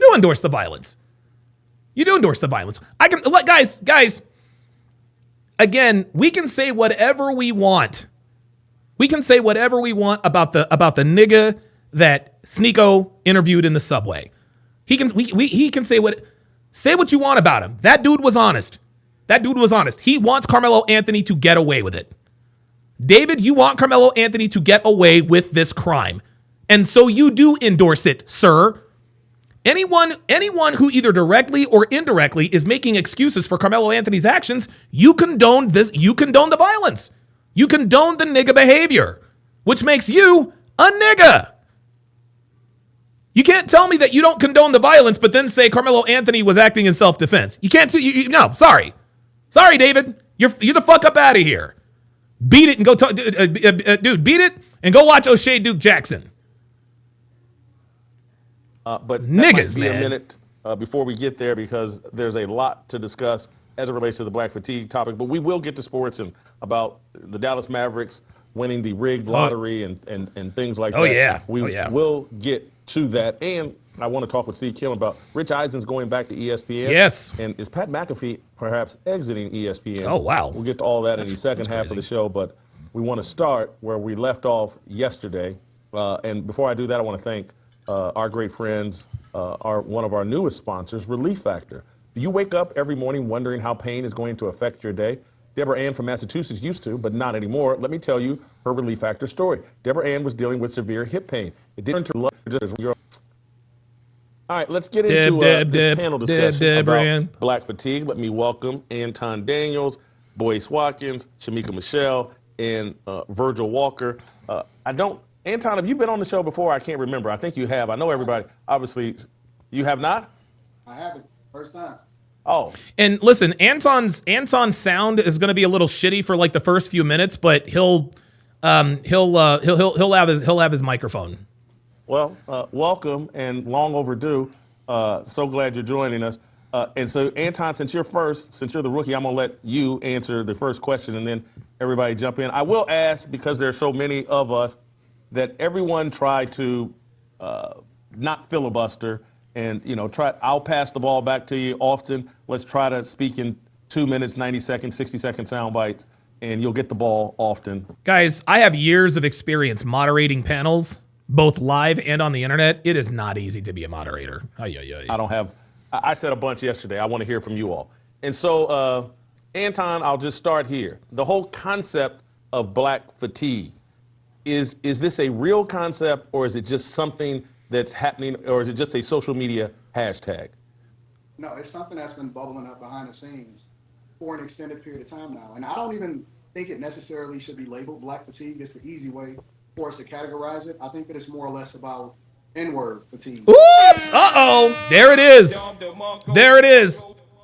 is. Anton Daniels came out swinging. It ain't black fatigue, y'all. It's nigga fatigue. America is getting tired of niggas. That's what this is.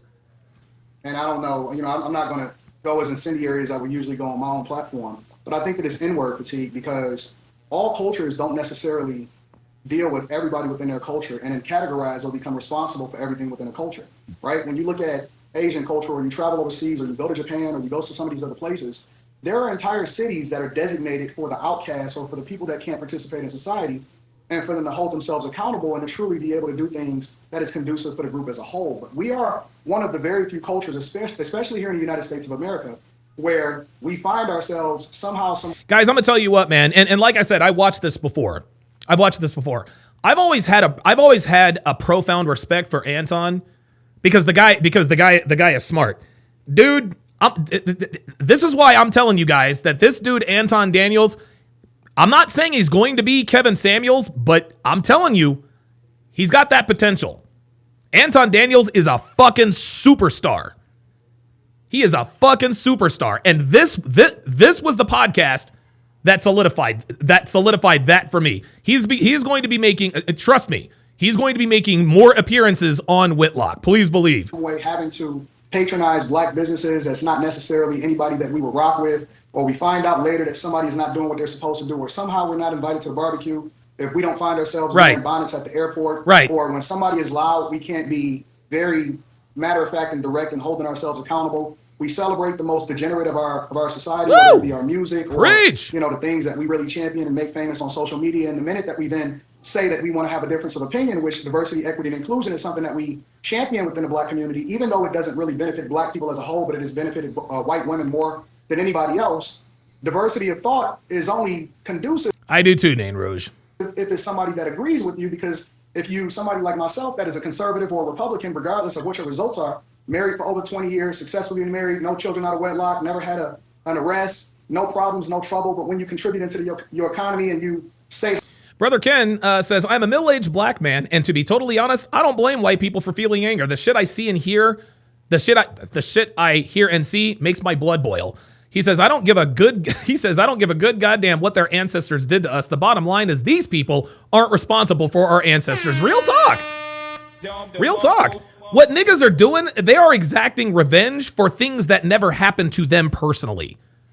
And they are inflicting that revenge on people who had nothing to do with it back then.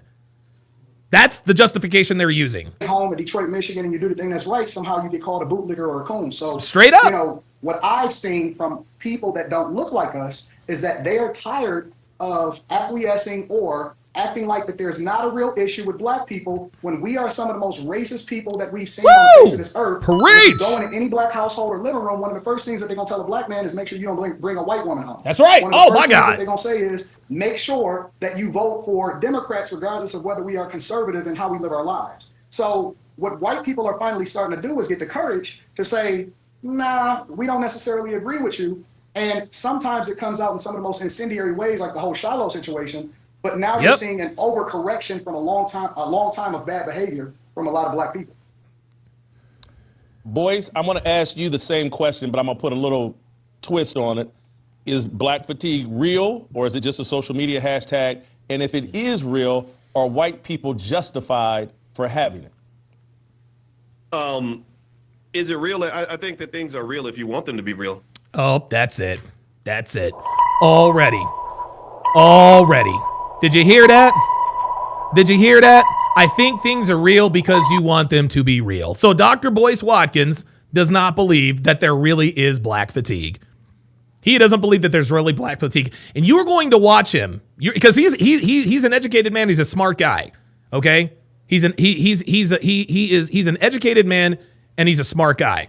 Okay. But you are going to watch him sort of dance. You're going to watch him dance back and forth. You're going to watch him dance back and forth.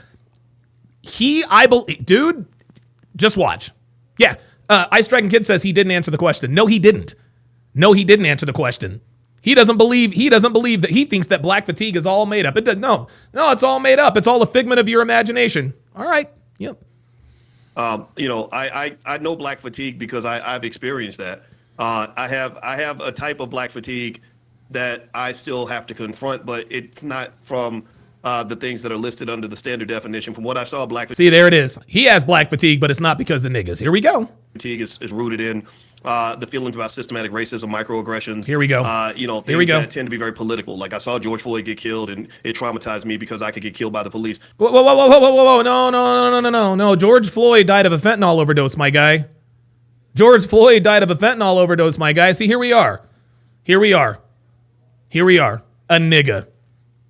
A nigga. There it is, guys. He endorses this behavior. He endorses this behavior. This is absolutely crazy. I wonder what he thinks about the Carmelo Anthony situation. I think that you can shape a term like that in the way that you want without, and acknowledge the realities of being black without falling into these political traps. I don't trust political traps. Dude, are you on Twitter? This is not a there's nothing political about this. These are just facts.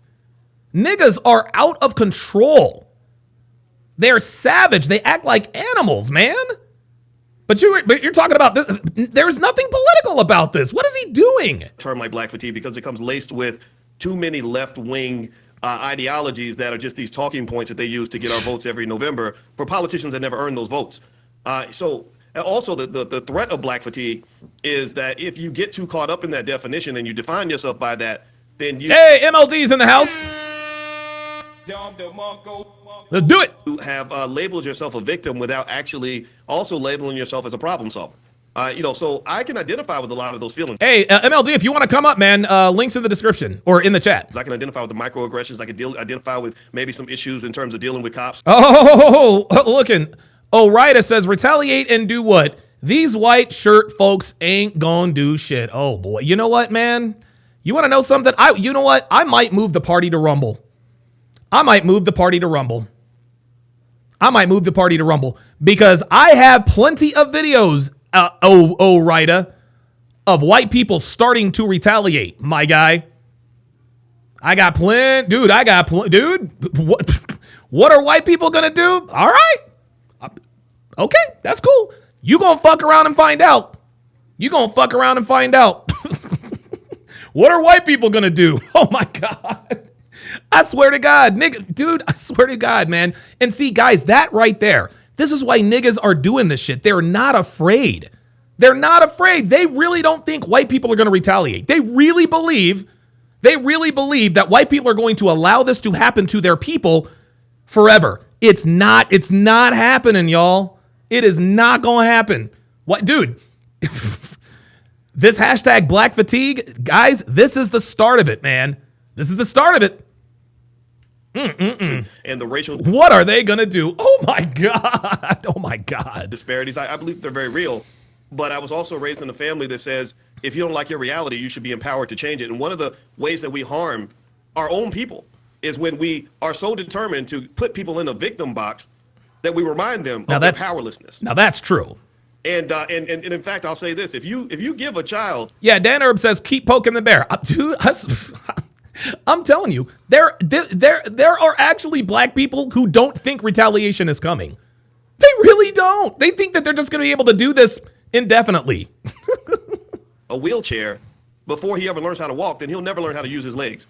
And that's the issue. And this is why I think if you're going to talk about any form of disparity or any issues that we deal with being black, I think everybody on this panel knows that we're black, and we know that being black is different. It's a different kind of experience. But when we deal with that, it must be dealt in a way that's healthy. I don't feel that this is the healthiest way to approach these issues. Translation, he doesn't buy into black fatigue. He doesn't buy into black fatigue. So there we go. There we are. We already know we know where he stands.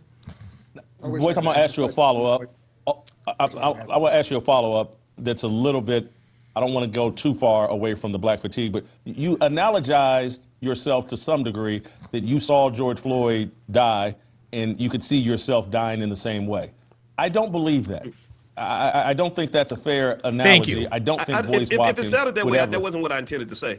Let's just be clear. If it sounded that way, it's not what I intended to say. No, it didn't sound that way. You literally said, I watched George Floyd get killed, and it traumatized me because I'm afraid of getting killed by cops. That's what you literally said. Literally. The words out of your mouth is what you literally said.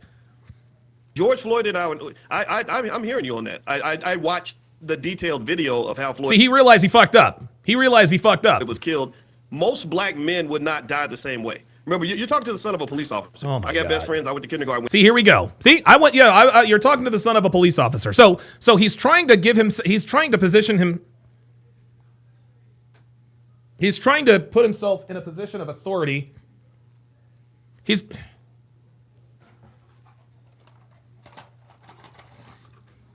Sorry, y'all. I lost one of my. He's trying to position himself. He's trying to position himself as an authority. Okay, just like Beans came out here and said, "I come from the Angry Man Anton Daniels space." No, that was a lie, Beans. Anton Daniels don't think like you, bruh. Okay, Angry Man don't think like you. Nice try, nigga. Now I'ma say it. Just like this nigga's trying to do. Well, you're talking to the son of a police officer, so my opinion holds more weight. Just like Gerald, what the fuck was his name? Jerome. Well, I live in North Texas, so I know. No. Stabbing someone in the heart is against the law in all 52 or in all 50 states. Okay?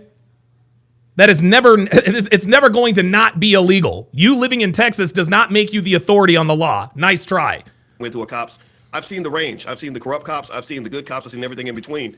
And didn't mean to jump in and interrupt you on that, but I'll say that, no, when I saw the way George Floyd died, I wasn't happy with the way George Floyd was eulogized or sort of. Yeah, there it is. Yeah. Trey the NBD says now he's tap dancing. Yep, there he is. Elevated into this symbolic figure that's supposed to represent black people compared to Martin Luther King and all this other silliness that they did. That was 100% political. So you are correct. And in fact, if you look at George Floyd's criminal history, I can never identify with a black man who would put a knife to a pregnant woman's stomach. I'm not going to align myself with that. Okay, so then why did his death traumatize you? So to your point, what Fuck I outta can here, identify man. with is that I've known men who were not terrible men, who made mistakes when they were young, who then spent 25 years in prison, and that was too much, right? So the disparities are real, but the George Floyd incident, not only was that an inaccurate portrayal of the experience of most black men, but it also didn't accomplish anything. It just achieved just enough symbolism for the Democrats to get their votes. And 2BJ Jones says, I have way more nigga fatigue than white people because I grew up in Memphis, a city infested with them. I knew this was a long time coming. I'm trying to tell you. That's the part that ends up offending me. So my apologies for interrupting you. No. My voice isn't nearly as important today as hearing from you all. Virgil, you go ahead and chime in here on the questions I've asked for so far and any reaction to any of it. No, I think you're spot on. One of the things that I agree with what Anton said, and I think it was really Chris Rock back in, I think it was 96 in his comedic sketch where he talked about, you got black folks and then you got the N-words. Yes, sir. And the N-words are always. There it is. There it is. There it is. Chris Rock told us this back in the 90s, man. There was a civil war going on in the black community, and it's between black people and niggas. And I hate niggas. Is the ones who mess things up for everybody else. You go to the barbecue, everybody's having a good time, and then the N-words show up, and then they wreck everything for everybody. That's right. I think that's more of what you're seeing being displayed on social media. And what social media has done is it's really stripped away the veil of that reality. That's Chris right. Rock was talking about it in 1996. But what we're seeing now with the advent of social media is everybody now has a ticket to see the chaos at the picnic table, right? At the barbecue. On the front they get row. a chance to see it firsthand. Yep. And they're sick and tired of it. It was Van Jones who coined the term white lash once Trump got elected. I think what we're seeing in social media is a blacklash. Ooh, It's actually damn! You better preach, Virgil. You better preach. Blacks and whites who are getting sick and tired of every time they open up their social media app, seeing some breakout fight at a Target or something happening at a Carnival Cruise event where folks are arrested. You scroll your feed, and every time you see something chaotic like that, your immediate thought, whether you voice it out loud or not, is there go them, and followed by N-words. There you go. And you keep pressing on. I think it's real. Realm Dweller says Waffle House streaming gone wild. I'm trying to tell you. It's a reality. I understand the desire to separate it from black culture or black people altogether, because not every black person acts like that. Not every black person is engaged in that kind of behavior. There are some of us the vast majority, who are dignified. And you're seeing because of, again, the proliferation. And again, guys, it's not most black people. It's not all black people. It's not most black people. It's probably not even half of black people, but it's enough. It's enough. Social media. That's why this is a problem. It's enough of them. A disproportionate amount of black people act like niggas. That's why we have this hashtag black fatigue. Yeah, you get a first-hand view, you get a front row seat to the actual chaos, and that's what actually gets clicks. But I also think, and I'll be brief here, I also think we as a culture, as a group of people who see these kinds of things, have to bring shame back. and dude, have to real bring shit. shame back Facts. into the culture as something that's a Facts. course corrective for bad behavior in culture. We need to be the ones at the front line of saying that is ghetto, and we don't accept it, we don't agree with it, we don't believe it. That's not how we're wired. We need to do better, and we need not to be so frightened when others pick up on it. Whites, Hispanics, and other cultures pick up on that same kind of rhetoric, because it shouldn't be about you being able to act crazy because of the color of your skin. You should be called to acting rightly and acting in a socially cohesive manner with the rest of society. Woo! Wow. Shamika, facts. I want to ask you this, and you can respond to anything you. Yo, Shamika Michelle, Don DeMarco. I love this woman. Yo, listen, if you guys, if and I know a lot of you guys are probably going to subscribe to Jason Whitlock. Dude, I've been aware of Jason Whitlock for like 20 some odd years. I've watched him since he was on ESPN. I've watched him since he was on ESPN. Bruh, Shamika Michelle is a fucking real one. She is a real one. You've heard so far, but I get the Chris Rock bit, and I get the argument that, hey, there's black people and there's ninjas. Niggas. But He it said feels ninjas. like black people spend a lot. He said ninjas. That's funny. Energy defending ninjas. Thank you. And Thank you. Let me rewind that. Yo, Jason Whitlock is he's already dropping bars. I get the Chris Rock bit, and I Jay Blaze says Shamika's a badass. Yo, dude, this bitch right here is a real one. Please believe. get the argument that, hey, there's black people and there's ninjas, but it feels like black people spend a lot of energy defending ninjas. Thank you. You better tell it, Whitlock. You better tell it. You better tell it. Too many black people are defending this nigga behavior, y'all. And while still trying to distance themselves from Roland Martin is bad news. He is absolutely a race baiter. He is a race baiter of the highest order. them, but it's like there's a part of that ninja culture that we all want just enough in us. We want to. Oh, Devin in the chat. So Devin in the chat just gave me the update. I can't believe I've been live streaming. I've been live streaming all day. We're going on 5 hours. Tatum ruptured his Achilles surgery. God, that was heartbreaking. That was heartbreaking. And I knew it as soon as he went down. As soon as Tatum went down and started grabbing at his Achilles, I was like, yep, that's it. That's a wrap. That's a wrap. And Tatum is usually pretty durable. I can't remember if Jason Tatum has ever been hurt. I can't remember if Jason Tatum's ever been hurt, but he is now, man. So shout out to Jason Tatum, man. I know every rap song that denigrates us. We idolize every rapper that denigrates us. Yep. And so there seems to be an And check this out. Check this out. There are probably in the black community, there are probably more murals of Tupac than Martin Luther King. Tell me I'm lying. Tell me I'm lying. In the black community, in the hood, in the ghetto, in the nigga community, we have more memorials for Tupac than MLK. Eric Gardner says, what's with all these ruptured Achilles tendons? Eric, it's simple. Players are bigger, faster, stronger, man. Players are bigger, faster, stronger. The amount of force that it is the amount of force required to be an athlete in any sport, it's a lot. It's a lot. Affinity and a natural instinct to defend ninjas at every turn. Straight up. That's how you end up with statues of George Floyd and this belief that, you know, he was just this harmless guy that got killed by Derek Chauvin. And so there seems to be a reluctance from black people to distance themselves from ninjas. Thank you. I agree, Jason. I think that what it is there's still this idea that we don't want white people to know what's going on. So there's this not necessarily defense. No, the fuck you didn't. Tell him, girl. I know it comes across that way, but don't tell anybody it exists. Let's not pretend like this is real. Shh. Let's keep it quiet because there's this idea that it'll make all of us look bad. I agree with Virgil when he says it's time to get back to shaming them. It's time to shame those, for me, in the grocery store, in their bonnets, in their pajama pants, in their being loud, in their not carrying themselves with dignity and class. Scanner DK72 says overpaid and overhyped. I disagree. Athletes aren't paid enough. Athletes aren't paid enough, y'all. Skinner DK72, if you knew how much money these owners make, you would retract that statement. You would retract that statement. Athletes are not overpaid. If anything, they're underpaid. Let's go. The way I'm used to my grandparents and great-grandparents carrying themselves. We have to start calling it out. But as you are well aware that when we do that, we're told we're coons, we're Uncle Tom. There you go. We have sold out. That's the idea. And every group of people has a lesser group. Like, we understand that white people have white trash. Absolutely. The thing is, though, they don't go around authenticating themselves Woo! according to the white trash. Oh, my God. Oh, my God. God damn. God damn. And that's what we do as black people. If you don't have a certain amount of hood or degeneracy, or you don't celebrate it in some way, they'll say you're not real. You're not keeping it real. You're not authentic. You're not a real black person. And I think that's where the problem is because they actually try to use that to legitimize the... Yeah, Sean Moore says, everyone says athletes are overpaid, but I challenge any of them to play at the same level those athletes play. Listen, here are the facts. The less, how can I put this? The less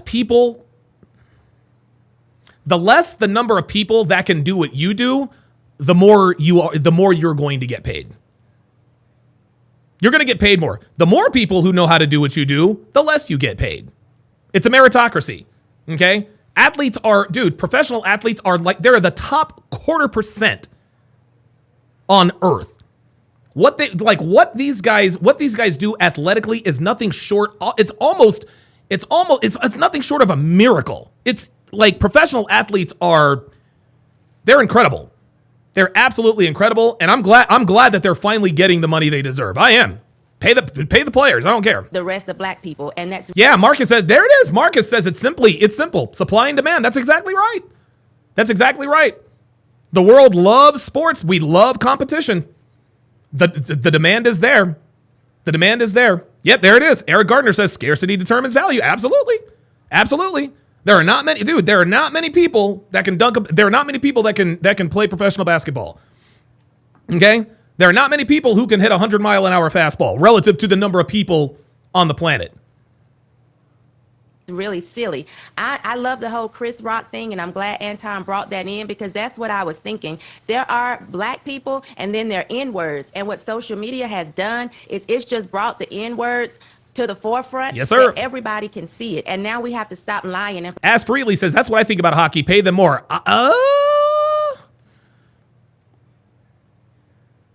Yeah, you know what's interesting? Hockey contracts are, I think, hockey contracts are really not that big. They're really not that big, but hockey's not that popular. I mean, it's popular enough in America. Most hockey teams are based in America. I don't know. Yeah, maybe Gary Bettman and the NHL. I'm assuming the NHL has a union like baseball. But maybe that's true. Pretending like it's not a thing because it is a thing, and it's no longer don't tell anybody what's in our home. Everybody can see it. Yeah. Ooh, Ghost User says Olympics was literally about mankind trying to make themselves closer to the living embodiment of their gods. Athletes are meant to be the humans that exemplify humanity physically. Wow. Yes, that's why Mount Olympus, Zeus, Achilles. Well, Achilles, right. Exactly. Anton, we'll circle back to you. Scanner DK72 says, I'd rather excel academically. Okay, Scanner, so now you're just going to virtue signal? Now you're just going to, you'd rather excel academically. So let me ask you a question, Scanner. Would you rather be a cleanup hitter in baseball making $50 million a year, or a Rhodes Scholar who's a theologist at pick a school? Yeah, that's what I thought. Don't be a hater, man. Don't be a hater. See, guys like Scanner DK72, those are haters. Those are haters. Anybody who says athletes are overpaid and overhyped, nah, man, that is envy. That is envy. That's exactly what that is. You are jealous of professional athletes. Don't sit here and act like you'd rather excel academically. No, you wouldn't. You'd trade places with LeBron James tomorrow if you could. Fuck out of here. And I'll tell you this. You'd rather excel academically? That's cool, because there are a lot more academics than professional athletes. I said it. There are a lot more academics. There are a lot more academics than there are professional athletes. So you can miss me with the hate. You Trying to hear that? to whatever Fuck you out of want here, to, man. But I do want to ask you this follow-up. and the rest of you guys marinate on it because I'm going to ask you as well. So if there's something you want to respond to, go ahead and do that tightly, and then respond to what is the root cause of the dysfunction that we see over social media. Shit. Oh, and my in our God. communities. Yes, sir. The lack of fathers. What's the root cause? Can you guys hear me well now? Can y'all hear me better? Yes, sir. Okay. Yes, sir. So, first of all, I think that the root cause is a destruction of our homes and a destruction of our families. Yes, sir. When you couple that with feminism and the fact that we've even Damn. There it is. There it is. Anton already bringing in the red pill. Let's get it. championed, and I'm gonna just be very, very frank, when we've put women at the forefront of who we are, which I'm scripturally based, I don't even believe women belong on a pulpit. Straight I don't up. believe that. Facts. I hate when I hear people say that we need a partner instead of saying that I want a husband or I want a wife. When we've spent so much time pedestalizing, catering to, and trying to champion to a group of women that will sit there and throw in front of your face that they are the most educated, when in reality they're the most enrolled and the most in debt, and they're the most. Yeah, black women are not the most. Yo, check it out. Black women are not the most educated group of people in America. They're the most accredited. Affected by what we see happening on March 6th, or I'm sorry, May 6th. Tabasco's K9 Academy says you don't want to cross swords with Donovan. No, I don't want to cross swords with anybody. I will I will never use that term again, man. With them now getting garnished and their wages are being removed as a result of them being the most educated. Yeah, Villatube says, I personally don't think athletes should be paid as much as they are. What value other than entertaining is it providing? And entertainment is a clever way of distracting the masses. People pay for this entertainment, man. People go to these games. The reason why athletes make the money they do is because we buy the product. We buy their jerseys. We watch their games. We patronize their advertisers. This is what we do. This is what we do. Dude, I've been a sports fan my whole life, man. I've been a sports fan my whole life. I mean, listen, is it a shame? Is it a shame that teachers don't make as much as professional athletes? Absolutely. But guys, we don't get in front of our television sets at 10 a.m. every Sunday morning or 1 p.m. at 1 o'clock every Sunday afternoon to watch teachers teaching. No, we want to watch our gladiators. We want to watch our heroes. We want to watch superhumans doing superhuman things. That is very much entertaining. And yes, entertainment is supposed to distract the masses. That's what it's there for. Sports for me is a getaway. When I watch sports, I don't think about the problems of the world. It's the getaway. Like, dude, for 3 or 4 hours a Sunday, I get to not worry about what's going on in the world. F1 racing, dude. Me and Devin, Devin and I, we are F1 nuts. We are F1 fanatics. Dude, we eat, sleep, and drink that shit. Abso-fucking-lutely. Max Verstappen makes $65 million a year. You want to know why? Because he's the best goddamn driver in the world. That's why. Yeah, right. Yeah, Gully Blanchard says people in the chat crying about capitalism. Right. Dude, the money that professional sports, the money professional sports generates doesn't just come from nowhere. It comes from us. This is why the reason why the WNBA is irrelevant is because nobody cares. Nobody wants to watch. That's what this is. Yes, it is supposed to distract the masses. I totally agree, and I'm here for distractions. Realm Dweller says, I'd rather watch the best welder in the world. Stop the cap. No, you wouldn't. And curriculums that we don't even need in society. The minute that we started following them to the polls, the 92%, and we started acquiescing over to them and started telling them that they're the queens of the earth instead of holding them accountable for following white women into feminism, which hijacked the civil rights movement. And then at the same time, they went and got a bunch of gay best friends so that they can then have the alphabet community hijack that movement, and we started championing it, which the long-lasting legacy of our president. Hoon 1620 says sports led to the fall of Rome. Dude, that that is the dumbest fucking thing I have ever heard in my life. That is the dumbest fucking thing I have ever heard in my life. Sports led to the fall of Rome. You have got to be kidding me. You have got to be kidding me. Oh my God. Oh my God. Oh my, dude. Yo, dude, you honestly, man, dude, I'm sorry. I gotta ban that, dude, that's the dumbest shit I've ever heard. You're up out of here, man.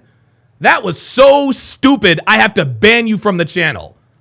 That's the dumbest, dude. That is the dumbest shit I have ever heard in my 47 years on this earth. In my 47 years on this earth.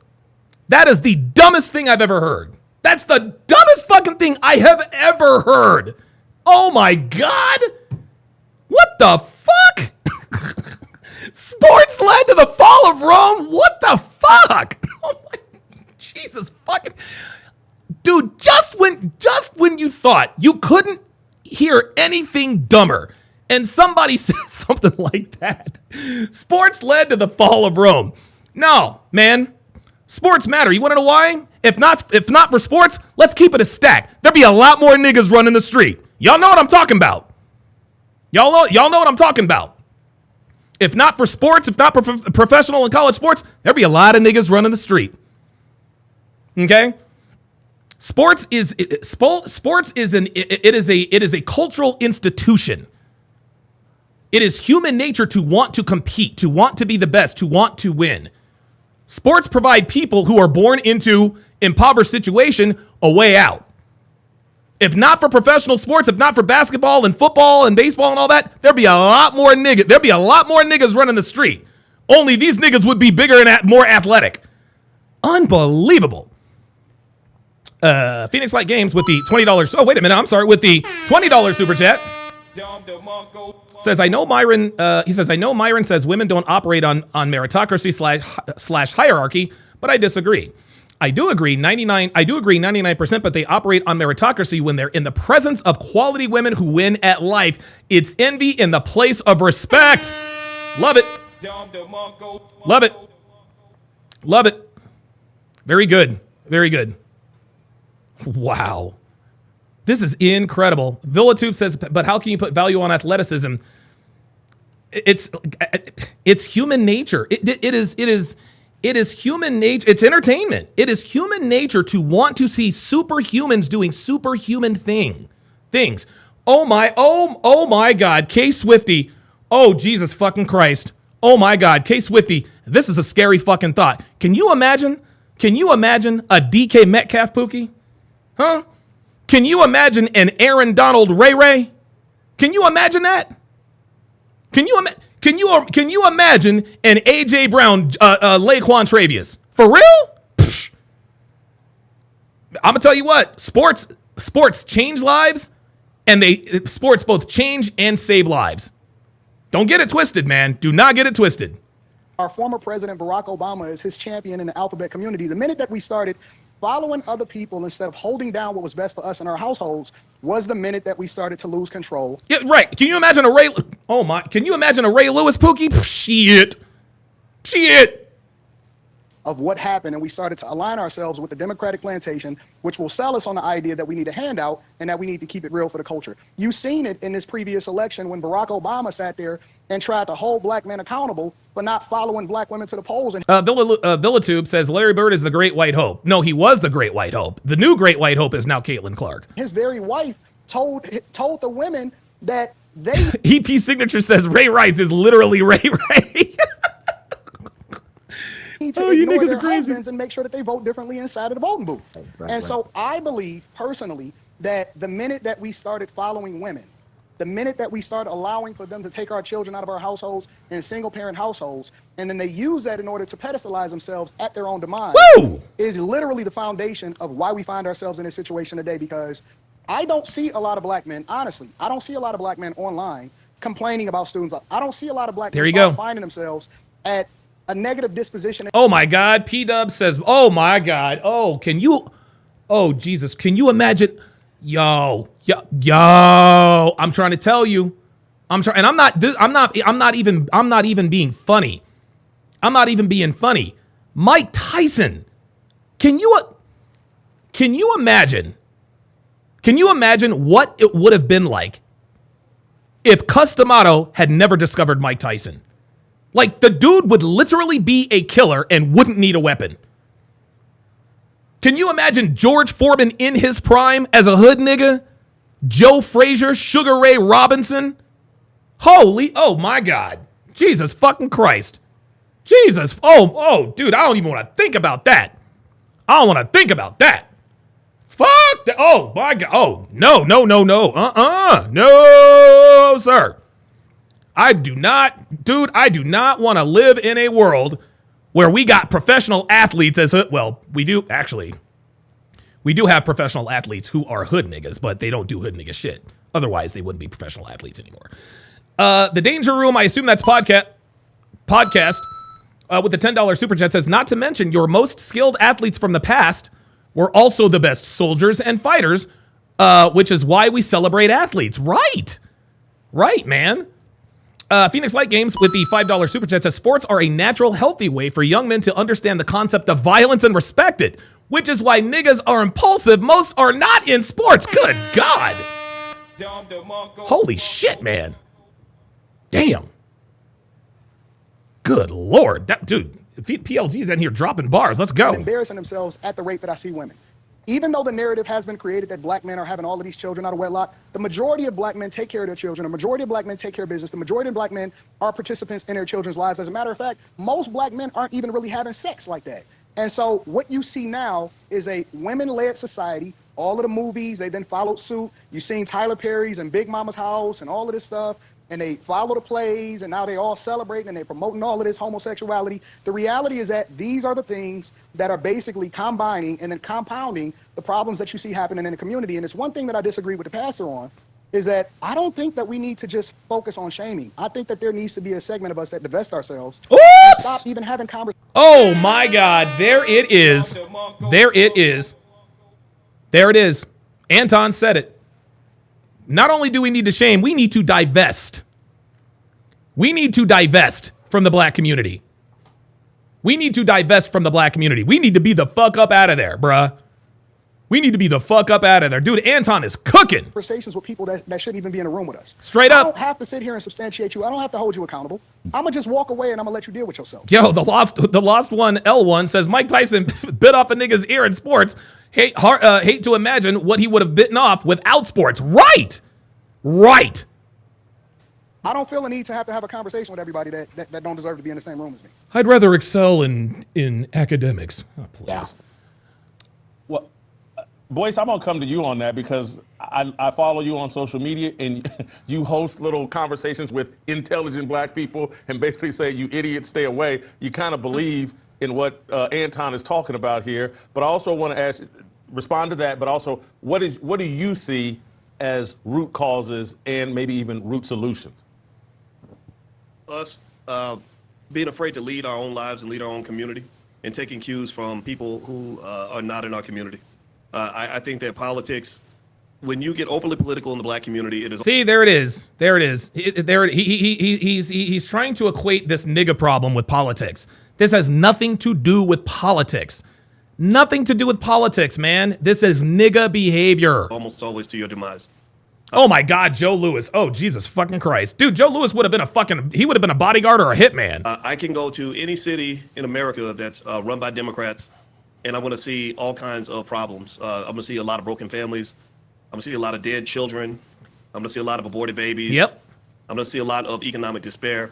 I'm going to see where the majority. Woo! Kevin Murray says, Tommy Sotomayor said this over 10 years ago. The talented 10th should separate amongst themselves and create the talented 20th. Wow. That is incredible. Snickle Frickets, it sounds to me like you don't really like Mike Tyson. Sounds to me like you don't really like Mike Tyson. And you said he went to prison for rape. Yeah, Mike Tyson absolutely got screwed over. He did not rape Desiree Washington, and we all know it. The children. Oh my God, Jesus fucking Christ. Mr. fucking T. Oh my God. Can you imagine if Mr. T was a hood nigga? Oh my goodness. Yeah, sports matter. Sports matter. Take that nigga to practice. Children in those districts can't even read. Don't take him to the hood, Mom. Take him. Yo, look, check it. I got some advice for all you black single mothers out there. I got some advice. I'm not a black. I'm gonna give you some advice. I'm going to give you some advice here. Okay? Don't take that nigga to the hood. Take his ass to practice. Don't take him to the store. Don't take your son to the store. Take his ass to practice. Sign that nigga. Dude, make that nigga play football, basketball, baseball, whatever keeps him out the goddamn streets. Real shit. Oh my God, Mark Henry. Dude. Man, dude, thank God for sports. Can you imagine if there were no sports? Can you imagine if there were, oh my God, Bo Jackson, who may very well be one of the greatest athletes of all time. Jesus fucking Christ. Oh my God. Dude, Terrell Owens. Bruh. Dude, thank God for sports, man. Because if sports didn't exist, we would live in a very different world. Read at grade level. This is not new. If you read books like Powernomics by Dr. Claude Anderson, he'll tell you that this has always been by design in America. Now, here's the issue, though. Just because I choose not to be a Democrat don't mean I'm running into the arms of the Republicans. I have followed Donald Trump very closely. My doctor's in finance, so I've always known about the financial leaders of this country. Anesthesia New York says Latrell Sprewell. Yeah, he actually choked his coach, PJ Carlesimo. And he's been one of them. I have a certain amount of admiration for what he's accomplished, but I also... Oh my God. That dude, Lawrence Taylor, dude, primetime, like, dude. I'm telling you guys, this is not hyperbole. This is the truth. Listen, I want you guys to understand something. Athletes are literally superhumans. They're superhumans. It's almost like they're a different species. Man, has anyone ever been to an NBA game? Right? If you want to, how can I put this? 'Cause I've been to several Sixers games. If you, Villatube says Arnold Schwarzenegger. No, we're talking about hood niggas. We're talking about black people. If you want to know, if you want to get a feel as to the kind of speed and just superhuman speed and twitchy, don't sit horizontally and watch them play side by side. Watch them play from right under the hoop. From that point of view. On the court, watch them play right under the hoop. Guys, these are super people. Literal supermen. Man. I'll tell you a quick story and then I'll continue with the video. My favorite sport growing up was baseball. That was my best sport, right? I played baseball. I played baseball. I think the first time I played baseball, I was 6 years old. It was actually T-ball. Then I was really good. I was in Little League. I was always the best player on my team by a mile. I made the varsity squad as a freshman. Guys, I made a varsity squad as a freshman. This is how good I was, or so I thought I was. We moved from Hawaii to Oklahoma. Right? And I go to Altus High School. Made the varsity squad there too. It was me and another kid named Marcus. We were the best players on the team. I was the center fielder. He was the left fielder. He and I were the best hitters. We were the fastest, the highest batting averages, home runs, all that good stuff. Okay? One fateful afternoon, and I had aspirations of becoming a professional baseball player. I wanted to be a Major League Baseball player, and I thought it was inevitable. I thought I was always the best player on every team I played my entire life. Until one afternoon in Hobart, Oklahoma. We go up against this school called Mangum High School. Mangum High School had this sophomore kid, dominant pitcher by the name of Braden Looper. Do not forget that name, by the name of Braden Looper. We knew we were playing against Mangum High School in Hobart, Oklahoma. But Braden Looper wasn't the starting pitcher that day. Somebody else was. And we jumped up on, dude, I think we were up 12-0. I think we ended up winning that game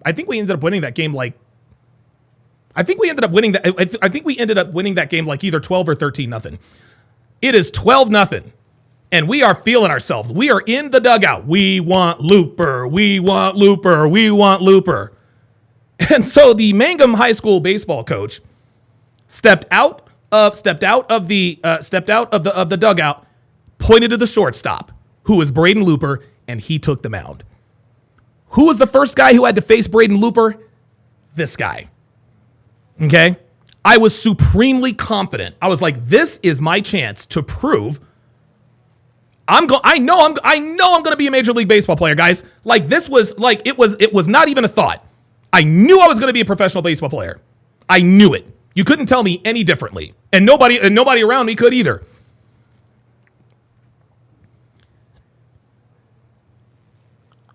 So I watch him warm up, and I step in the batter's box. The first pitch he threw me,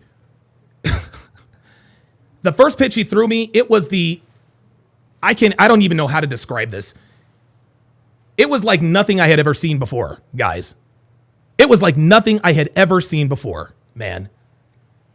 Okay? The ball literally disappeared from his hand and reappeared into the catcher's mitt. I swear to God, because I didn't fucking see it. I didn't even see the ball. Didn't see it. I was like, holy fucking shit. There you go. There it is. Yep, do some diff. Braden Looper, born October 1974. I'm trying to tell you. Look him up. He went to Mangum High School in Mangum, Oklahoma.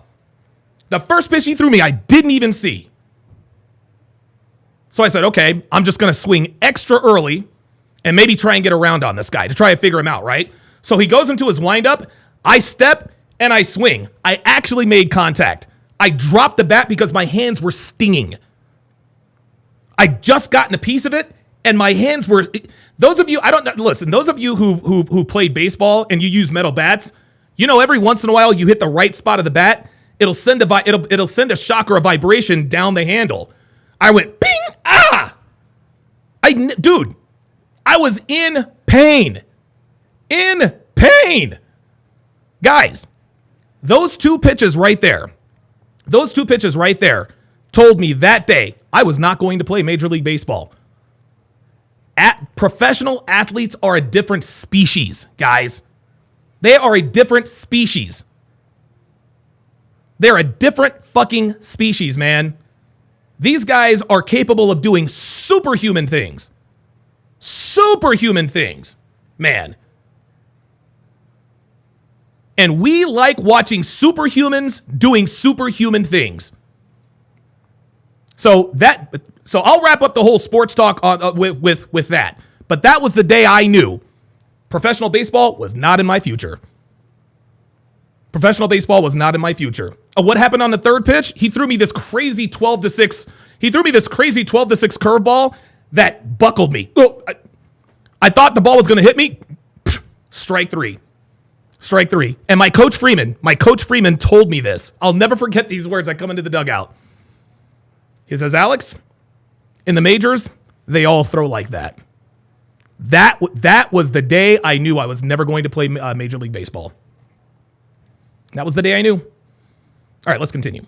No, I've never been deluded into believing that this man or any of his friends cares anything about me or my family. I have never seen anything to say. Yeah, I'm 6'2", but I was a skinny kid in high school. Otherwise, other than to say that when it comes to me and my family, that is my responsibility. And I also will say this. I'll say that in terms of how that plays out, I think that I can speak as a black man and say that we cannot disconnect ourselves from having played some role in what is the obvious destruction of some elements of our community. Okay, and what? So it's our fault? Well, you're blaming us now? Oh, I got somebody that's pulled up. Hang on, let me...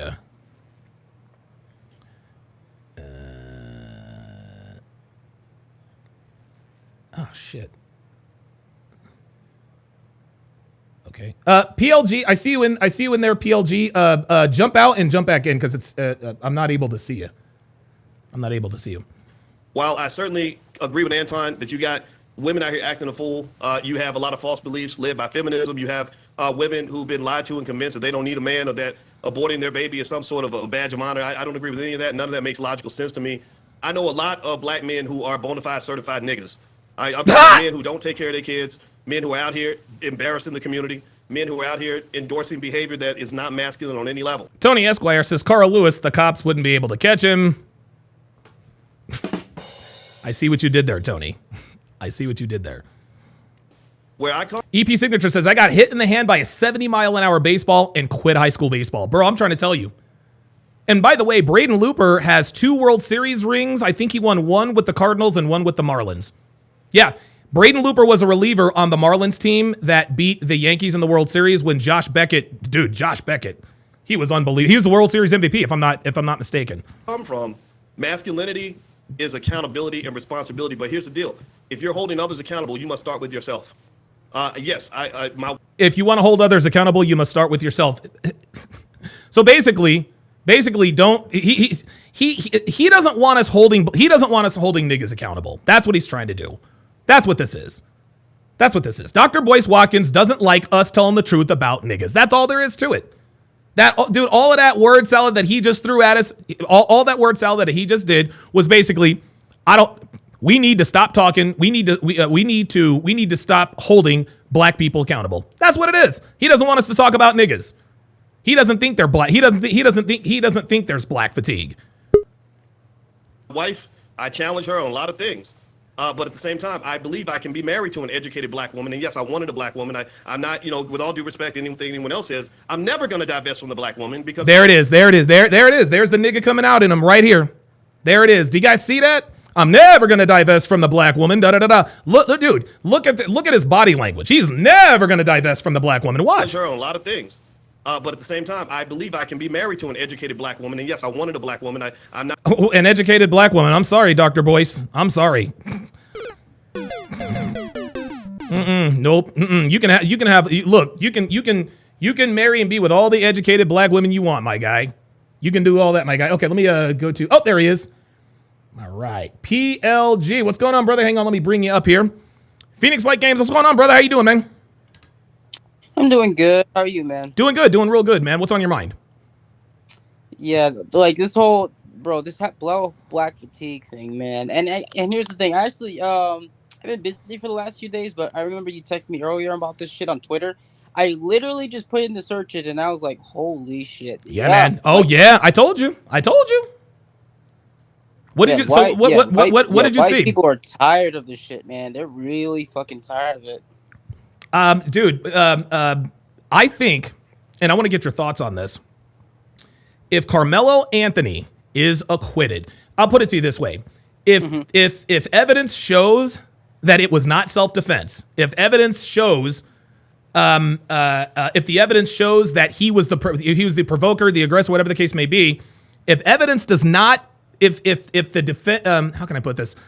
If the defense does not meet its burden of proof, guilt beyond all reasonable doubt, and Carmelo Anthony is acquitted, I believe we may very well be on the precipice of a second civil war. What say you? Yeah, definitely. I wholeheartedly agree, man. Yeah, this is if honestly, if you want my opinion, I think Carmelo Anthony case is going to be at the foundation of a new modern day civil war. It is going to be the watershed moment. It's going to be a watershed moment, man. O.J. Simpson, that was the trial of the century, okay? Mm-hmm. The Carmelo Anthony, it is going to be the trial of the millennium. And I am not kidding. As far as the United States, that is going to be the trial of the fucking millennium. Because if he's acquitted, that sets precedent. And white people literally are going, it is going to be open season on white people. Yeah, we're seeing it. We're already seeing it. Seeing evidence of now, it's getting out of control and shit. And now white people are gonna start fighting back. Yep. And again, and all those people in the chat are saying like, oh, it's gonna be a race war between blacks and whites, and how black people are so much superior than white people and everything like that. Yeah, they ain't going toe to toe with us, bro. Well, yeah, the average black man does have more testosterone than the average white man. Yeah, that's a fact, but. Again, we're the minority. They're the majority. Yeah, and they're not going to try to fight us, PLG. Nah, bruh. They are taking us out. They are taking us out with the you-know-whats. Yeah. Yeah, they're taking us out. But that's not a war. That's not a war. That's not a war we can win. And honestly, and to be honest, man, niggas just want the war just to have it. They don't have. They don't want. There's It's a no culture of death, justifiable dude. reason for wanting war. Niggas just want war because it feels good to say, yeah, we want to kill all whites. Yep. Like what white people. If white people were gonna justify their reasons for saying that we need to have a civil war. And here's the thing, bro, as a black man, it really sucks that I have to say this. They're going to have more justifiable reasons and as to why they're starting a civil war than black people will. No, I totally agree. Thanks for checking in. Oh, one more thing. Oh, okay. Yeah, I'm sure. sorry, one more thing. No, go ahead.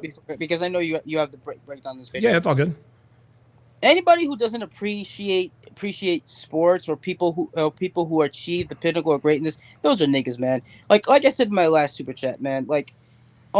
The reason why niggas are so impulsive and are so prone to violence is because they don't have a concept of it. Most niggas are not put in sports at an early age. I was put in all sorts of sports when I was younger. Right. Baseball, football, even martial arts or anything like that. I have a healthy respect for violence because I was put in those and yeah, sports are just it's like fancy etiquette fighting, if that makes sense. Yeah, no, you're right.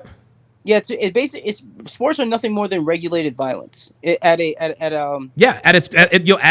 core, it is regulated violence. This is especially combat sports. You can't just get in the boxing ring and fight. No, and see, this is I'm glad you brought that up.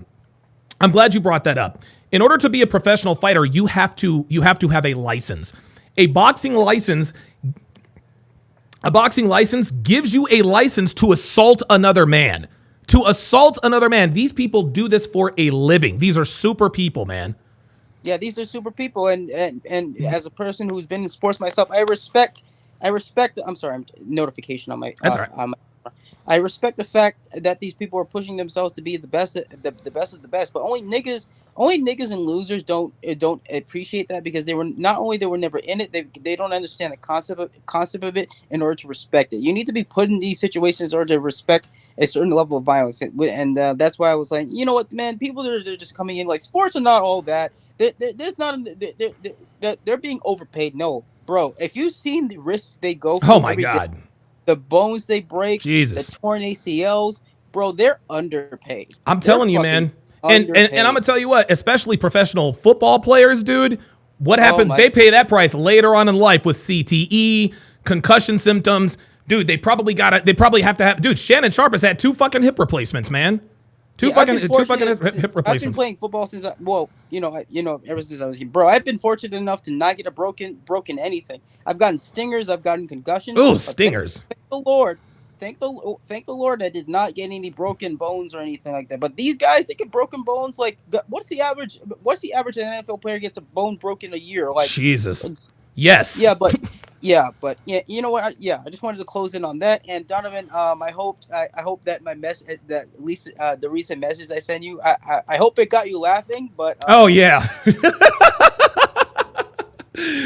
Phoenix Light Games. Let me give you a Don DeMarco, man. You're spitting bars today. No problem. Appreciate you. And again, if you want to read my message to the chat, hopefully that'll get them laughing too. Okay. In case, so yeah, but yeah, I just had to do it because I was like, damn, I gotta provide value whether I'm sober, I'm pissed, sad, or even high. So it is what it is, man. PLG in the house, man. Appreciate it. Okay. I've got a super. I thought I missed a super chat. Oh, I thought I missed one earlier. Yeah. Oh, I'm sorry. EP Signature said most people who talk shit had never been in a real fight before. Absolutely. J-Pot says both of my nephews tore their ACLs in high school sports. Man, that's unfortunate. Okay, let's go. With all due respect, anyone. And I don't think. Listen, if you're not a sports fan, I don't think that makes you a nigga. I don't think it makes you a nigga if you're not a sports fan. Listen, not everybody likes. Matter of fact, most people don't like professional sports. But you have to. You don't have to be a fan of sports. You don't have to be a sports fan. You don't have to be a sports fan to respect the athleticism, because these people accomplish things that only the top 0.25% of the entire human population can do. Mel says, I'm never going to divest from the black woman because the there black woman gave me life. That's just. I'm never going to die. I'm never going to divest for the black woman. The black woman gave me life. So you see that? Because the black woman gave him life, he feels obliged to be with the black woman. See that? See that? He's another sonsman. He's another sonsman, man. I'm never going to divest from the black woman because the black woman gave me life. Bro, that's an L. Dude, that's an L. That's an L, brah. That's an L. EP Signature says Jason Tatum tore his ACL the other day trying to be the best. Well, no, he ruptured his Achilles tendon, but yeah. I'm 10 toes down with it. I'll go down with the ship. But at the same time, though, and down with the ship, you will go. I'm not following any trend. I'm going to love the hell out of my wife, raise the hell out of my children, handle things on my household, economically, educationally, and otherwise, because I've never been convinced at any point in my life that white folks are sitting around worried about me and my kids. My guy, white folks don't give a fuck about you and your kids. They're not supposed to. What the fuck is this nigga talking about? Wait a minute, what? Hold the fucking phone, man. Hold the fucking phone. Raise the hell out of my children, handle things on my household, economically, educationally, and otherwise, because I've never been convinced at any point in my life that white folks are sitting around worried about me and my kids. The fuck? So this nigga's pissed off that white folks don't give a damn about him and his kids. They're not supposed to give a damn about you and your kids. Hell, other black people don't give a fuck about you and your kids. What is this nigga talking about, man? In fact, I don't think they should be because I'm not worried about them and their kids. See that? See, he caught himself. He caught himself. Did you see what he did? You see what he did? Look, he caught himself. He caught himself. He caught himself and he backed off. Just like when Bean said, when I asked him that question, what would you have to see to be convinced of Carmelo's guilt? He said nothing because I already know he's guilty. That made no sense. That made absolutely no sense. Dude, I asked Beans that question 3 separate times. 3 separate times. And finally when he answered, he said nothing. Oops, I fucked up because I already know he's guilty. Made no sense whatsoever. He's going to do the same thing here. Watch. I'm going to love the hell out of my wife, raise the hell out of my children. See, I'm going to love the hell out of my wife, raise the hell out of my kids. Guys, this is an angry black man talking. This is an angry black man talking. Yes, he is educated. Yes, he is wealthy, I would assume. Yes, he's a pastor, whatever the case may be. This is an angry black man, guys. Dude, who the hell says I'm going to raise the hell out of my kids? What the fuck is this guy on, man? Handle things on my household, economically, educationally, and otherwise, because I've never been convinced at any point in my life that white folks are sitting around worried about me and my kids. There it is. He fucked up. I've never been why should white folks be worried? Why should white folks give a fuck about you and your kids, fam? That's what you're there for. That's what you're supposed to do. Now he fucked up and said, well, I can't expect them to. He did the math. Hey, well, I can't expect them to give a fuck about my kids because I don't give a fuck about theirs. This is crazy. In fact, I don't think they should be because I'm not worried about them and their kids. There it is. So yeah. I think nice save there, doctor. We learn these basic lessons. I think we're going to be okay. But when you get caught up in all the politics where somehow you think that a magical politician getting elected is going to change everything, you a damn fool because ain't no evidence supporting the idea that that's ever going to work. And there it is. There it is. He's an anti-Trumper. He's an anti-Trumper. He's an anti-Trumper. Yeah, Ghost User says this man is he's an undercover nigga. He's an undercover nigga. You know what this guy is? You want to know what this guy is? You want to know what this dude is? This guy is a nigga that does the speed limit. This guy's a nigga that does the speed limit. Every once in a while, he'll give it a little more gas. He'll give it a little more acceleration. But yeah, this dude is a nigga that does the speed limit. That nothing more.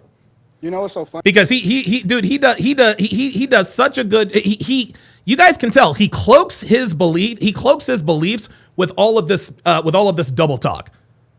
He cloaks his beliefs with all of this double talk. He says a whole lot of nothing and makes a bunch of insinuations that tells us exactly who the fuck he is.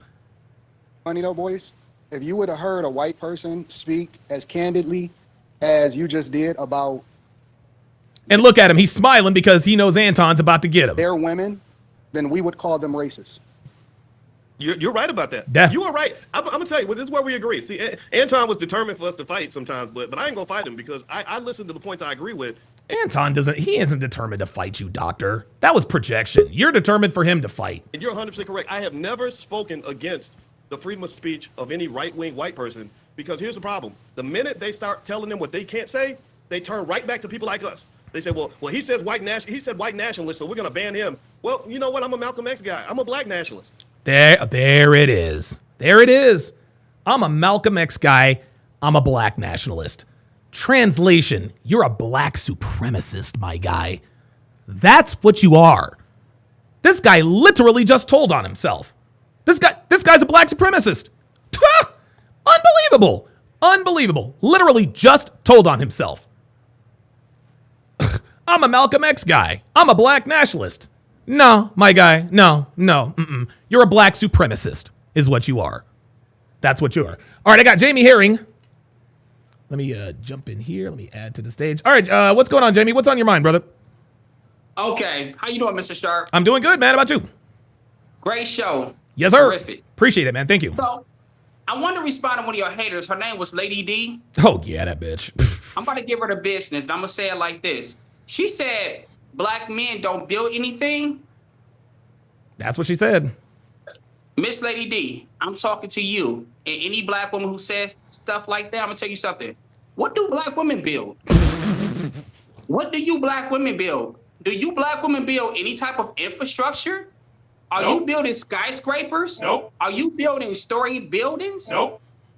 Are you guys building railroads? Nope. Do you guys put cement on the ground to keep our sidewalks well maintained in good conditions without Nope. any potholes or cracks? Nope. Do you guys practice what's called agriculture? Nope. They don't do none of that. Don't do nothing. So what do you build? Oh, wait a minute. Snowdemi has an answer. They do build. They build broken homes. Facts. They build broken homes. Don DeMarco for Snowdemi. Don DeMarco, man. Let me tell you something, black women out there. You would never be better than black men. And I ain't talking Straight about up. the niggas. I'm talking about good character black men. You would never be better than black men. Black women have an average net worth of $5. You are not the most educated women in the United States. God. It's Asian women and white women who are the most educated women in the United States. Black women have the highest rates of herpes. They have the highest rates of STDs. Yep. They have the highest rates of HIV/AIDS in America and in Africa. Yep. And on dating websites, you are the least desired, the least preferred, to the point where black men with money and wealth, they don't want you. No, they do not. Even when we talking about sports, you said something about the WNBA. You know why nobody watches the WNBA? Because you're not good. They can't even do that right. Let me go back to your STD AIDS thing.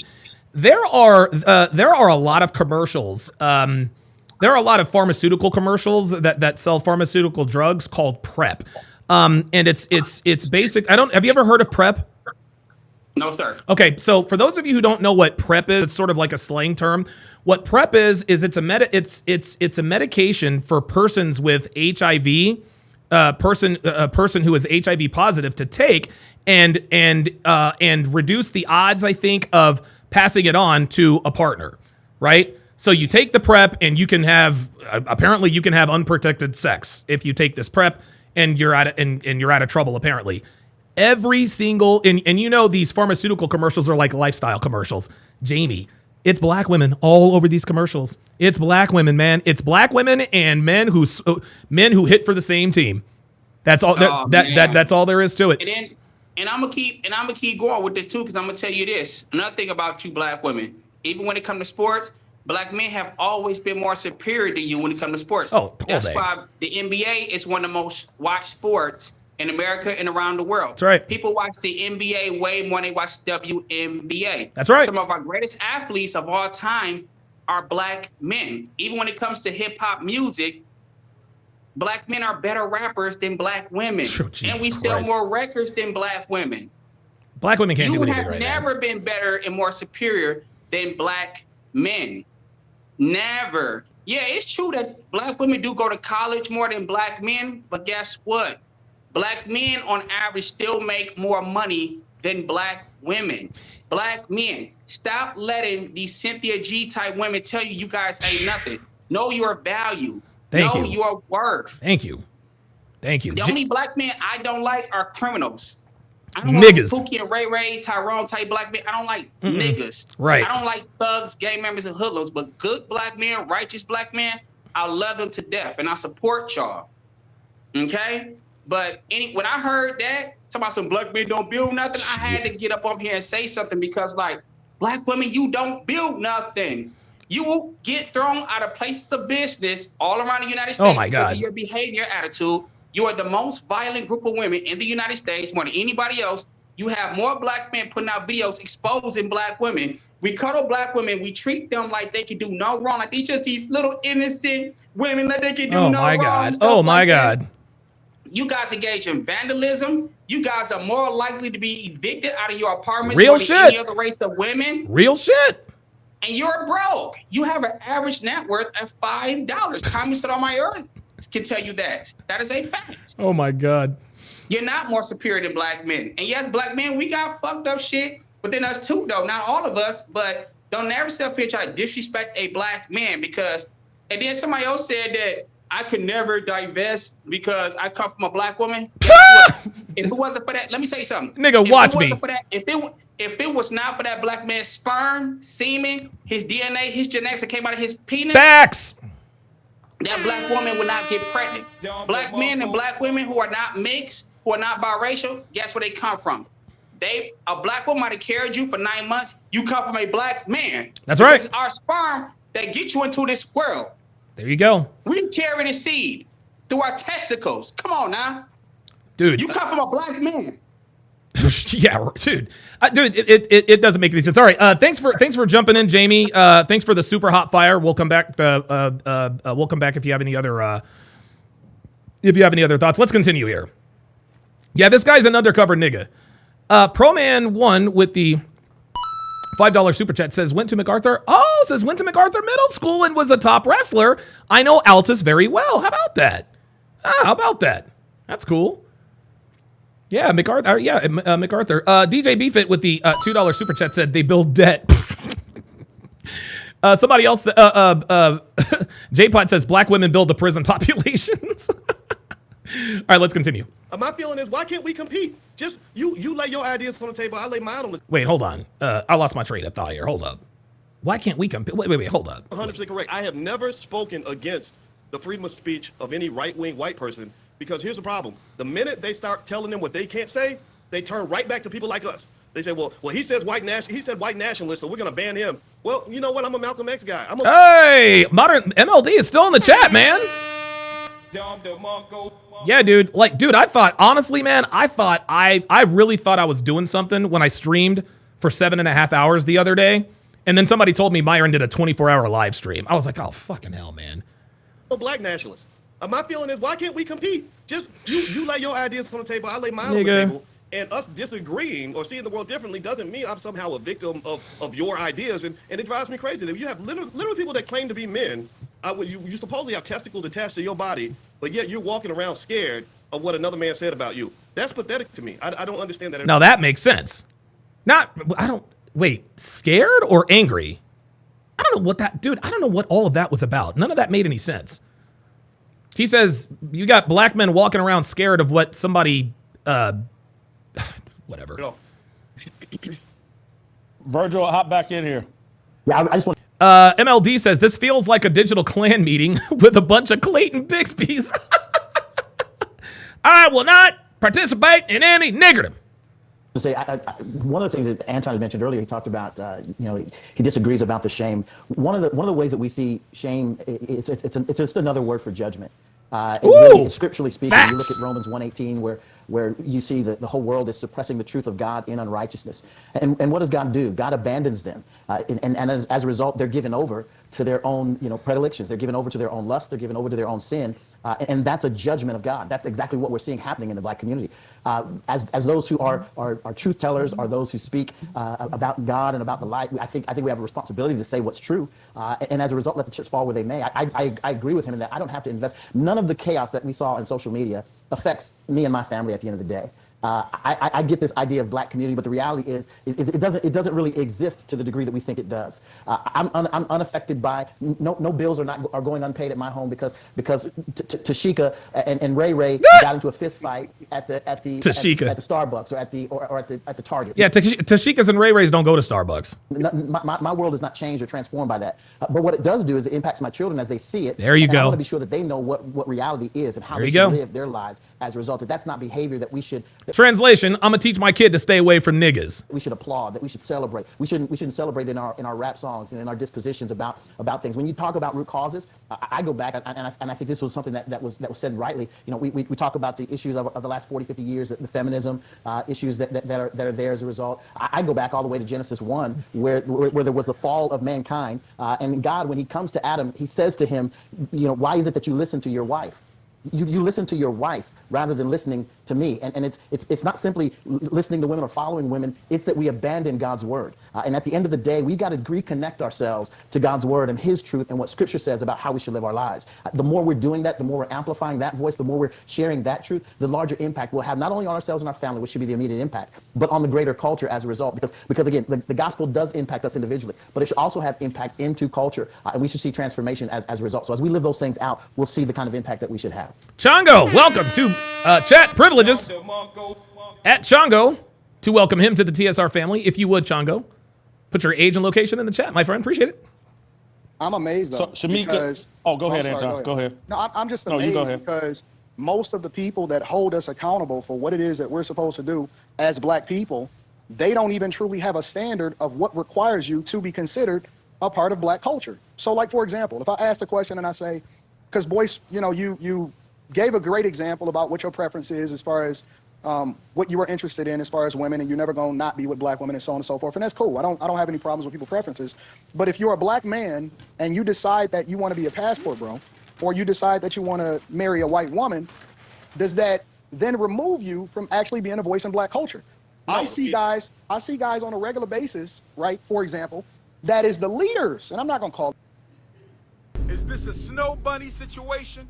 Many names, because it's not my platform, but I see people that have a huge voice in telling black people what they are supposed to do on a regular basis, and they have children out of wedlock, and or they will not even marry a black woman, but at the same time, they hold us to a standard that they don't even live by themselves. I am very confused, and this is, I think, a sentiment that we then see being communicated from white people, and now they are starting to stand up and they're starting to say exactly what they mean, and they mean what they say, and they are saying, no more snow bunnies. Why should we continue to support you or acquiesce over to you or give you a platform? I see that statue over in New York City that actually represents black women, and I think it's an accurate representation of the culture, and then people are getting mad at it because that is how they see you. The director that placed that statue in New York City is a white woman, but their interpretation of what you look like and how you carry yourself is that. And then people will get mad at it because they don't really have a standard in the black community that is truly a reflection of what is good for the rest of the people. So let's go back to how do we even have a culture? But let's go back to what you were saying in the beginning about black men who choose to become passport brothers or marry a white woman, things like that. I think people should marry whoever they want to. And I, as a man, I think you have a right to do whatever is going to work best for you. I can't judge that. Where I think that we can do a little bit better as men is you can go marry your white woman, but you ain't got to bash black women on your way out the door. There it is. There it is. There it is. You ain't got to marry. You can marry a white woman, but you can bash the black woman, but we don't have to bash the black woman. Nope. Sorry. I'm going to bash the motherfucking black woman. I'm going to bash the motherfucking black woman. You want to know why? Because black women bash me. Black women bash people like us. Well, marry your white girl, but shut the fuck up about black people. Shut the fuck up about us. Y'all, dude, I swear to God.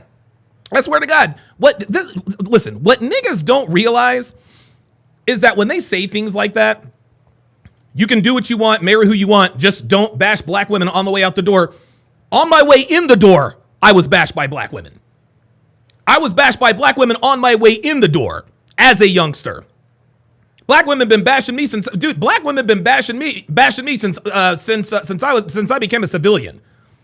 I got called all kinds of names: Uncle Tom, sellout, coon, house nigger, all of that. They laughed and kikied and kiki.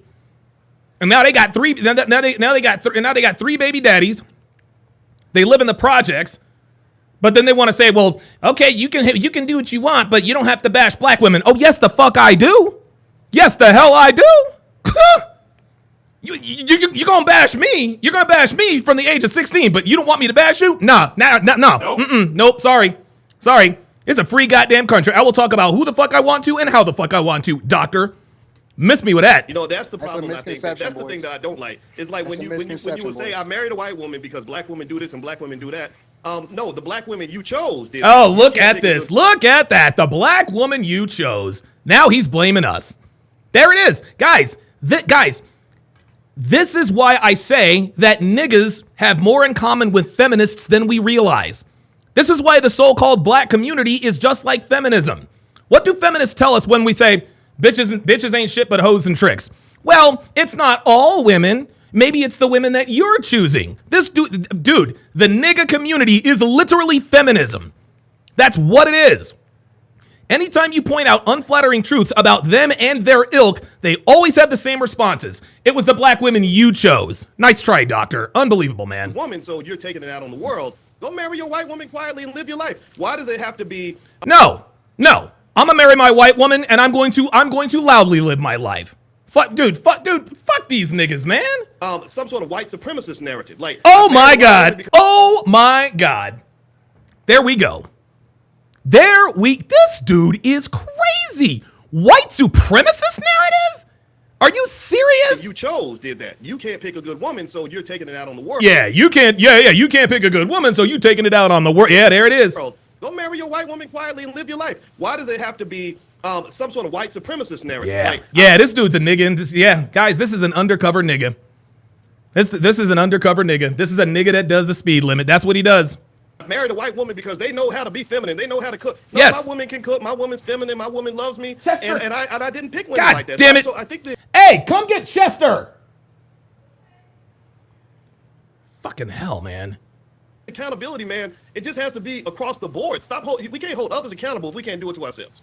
No, that's not true, boys, because you know that if a man appears, I seen Byron Donalds get attacked by Jasmine Crockett for marrying a white woman quietly because he doesn't even bring that to the forefront. But at the same time, that's something that liberals, Democrats, and women jumped on in order to try to attack him instead of having a conversation about policy. There you go. And having a conversation about whether or not he truly qualifies for being there the it governor is. of Florida. So for us to sit here and act like somebody is attacking black women when in reality they bring it to the forefront of themselves, and we're not going to disregard somebody else's experiences. We're not going to act like it doesn't happen in our community. Thank you. And then label it as an attack on black women, because if somebody says that black men are broke, for some reason I don't get offended because I'm not broke. Right. So usually Oh what my you see God. is that a hit dog will holler, and that is the reason why people are. Woo!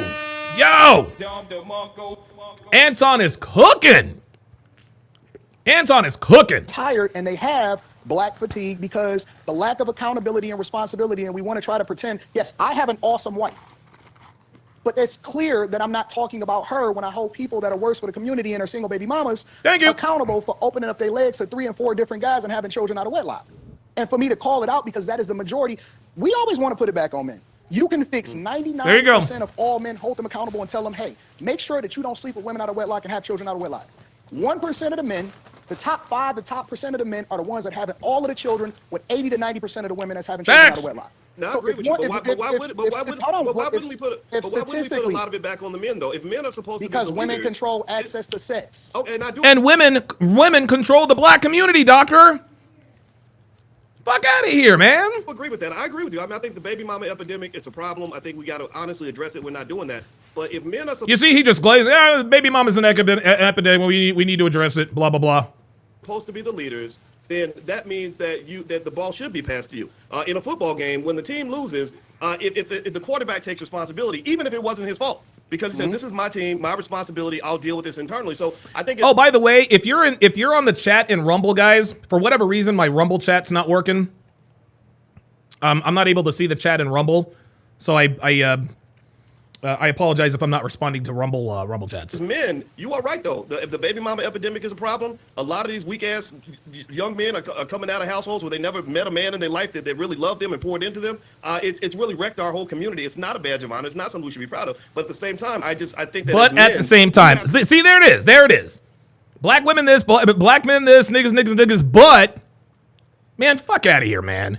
I want to say, start with us first, right? Because here's what I believe about women. I believe if you show up, This nigga is literally blaming men. See? What did I tell you? What did I tell you? What do feminists do? They blame men. What do niggas do? They blame black men. This is what they do, guys. This is what they do. Feminists and niggas have a lot in common. This dude is literally making feminist talking points. And you are a true leader as a masculine man, women will follow that. Lies. I don't think you have to ask for respect. Lies. I don't think you have to command respect. Family court law will tell you differently, boys. No.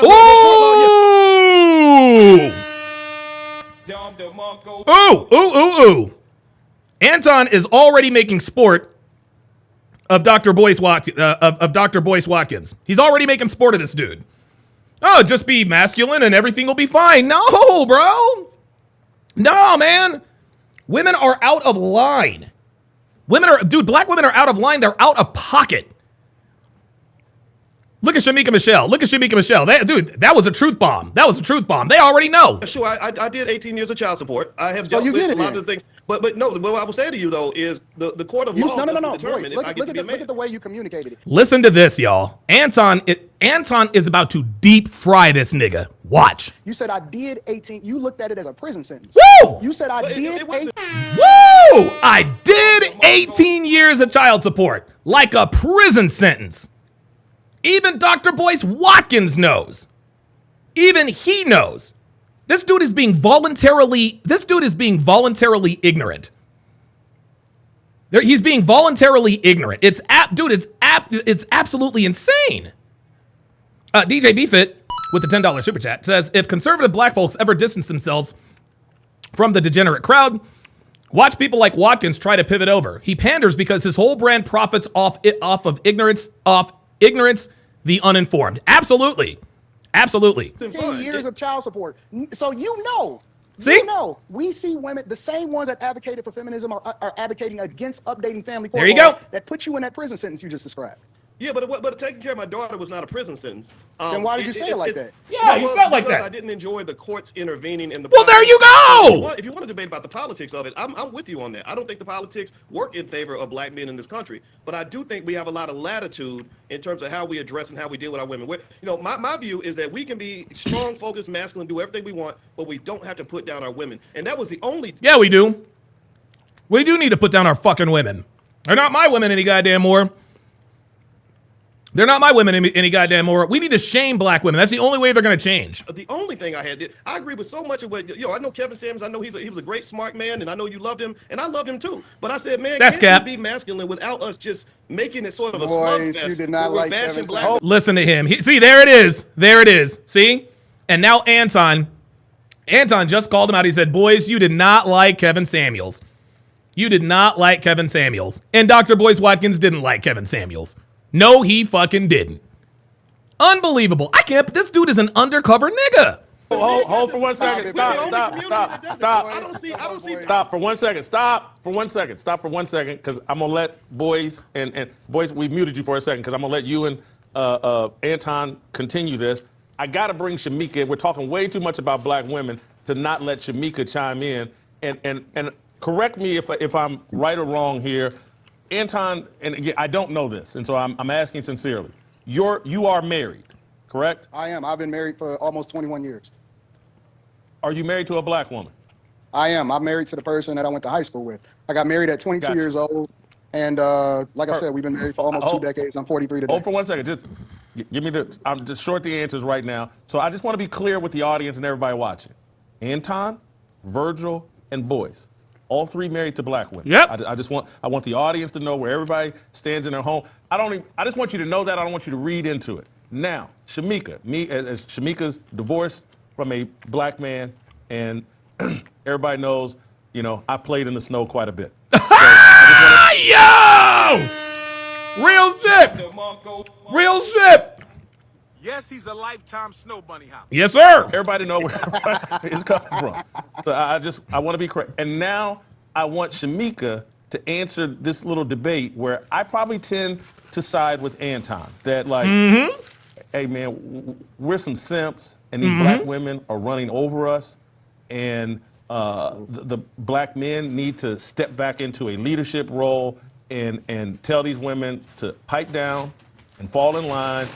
I'm Archie Bunker. There's just no question about it. I'm Archie. I'm a chauvinist patriarch. And that's what I struggle. And because again, if you've listened to my show and listened to me talk, like The reason I'm not married is because I was like, man, I fell in love with a couple of white women, and I just couldn't pull the trigger because I wanted my kids to look like me, and I thought I was going to find this magical black woman. Do you hear this? Jason Whitlock just said he fell in love with a couple of white women, but he didn't squeeze the trigger because he thought that he was going to meet a black woman worthy of being a wife. This man is in his late 50s, still looking.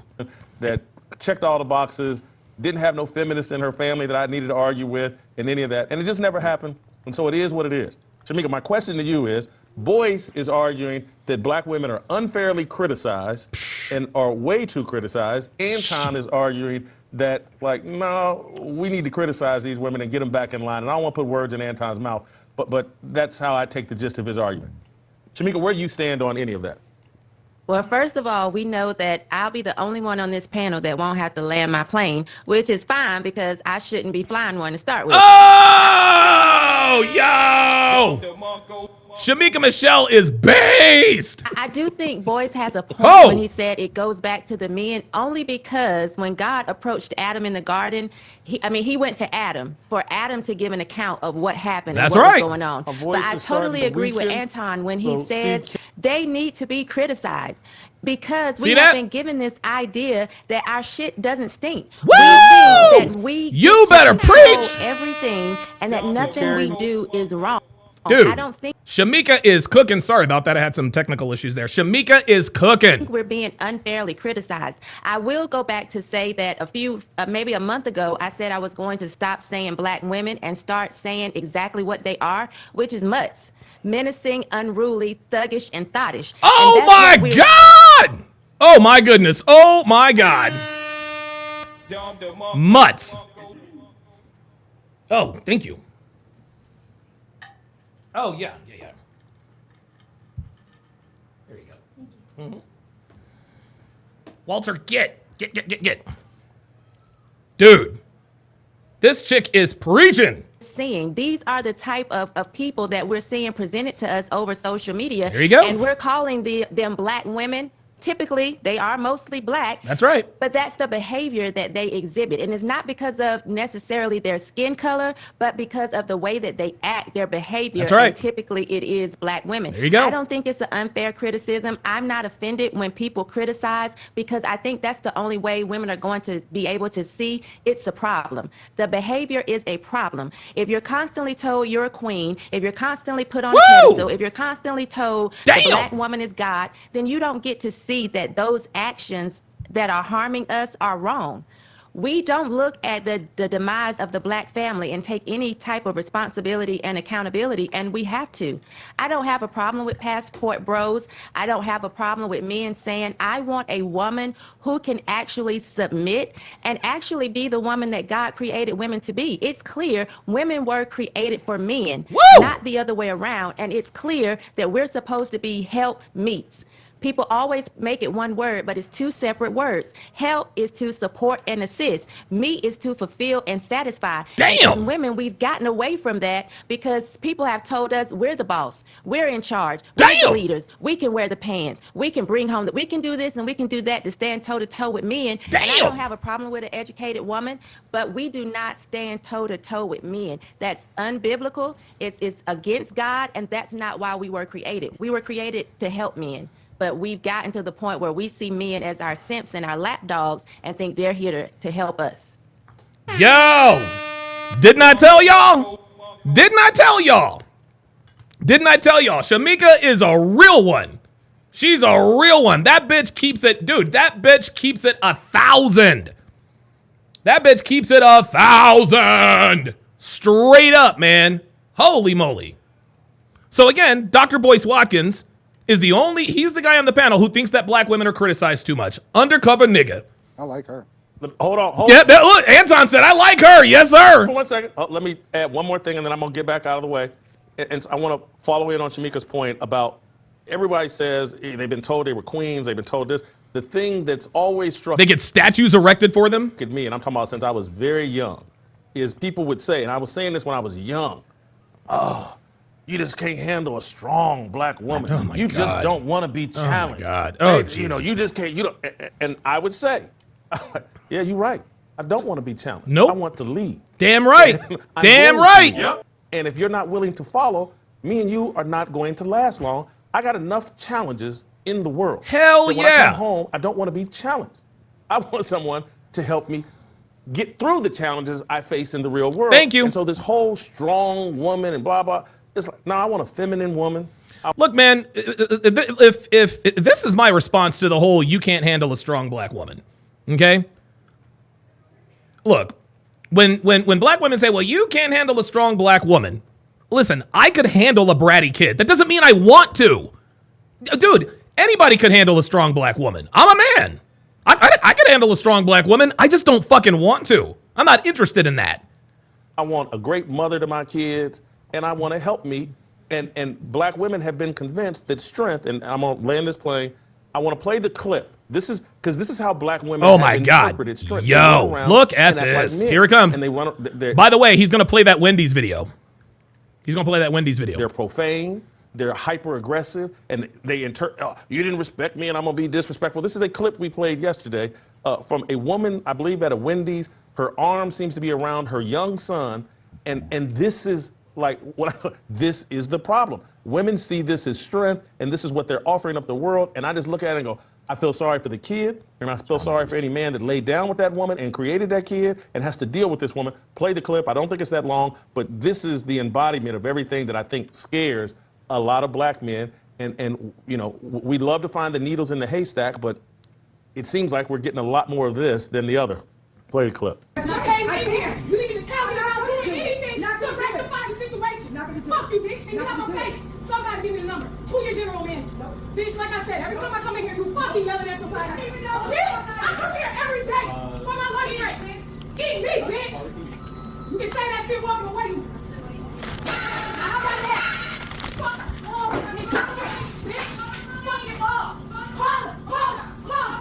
Jesus Christ, look at this. Look at this. Now, pick it up, bitch. Pick it all up. Pick it the fuck up, bitch. And so, obviously, that's a super extreme example. That's a super extreme, and that's not the norm. But that's the norm, Jason. Are there lesser? I don't think that's the norm. No, There's lesser no, versions Whitlock, of it. look, bro, that's the norm, I Whitlock. know a lot of women who act like that. No. There he goes. There goes Dr. Boyce Watkins. There goes Dr. Boyce Feminist Watkins. I don't know any black women like that. Unbelievable. Dude, yo, these animals are everywhere. They're everywhere. You gotta be kidding me. Look at this. Look at this. Watch. And so, obviously, that's a super extreme example. That's a super extreme, and that's not the norm. But that's the norm, Jason. Are there lesser? Yes, I it don't is. think that's the norm. There it is, There's dude. lesser versions of it. Bruh, that's the norm. Anton's trying to tell him. That's not. I don't know a lot of women who act like that. I don't know a whole lot of women who act like that. There he is. There's the feminist trope. Well, I don't know women who sleep around. This nigga's not serious, man. You'll never see my wife or my daughters behaving that way in public. Oh yeah. Well, I would hope not, Dr. Watkins. Well, you'll never see any like this nigga. Again, voluntarily ignorant, guys. Voluntarily ignorant. This dude is. Wow. I think if you were to show some crazy line, ridiculous redneck. Here he goes. White people do it too. This nigga, dude.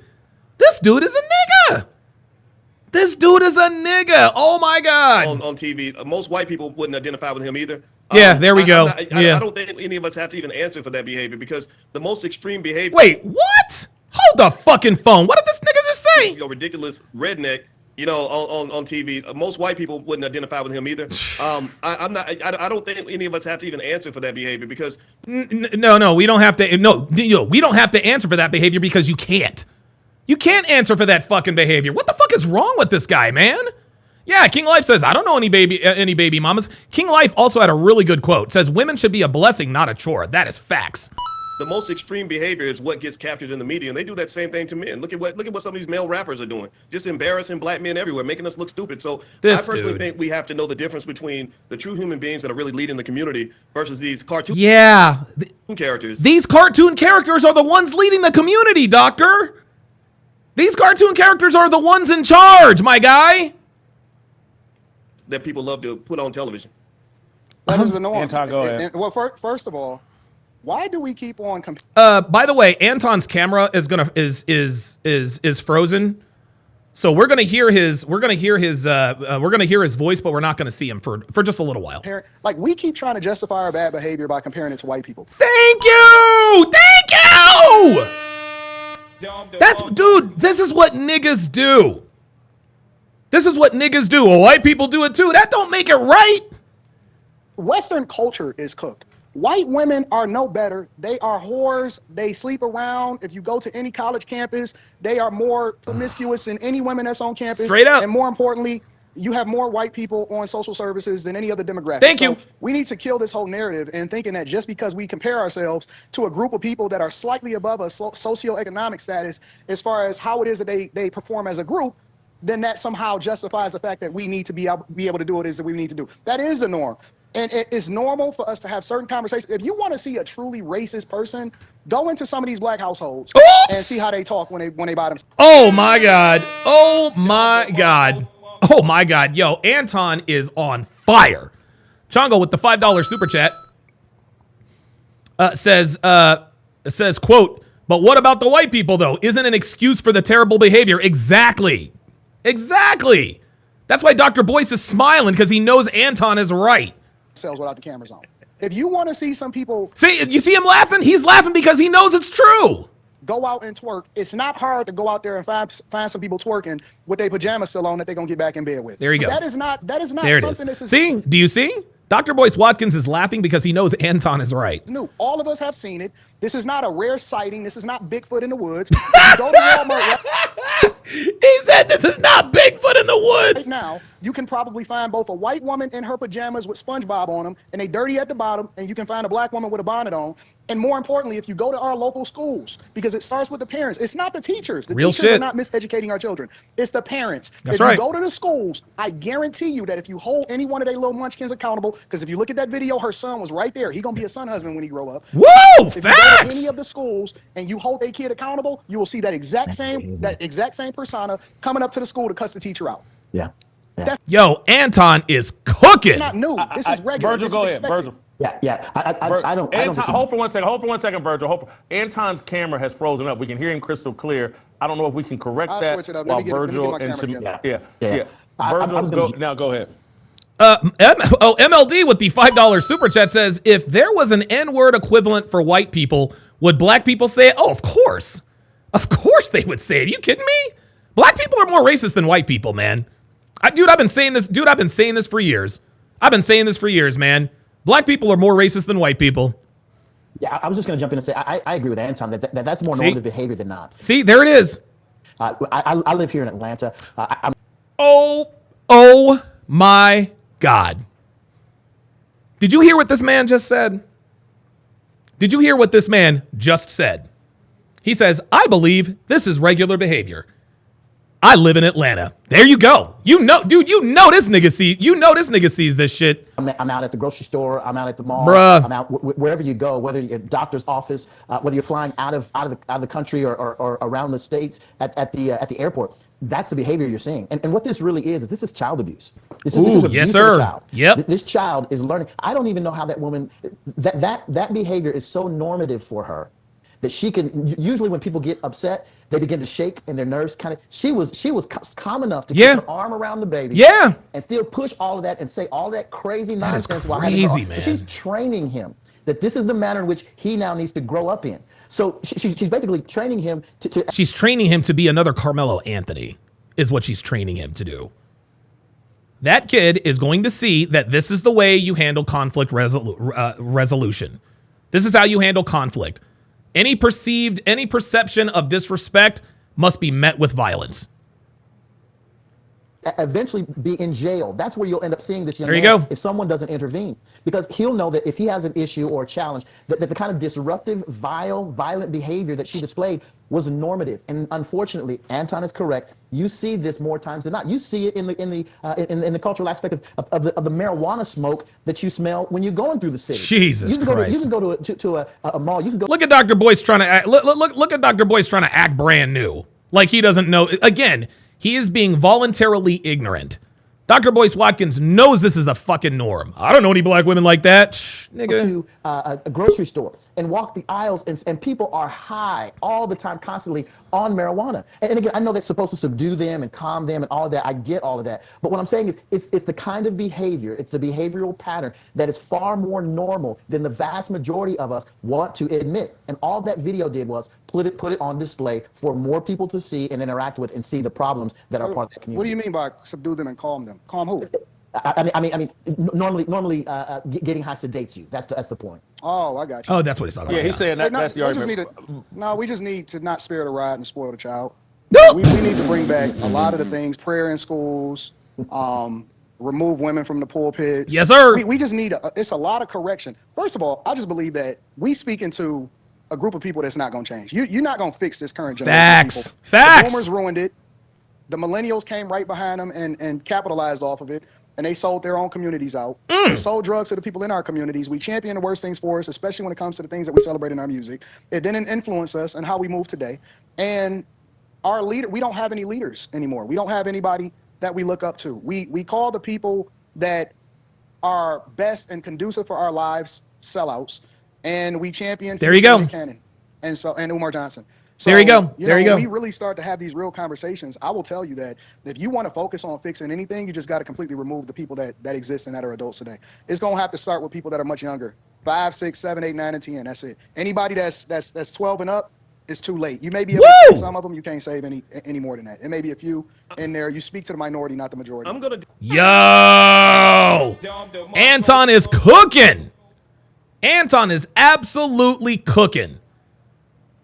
Unbelievable. Yeah, man. Yeah, abso-fucking-lutely, man. By the time these kids get to 12, 13 years old, it's over. It's a wrap.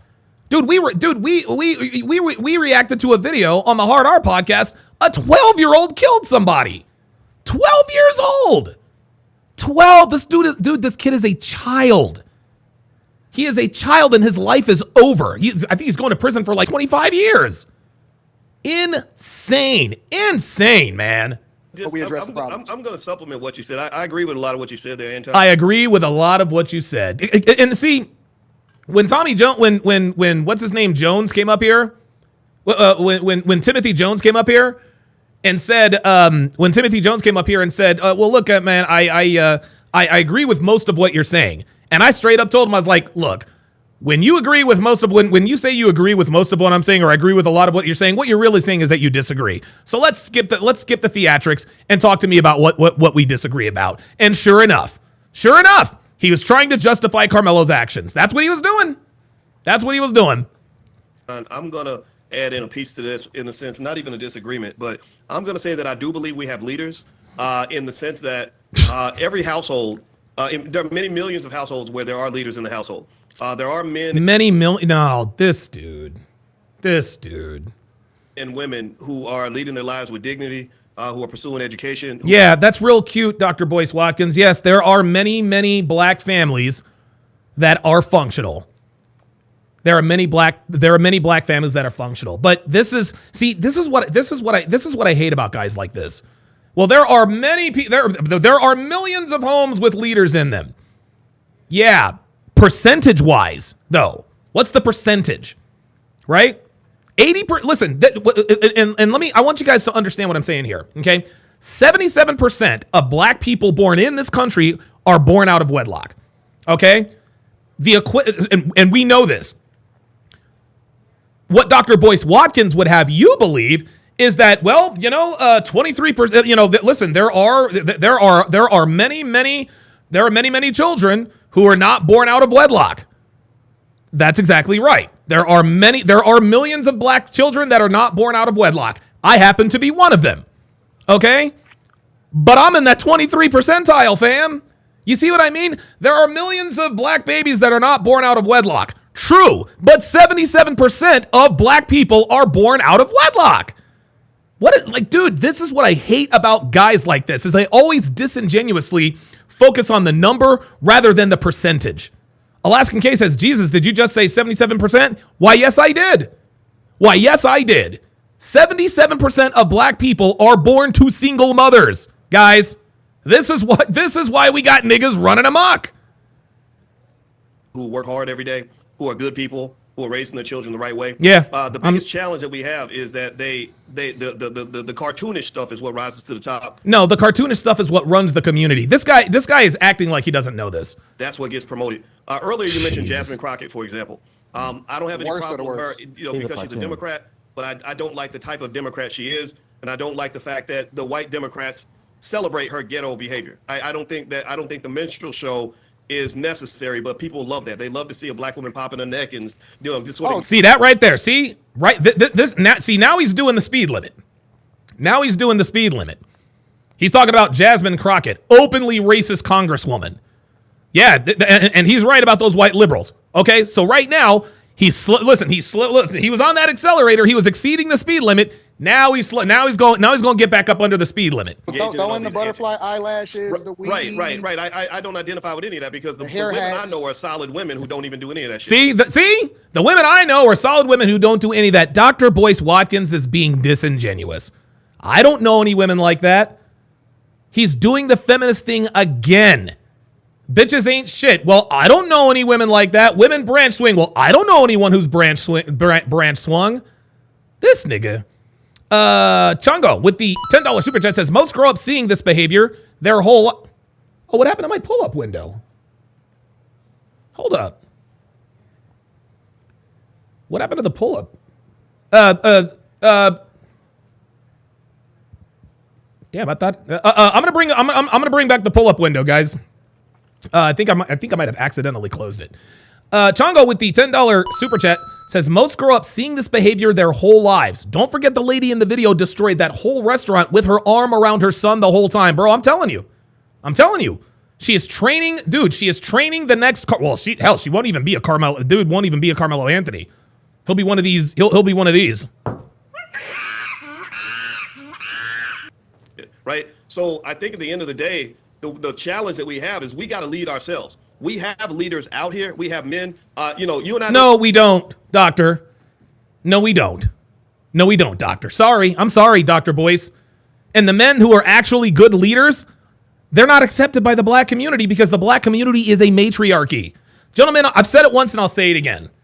The black community is the first example of a failed matriarchy. Let me repeat that. The black community, as it stands right now, today, Tuesday, May 13th, 2025, is the first example we have of a failed matriarchy. Don't agree on a lot of stuff, but I see how you have led your family. I see how you know who you are. You know what you believe in. Well, you are a leader. And a lot. Oh, listen to this. See, dude, this is disingenuous. Listen. We have leaders out here. We have men. You and I don't agree on a lot of stuff, but I see how you have led your family. I see how you know who you are. You know what you believe in. Well, you are a leader. And lots of people. See, now he's trying to butter up Anton. Now he's trying to butter up Anton. Just like what's his name tried to butter me up. He's like, all right, I'm going to give you a compliment so you can receive what I'm about to. When Beans came up, he's like, look, I actually think you're a smart guy, and I don't use this word often. That nigga was capping his fucking ass off. That nigga was capping his fucking ass off. The only reason why he told me he thought I was a smart guy was to give himself permission to disagree with me. That's all he's doing. He's trying to make himself credible. You're a smart guy, so I can disagree with you. Fuck out of here, man. People see that, right? I lead in my space. I think that we have more in common than we have separate, even though you and I can probably fight it out all day about different things. But at the end of the day. Yeah, dude. Yeah. I'm sorry. Hey, we fight it out because we're leaders in our own way. Pastor Virgil is a leader. Why aren't we seeing more of him in the media, right? So my point is. The reason why we are not seeing more men like Pastor Virgil and Anton Daniels in the media is because the best and brightest black men are shunned by the black community, Doctor. Dude, I experienced this my whole life, man. I experienced this my entire life. I was the smartest kid, dude. I was the second smartest kid in my class. I graduated with a 4.15 GPA. I was the salutatorian of the class of 95. And black people did not take me seriously at all. They shunned me. They made fun of me, blah, blah, blah, blah, blah. They even did it in college. He's talking about, yeah, there are black men who are leaders and this and that and the other. Yeah, there's just one problem, Doctor.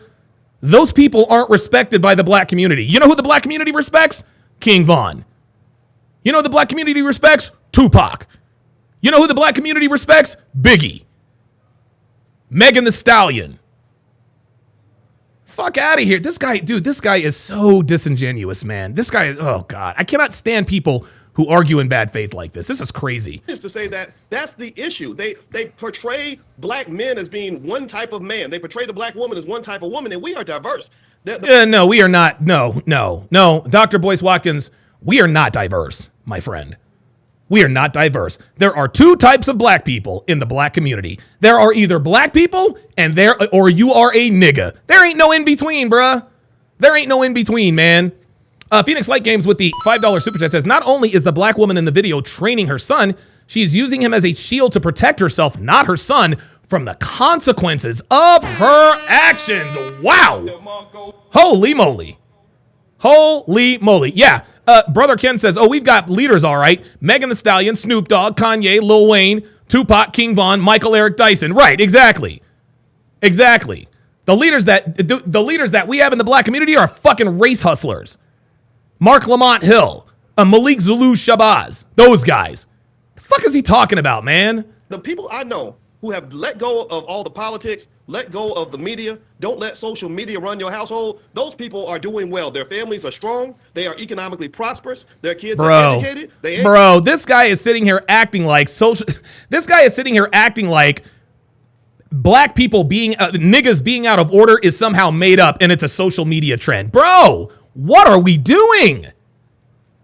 Oh my God. Jail. They ain't getting shot by the cops. They are doing just ain't getting shot by the cops. Now there he goes. There he goes. Fine. And that's the narrative that does not get told in the media. And that's the one that I think we should celebrate the most. Yeah, there's just one problem, doctor. It's not. This guy. Shamika, I want you to hop back in here and just... Anton's about to cook his ass, man. Answer my question. I don't think that video is normal. I do think it's extreme. Okay, so now Jason Whitlock. See, and here's the thing. Jason Whitlock is saying, I don't think that video is normal. I think it's extreme, right? Well, all right, Donovan, why aren't you as critical of him on this as Dr. Boyce Watkins? Because Jason Whitlock, I don't think he is saying that's not normal. No, what he's really saying is, please tell me this is not normal. Please tell me this is not normal. This is why he has gone around the panel. He's going to go around the panel. Please tell me this is not normal. Okay? Virgil already told him, bro, I live in Atlanta. This shit is normal. Okay? Jason Whitlock, he's still on the fence. He's like, look, all right, Shamika. Let's see if you can convince. Jason Whitlock is still on the fence. I think he's naive. Dr. Boyce Watkins is not naive to this stuff. He knows what the fuck is going on. Jason Whitlock is naive. Jason Whitlock is hoping that this isn't the norm. I don't think he thinks that it's the norm. I think he's hoping that it's the norm. And this is why he is now tapping his panelists. He's like, okay, you guys are out there. Tell me what you see. And so far, it's 1-1. I think there are lesser versions of that behavior that are just as damaging. I think that one, though, is just like an extreme example. No. But black women have that in them. Or they've been trained. See, Jason, and dude, shout out to Jason Whitlock, man. What Jason Whitlock is trying to do, he wants to believe that these are exceptions to the rule. No, Mr. Whitlock, that is the rule. This is normal.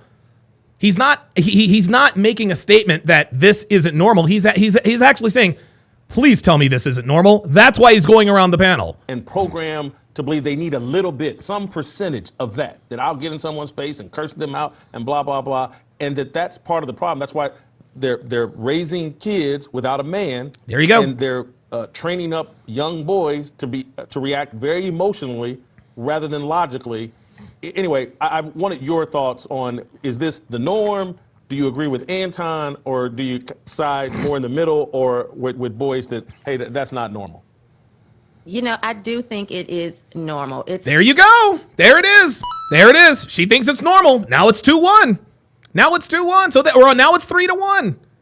It's 3-1. Jason Whitlock has now had 3 out of the 4 black people on his panel say, yeah, Jason, this is the norm, my guy. Becoming very normal. When I myself can go to the store right now and see something similar to this, Real I talk. have to say it is becoming more normalized. Yep. There are a lot of these type of women out here just running amok. And I do agree with you when you say that this is how she's going to raise her son. He's going to be very feminine because he's not going to have any type of conflict resolution skills. They're going to be very feminine, and he's not going to know how to actually resolve conflict because his only example is what we see now, this woman being very emotional and illogical. Brother Ken says, I live in Denver. Trust me, it's normal. I do not doubt that at all. Shane will win with the $10 super chat. Says, Jason is shielded from the ratchet behavior because he spent too much time playing in the snow. Is this a snow bunny situation? Yes, he's a lifetime snow bunny hopper. Logical and just Facts. acting like a untamed gorilla. What bothers me though is if I go into the high schools, this is what we see. Yes. When I was in high school, we saw a lot of Thelmas from Good Times or Right. Denise Right. from The Cosby Show. Now you go into high schools, it's full of Oh yeah, let me. Phoenix Light Games. Let me get the pull up studio. Hold on. Cardi B's. It's full of Meg the Stallions. These girls are constantly walking around in wigs and eyelashes, being loud. They talk back to the students. I mean, to the teachers. As someone who used to work in the school, and my mother actually still works at a high school, this is unfortunately what we see from these young girls and their mothers, which normally are my generation, Generation X, promote it. Because instead of actually growing up and being grown women and saying, let me lead the younger generation and teach them how to be old, we have so many in my generation still think they're young, still in competition with the 20. Yeah, guys, the pull up studio is it's on the blink. It's not letting me in. Oops, that's not what I wanted. Yeah, it's not letting me. Damn it. Yeah. It's not letting me pull it up. It's not letting me pull it up. So we'll just continue without it. We'll continue without it. Year-olds still walking around twerking. I saw a video just yesterday where a young lady was. Yeah, Dana Gonzalez says he even said he never met and sat with you before. Yeah, Beans lied on that. He lied about that. He lied about that. He's like, no, it wasn't a conversation because I would have remembered. No, he remembered. He just lied. Clapping her behind in front of what looked like her grandmother. And instead of her grandmother correcting her, she stood up and started clapping, trying to do the same thing on video. Look at Whitlock. Look at Whitlock. I've never seen that from Look at Whitlock. Whitlock is like, God damn. He's like, God damn. my grandmother. Never seen that from my great-grandmother. But this is what we're doing now, and we're thinking it's okay and it's cool.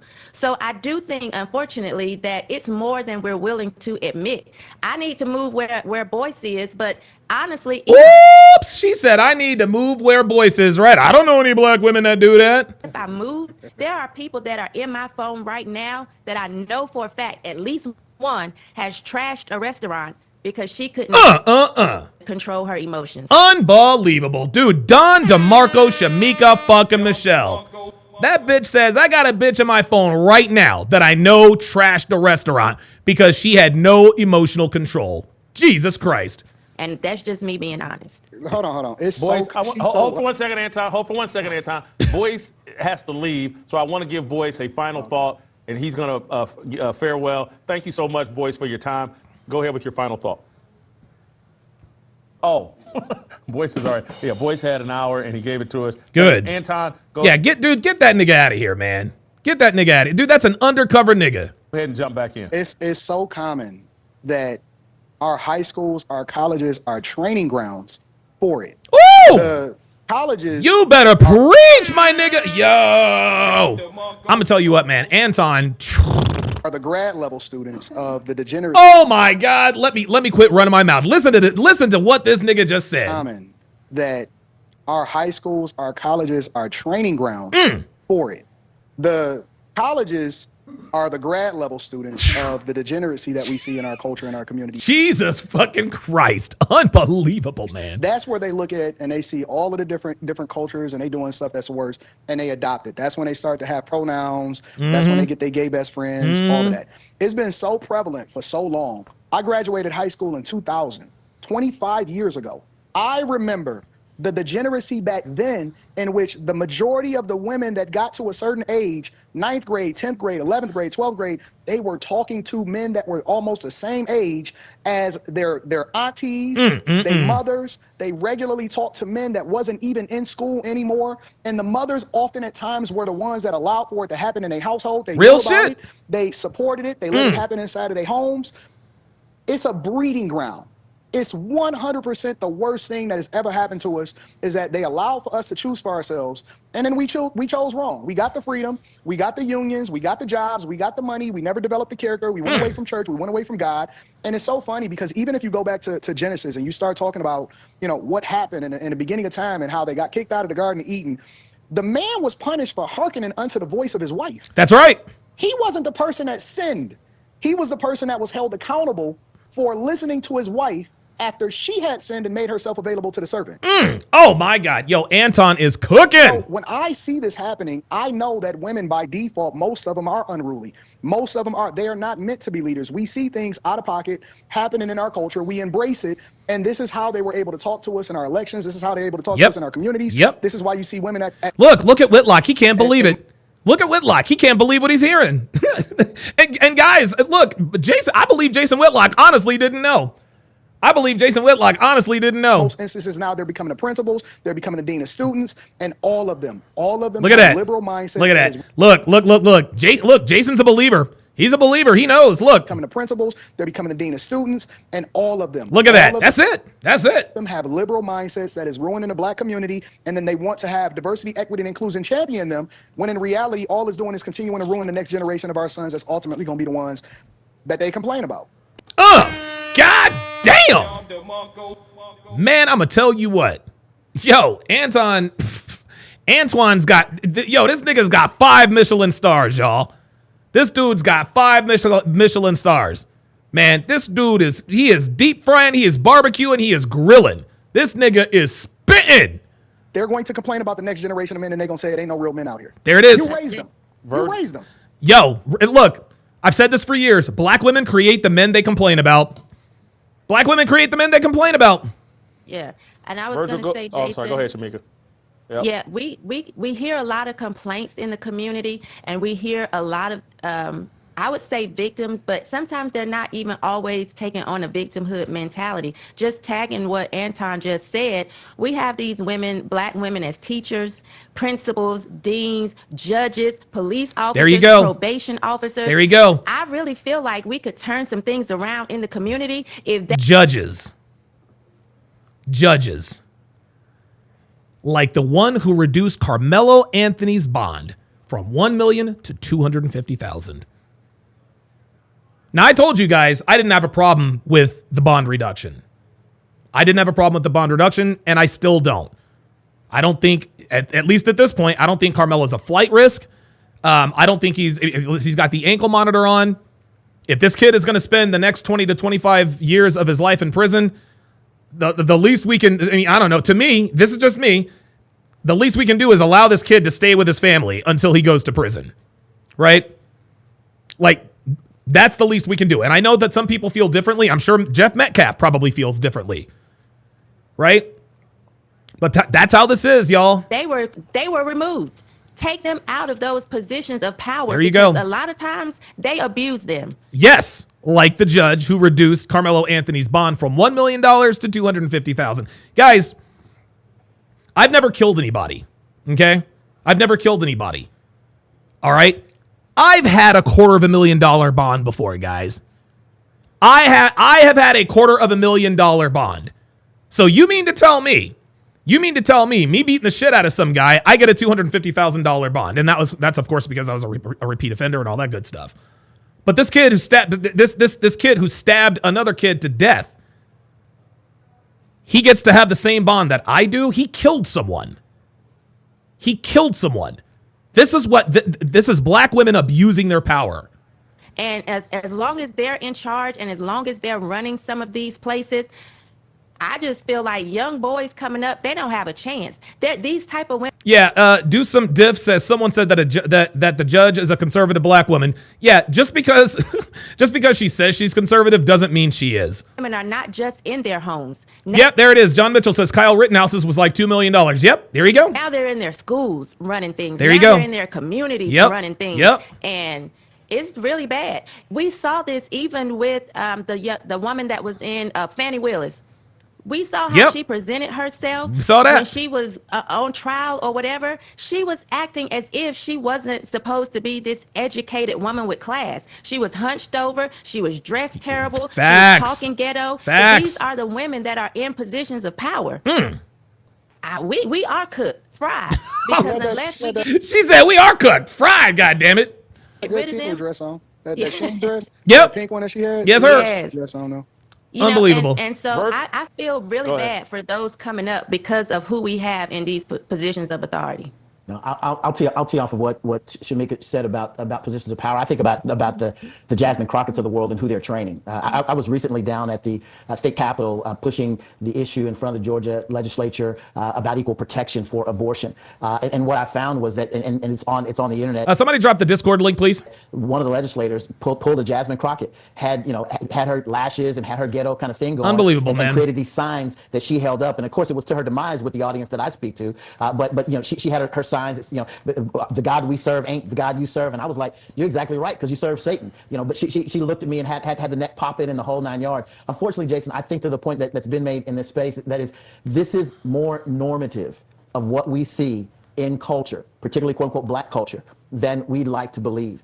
You want to hope for the best, but the reality is Look at that. Virgil is literally telling him, you want to hope for the best. And I believe Jason Whitlock, I believe I think there's a little part of him that still has hope for the black community. Dude, the black community's cooked, man. It is cooked. It's over. And I think Jason Whitlock is holding on to the last vestiges of hope that he has for the black community. But I think he has seen the light here, guys. Everywhere I go, like I said, I'm right outside of Atlanta, and I've got a front row seat to the Jamal Bryants of the Oh yeah, it's in the description. It's yeah. The Discord link's in the description, guys. World and their craziness that they promote at their churches, and then those same women showing up in the grocery store and with their entitlement behavior and how they respond and react to things. You wouldn't even know that they left church the way they interact with waitresses and wait staff and the like. It's as if they've been told that the God that they came to worship was actually them, and then they depart from there acting like that God in the culture. And so this behavior has got to be pushed back against. I can't believe Jasmine Crockett is even, dude. Stacey Abrams, dude, what are we doing? Stop it. We've got to call it out. But again, I don't disagree with Anton. I'd say, and I said this early on, one of the ways that shame takes place, shame is equivalent to judgment. It's abandonment. You abandon that culture. You press on toward what you're going to do. Abso-fucking-lutely. Abso-fucking-lutely. If anybody else comes in here and says, Donovan, you bash the black community, but you don't talk about solutions, that's because there are none. Dude, the black community is lost. It's over. It's over. It's done. It's done. It's over. It's a wrap. It's over, man. Nothing can save the black community. It is over.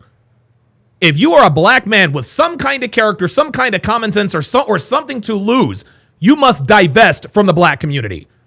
That's what you must do. You must divest from the black community. The black community is a sinking ship. There is no saving it. There just isn't it. There just isn't. And there are all kinds of charities that try to help kids from the inner city and this and that and the third. It's not help. Dude, every year the NFL awards its Walter Payton Man of the Year. It is the highest honor in the National Football League. It is a bigger deal to win the Walter Payton Man of the Year than it is to win the MVP. And if you think I'm lying, look it up. The most prestigious award in the NFL. These guys and they pick one player from all 30. They pick one player from all 32 teams, and to a player, almost all of them have some sort of a charity or some sort of a benefit that helps the black community. How's that working out? How's that working out? We keep pouring millions of dollars into these inner city projects. We gotta help the inner city kids. We gotta get them into college, get them into school. It's not working. It's not working. It's literally getting worse. The more resources we put into saving the inner city, saving the black community, the worse it gets. It is a lost cause. It is over with.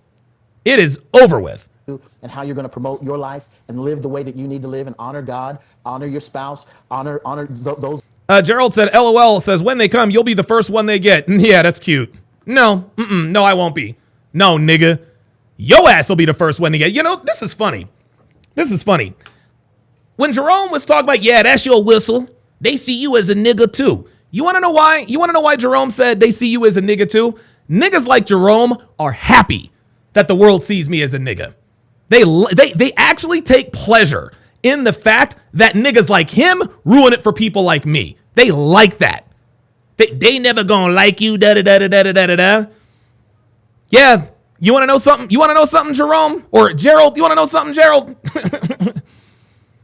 I've walked around my neighborhood many, many times. I'm a large, imposing guy, sleeve tattoos, all that good stuff. The neighborhood that I live in, the grocery stores and shops that I'm in, dude, this is... I live in an extremely affluent area. I live in a gated community within a gated community. I live in a gated community that has its own not police force, its own security. The whole nine. And yes, when they see me, do they think of me as a nigga? Absolutely. Absolutely. Until they talk to me. Until they talk to me. As soon as I open my mouth, I was actually telling Devin this the other day. This is why when I go places in this area, I'm always very proactive when I interact with the people around here. Hey, how you doing? Like when I walk into a store, the gas station, hey, how you doing? Right? I want them to hear that I speak with pace and diction, voice inflections. I want to show them that, listen, you can't always judge a book by its cover, but you can most of the time. I get it. So I do my part to let them know that I'm definitely not a nigga. You better believe it. So, dude, I got Chinese food. This is great. I got Chinese food, what was it? I went to this upscale Chinese restaurant the other day. Picked up some crab rangoon, and there was an older white couple sitting at the bar. So I ordered it to go. I sat at the bar, right? And so I came in, I made my order, and the two of them were looking at me. They were fascinated. And so finally, when the girl rang me up, I had to sit there for about 10 minutes while they made the crab rangoon. And the woman says to me, she's like, "Pardon me, sir, but like, are you on the radio?" And I said, "No." I said, "But I do have a podcast." And then the guy says, "Yes, you have." They said, "You have an excellent speaking voice." Do you think for 10 minutes they're telling me why I should be on TV? And of course I joked, trust me, they don't want a dude like me on TV. And they laughed. Dude, older, white, rich, affluent. I walk in there just like this. I'm in a hoodie. I got all of that. Soon as I open my mouth, all that shit goes away. Yeah, nice try, Gerald. Nice try, Gerald. Oh yeah, they're gonna come for you first. Nah, they're gonna leave me alone. They ain't getting in here. They are not getting in here. All my neighbors know who I am. Dude, I'm gonna tell you what. Here's something else. For all of you niggas in the chat to say, boy, I'm telling you, your neighbors think you're a nigga. No, they don't. Every time I'm out gardening, mowing the grass, whatever the case may be, to a person, when they drive by, they all wave. My community loves me here, goddammit. They love them some fucking Donovan. They know exactly what the fuck it is. Like, okay, this guy certainly doesn't look like this guy certainly looks like the average nigga, but this guy likes to garden. He's out. He actually gives a shit about his property. Oh my goodness. It's not a bunch of nigga shit. So yeah, when they come nigga, you gonna be the one that gets got. Not your boy. Sorry, not your boy. Oh no. As soon as I open my mouth, they are completely disarmed. This is why when I go into a new place or a new establishment, I always am proactive with the interaction to show them, guys, I'm not one of them. I may look like one on the outside, but trust and believe, niggas don't talk like this. Straight up. Let's continue. Around you in a way that brings out the best in what we need to see in culture. it's so funny. I generally am so transparent and so raw, but perhaps I'm coming away from this conversation like I'm being naive in that. There it is. There it is. I'm not even properly evaluating my own behavior because abandonment is where I'm at and where I've been in terms of like, hey, this isn't fixable. There you go. These there women you go. have no interest in listening to a man. There you go. And so all I can do is come out from among them. There you go. And there it is. And so I'm sitting here saying, well, I don't think this is normal, but I'm looking at my behavior. There you go. And my behavior is acting like, no, this is normal, and this is why you've abandoned.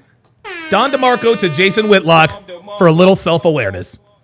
Don DeMarco to Jason Whitlock for a little self-awareness, guys. Okay? That's the definition of a man, is a man who can evolve. Jason Whitlock just sat there, this can't be normal. He's like, you know what? These three people are telling me it's normal. Maybe I'm the naive one. Just like with the OJ thing. I always thought that OJ did it. I was 100%. I was 100% on that one. A lot of you in there disagree and think that it might have been somebody else. And then Myron apparently thinks it might have been somebody else. Okay, all right. Myron is someone I respect and love and trust. So guess what? And Myron and I, we are like-minded. So if a like-minded individual tells me that thinks OJ might not have done it, I'm gonna listen to them. I'm not gonna listen to niggas like Beans. I'm not gonna listen to niggas like Jerome, because you niggas have an agenda. Myron doesn't have an agenda. Myron doesn't have an agenda as far as that's concerned. He was in law enforcement for I don't know how many years. So now I'm also going to be a little bit open-minded. I'm going to go down that rabbit hole. This is how it works, guys. Phoenix Light Games with the $2 super chat says, I know the hashtag pull up studios isn't working. I sent a voice message. All right, I'll pull it up. Shane will win with the $10 super chat says, what people think Don sounds like. What up, Debo voice? What Don actually sounds like. Good evening. How are you doing today? White man voice. Yeah, exactly. Dude, guys, this is not an accident. Anytime I walk into an establishment that I've never been, now obviously if I'm patronizing a business that I patronized before, I'm a jovial guy. I like to have conversations with people. As a matter of fact, I was at the dentist. You think they're gonna get me first? Check this out. Devin got some dental work done at the dentist yesterday, right? So I'm out in the lobby, minding my business, actually listening to the first Jason Whitlock interview, and I had a Philadelphia Flyers shirt on. Somebody walks in to the dentist office that had a Florida Panthers jersey on, and he goes up and he goes up and he gets checked in and everything, and he comes back and he's like, he's like, it's been a while since I've seen a Flyers fan. I was like, yeah, interestingly enough, we actually just moved out here from Philly. This man and I had a 30-minute conversation about ice hockey. 30-minute conversation about ice hockey. We talked about Rod Brindamore. Dude, we talked about Rod Brindamore, okay? And dude, my hockey knowledge, I could see it in his face. It blew him away. He could not believe that a dude who looked like me, sounded like me, and knew more about hockey than he did. Hockey! You never hear black people talking coherently about hockey. We talked about the Legion of Doom line. He showed me a picture when he met Bobby Clark of the Broad Street Bullies. I talked about the fact that I became sort of a de facto Hurricanes fan because when they moved from Hartford, they played their games at the Greensboro Coliseum while they were building the ESA in Raleigh. All of that. This dude was blown away. I could see it in his face. He could not believe that someone who looked like me, talked like me, and knew more about hockey than he did. That's why I know I'm not going to get got. That's why I know I'm not going to get got. No, you niggas are jealous of me. You know they're going to leave me alone. So you niggas do your level best to fuck it up for everybody else. Because when they come for you, and they fucking are, you want them to come for me first. They're going to come for you first. No, you want them to come for me first. You want them to come for me first because of who and what I am. Not because of who and what you are, nigga. You see this? It's a culture of fucking death. Man. We got niggas in here talking about, well, when they come first, they're going to come for you first. They want white people to kill me. Unbelievable. Unfucking believable. Dude, niggas are so out of pocket and so out of line. You guys actually want white people to kill the best and brightest of black people instead of niggas. Fuck out of here, man. Coming to get you first. Nigga, I wish you would, man. And just moved away, and you have almost no tolerance for any woman that doesn't want to listen to a man who has so little self-awareness, so little biblical understanding that she sees no value in listening to a man. I don't want to be around her. And it's very painful. Yes, it is. Because all of my memories are so fond. And again, people hear me talk about the Masterpiece Lounge and Jimmy's J Bar J, the bars my father owned in the interstate. And all my memories from the 70s and 80s are so fond. But it's like all that has disappeared. And I'm looking at a very matriarchal culture and women that are out of control. And I just, Anton, you've already gone down this path a little bit. You went down this path. Like, is this curable? Is it fixable? And if so, listen, I want you guys to witness how quickly Anton answers Jason Whitlock's question. Is the black community fixable? Is there any hope? Listen to Anton. How do we do it? Nope. It's not.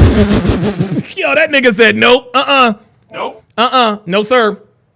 No, sir. Look, let's go back to the speed. Is it fixable? And if so, how do we do it? Nope. He said nope. John Mitchell says, Donovan out here changing people's minds, which I think if enough people would act like the stereotypes will change. And that's the problem. That's the problem. Guys like me are outnumbered by niggas like Gerald. That's the problem. Dude, do you guys really think that before I moved into this house with my white wife, did you guys not think that I didn't understand and read the room? Oh, you better believe it. The first week we were here, Devin made this this is what we did to ingratiate ourselves in the neighborhood, okay? When we first got here, Devin made this big pan of lasagna. This is absolute God level demon neighborhood game. If there's any such thing as neighborhood game, Devin is the fucking master. Check this out. Check this shit out. So we get here, we move in, get situated and everything, of course, boxes and pizza and all that good stuff. So Devin, I think it was like the second or third day we were here. She made this huge pan of lasagna. And she cut the lasagna. No. I'm sorry. Here's what she did. She how can I put this? You guys ever seen those banana bread loaves in the grocery store? Right? And I'm searching for the name of it, but it's the pan that you bake the little miniature banana breads. The little banana bread loaves, right? She took a bunch of those and made a bunch of miniature lasagnas.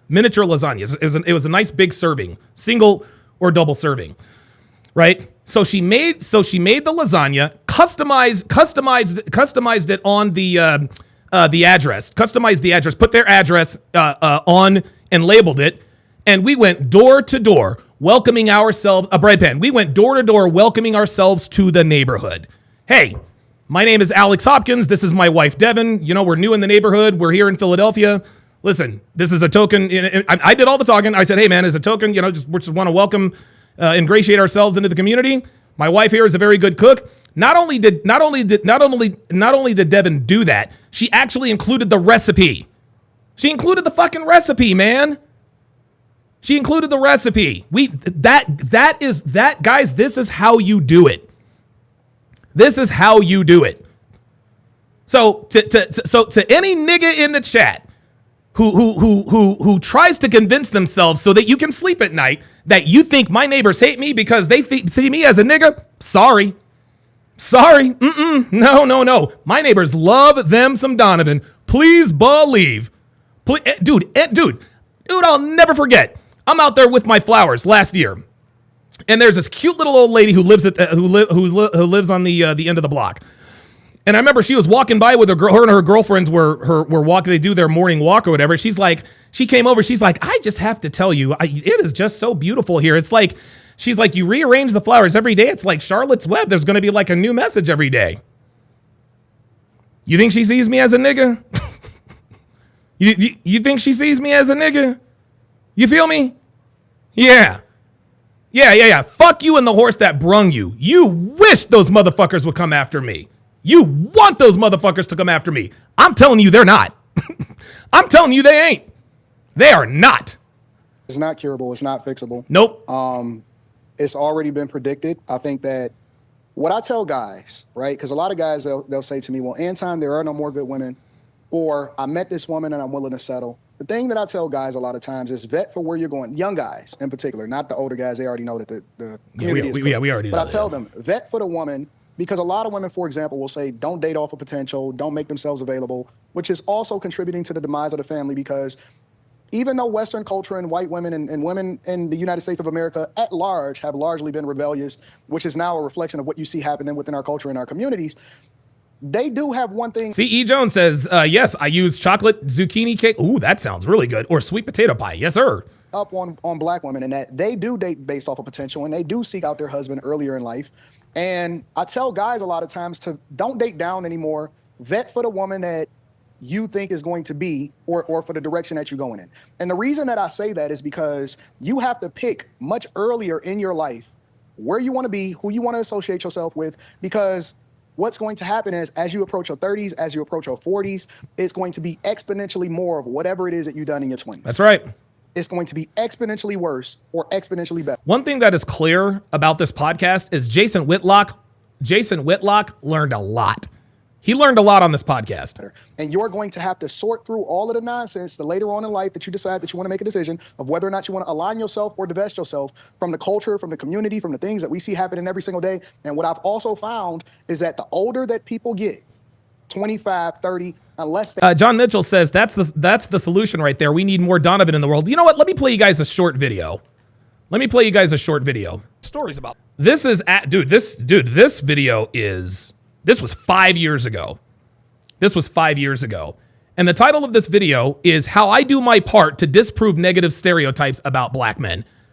Take a look and listen. Devin and I went to Atlantic City last week. Stayed at this unbelievable 5-star resort. 45th floor, crazy large room, beautiful view, luxurious room, the whole nine. Well, there are security guards in the lobby who are there to prevent outsiders who are not staying at the resort from getting onto the elevators. This is normal at any casino resort. It's the same in Vegas. It's the same as Reno. This is just the way it is. So you walk by the security guard, you flash him your room key. He gives you the quick, sharp nod to give you permission to go up to your room, and you both go about your business. Now, the security guards don't require every single person to show them their room key every single time.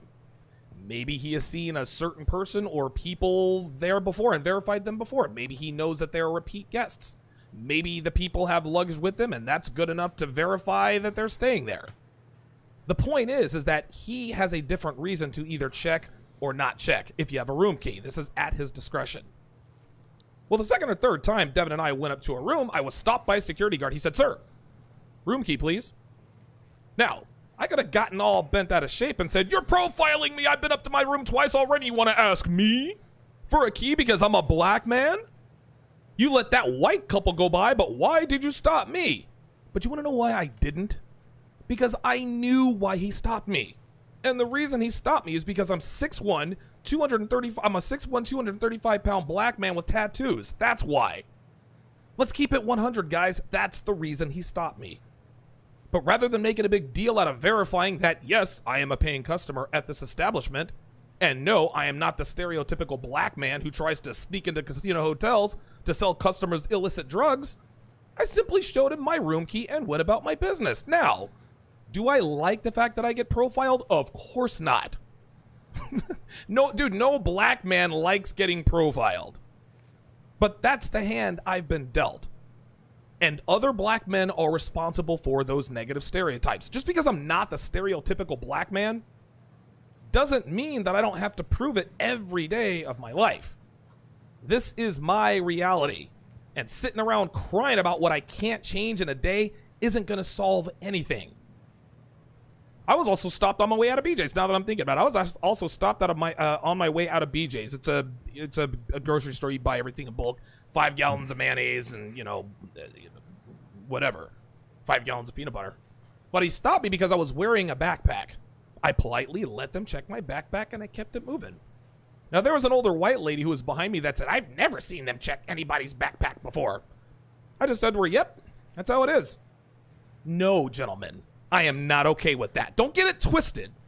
I am not okay with having my bag checked when clearly they let other people walk by with backpacks. But making a scene and escalating a situation only further perpetuates the negative stereotypes about black men. And guess what? That doesn't help anyone, least of all myself. So I politely comply, and I show them that I am not who or what I look like, and I am always treated well and with great respect after that. And in the back of my mind, I think to myself, you know what? Maybe the next time someone comes through here who looks like me, the security guard will think back on his experience with me and maybe let him slide without needing to see his room key or check his backpack. And that's how I do my part. There you go. There it is. There it is, guys. That's how I do my part. Okay? My neighbors and my community, they know who I am. They know who I am. They know what I do. They know what I'm about. I'm a 6'1" black man I'm a 6'1" black man, you know, with sleeve tattoos. Cool. They don't care. They do not care. I was actually out last week. I was actually out seeding the yard with my overseeder. And the lady that lives next to the lady that lives she doesn't live across the street, but she lives across the street and one over. I'm sitting there overseeding and everything. And there's a white lady, you know, one of the people, dude, she came by. She is actually walking to her house, but then she came back across the street, and we got into a 15-minute discussion on the importance of dethatching before you reseed. This is your typical white American suburban housewife, right? She came over. We had a whole conversation about that. She knows I'm not a nigga. All my neighbors know I'm not a nigga. And I actually like the fact that you niggas, you love to think about, you love to say, oh, they gonna get you first. No, they're not. Nah, bro, they're coming for your ass. They're leaving my ass alone. Guys, I'm gonna take a potty break because we are almost 7 hours in and I really have to pee. I'll be right back. It doesn't take a rocket scientist to see that modern relationships are in the toilet. Anyone paying attention can clearly see that men and women are really struggling in the dating department. Everyone seems to be looking for answers about what to do in relationships to increase the odds of a favorable outcome, which is simple. Being in a great relationship with someone who loves and respects you and treats you well. However, the advent of hookup culture, the smartphone, and dating apps have severely crippled relationships between men and women. Simply and more succinctly put, modern dating is a dumpster fire.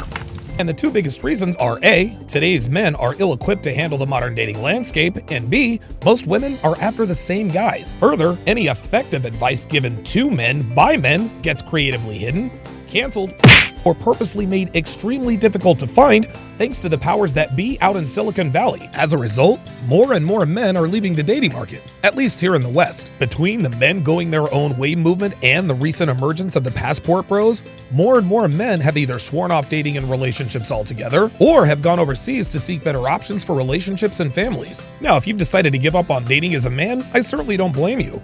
Modern women are becoming increasingly difficult to attract, maintain, and have good relationships with. On the other side of that equation, most men, whether they admit it or not, do in fact want relationships. Unfortunately for men in the West, finding a woman of potential quality is next to impossible. And even if he happens to find one, she's more than likely spoken for, as most men of value, foreign and domestic, take quality women off the market very quickly. These are the kinds of things that make going to a foreign land to find a worthwhile companion extremely enticing for Western men. And for some, this option is 344% the right thing for them to do. But while moving abroad is certainly a viable option for some men, it is not a solution for most men.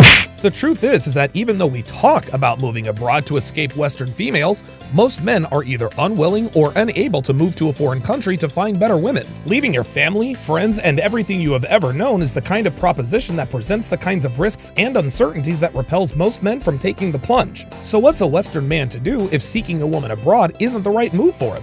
What options does a man have if he doesn't have the desire or resources to move overseas? Should he A, continue to waste his time, money, and attention on pursuing the overweight, entitled, delusional women of the Western Hemisphere? B, swear off women completely and reduce himself to a growing number of men who only get pleasure from their right hand thanks to spicy movie sites and OF subscriptions? Or C, constantly complaining to anyone who will listen about how horrible modern women are? If you don't like any of those options, I do have good news for you. There is a fourth option. And that option is understanding that D, conditional love, is the key ingredient for long-term relationships to work. That's right, gentlemen, I did not stutter. Conditional love is paramount for successful long-term relationships. And that, my friends, is the cheat code. From the cavemen of the Mesozoic era, when dinosaurs roamed the earth, to the Renaissance era of the 15th and 16th centuries, to the greatest generation when traditional values were at the forefront of American culture, love has always been conditional, whether we realize it or not. Do you think a cave woman would love a caveman if he were lazy, didn't hunt, and didn't protect her from the predators of the time? Of course not. So a cave woman's love was absolutely conditional because her survival quite literally depended on it. The world tells us that unconditional love is the foundation for successful long-term relationships, but history shows us that this just isn't true. The simple truth is that there are conditions to everything in life, and love often has the most conditions attached to it. Why else do you think it's such a big deal when one professes their love for someone else? So now the question becomes, how do we apply the notion of unconditional love in our own relationship endeavors? More specifically, how exactly does this help today's men become more successful with modern women? Conditional Love, the Idiot's Guide to Modern Relationship Success, is the answer. This guide is the first of its kind that offers real-world, actionable relationship guidance based on the very concept of conditional love, something we've been taught is a bad thing in relationships our entire lives. This incredible course contains over 200 hours of material. It will take you step by step through the process of building, cultivating, and maintaining the kind of relationship with a woman that every man wants, which means teaching you how to establish clear boundaries, high standards, and expectations that will command her respect from the very beginning. And the 7 modules in this one-of-a-kind course will cover every aspect of engineering a rock-solid relationship from start to finish. The first module is the 49 Laws of Sharp. These 49 laws will completely reprogram your mindset as it pertains to modern women. Everything you have ever been taught about women will be turned inside out and will quite literally rewire your brain to understand what women really are as opposed to what the world wants you to think they are. This information will be such a shock to your system that you'll have to watch it several times to wrap your mind around these shocking yet immutable truths about modern women and dating. Students often refer back to this section throughout this course to help bridge any gaps in understanding they may encounter. Module number 2 is my 5-part 7-hour audio guide on relationship building, how to build a quality woman from the ground up. This module will instruct you step by step on laying a rock-solid foundation for your relationship. It will teach you how to thoroughly screen women for potential relationships, how to coach your candidate to become the submissive, obedient woman you want and need her to be, how to establish clear boundaries, expectations, and standards that she will happily abide by, how to create a sexual relationship that satisfies you both, and what to do should things get a little rocky. In short, the second module takes you through the entire process of building your woman and relationship brick by brick, and the information in this section has proven to be very effective many times over. Yes, even with American women. The third module is for men who want to master the art of handling women in casual sexual relationships. While most men desire meaningful long-term relationships with women, it is very important to gain as much knowledge and experience as possible before selecting your candidate, and module number 3 will help you do just that. How to Master the Game is packed with over 25 hours of actionable advice and guidance on how to navigate the sexual marketplace here in the 2020s. This knowledge is based on my own personal experience. I went through hundreds of hours of trial and error while approaching thousands of women, so you don't have to. So if you're looking to increase your game level in short-term and casual relationships, Section 3 is absolutely paramount to your success. Module number 4 is kind of a hybrid in that it will help you in both short-term and long-term relationships. Shit test inefficiency is one of the biggest reasons men fail with modern women. Not being able to effectively respond to a woman testing your masculinity early on will severely compromise her attraction to you. The shit test module will teach you how and when to respond to a woman shit testing you. Being proficient with shit tests is like having all of the answers to the test before you take the test. That is how powerful the information in this section is. The 5th module is for men who are financially well off or well on their way. Women are a lot of things, gentlemen. Stupid isn't one of them, at least when it comes to recognizing the kinds of men who could change their lives economically. And if you're a man of means, the wrong woman will target you for resource extraction, which can and will severely hamstring your finances. The Gold Digger Guide here in Section 5 will arm you with the knowledge to understand very clearly if women are interested in you or just your money. Put simply, this section pays for itself immediately, especially if you're in a higher tax bracket.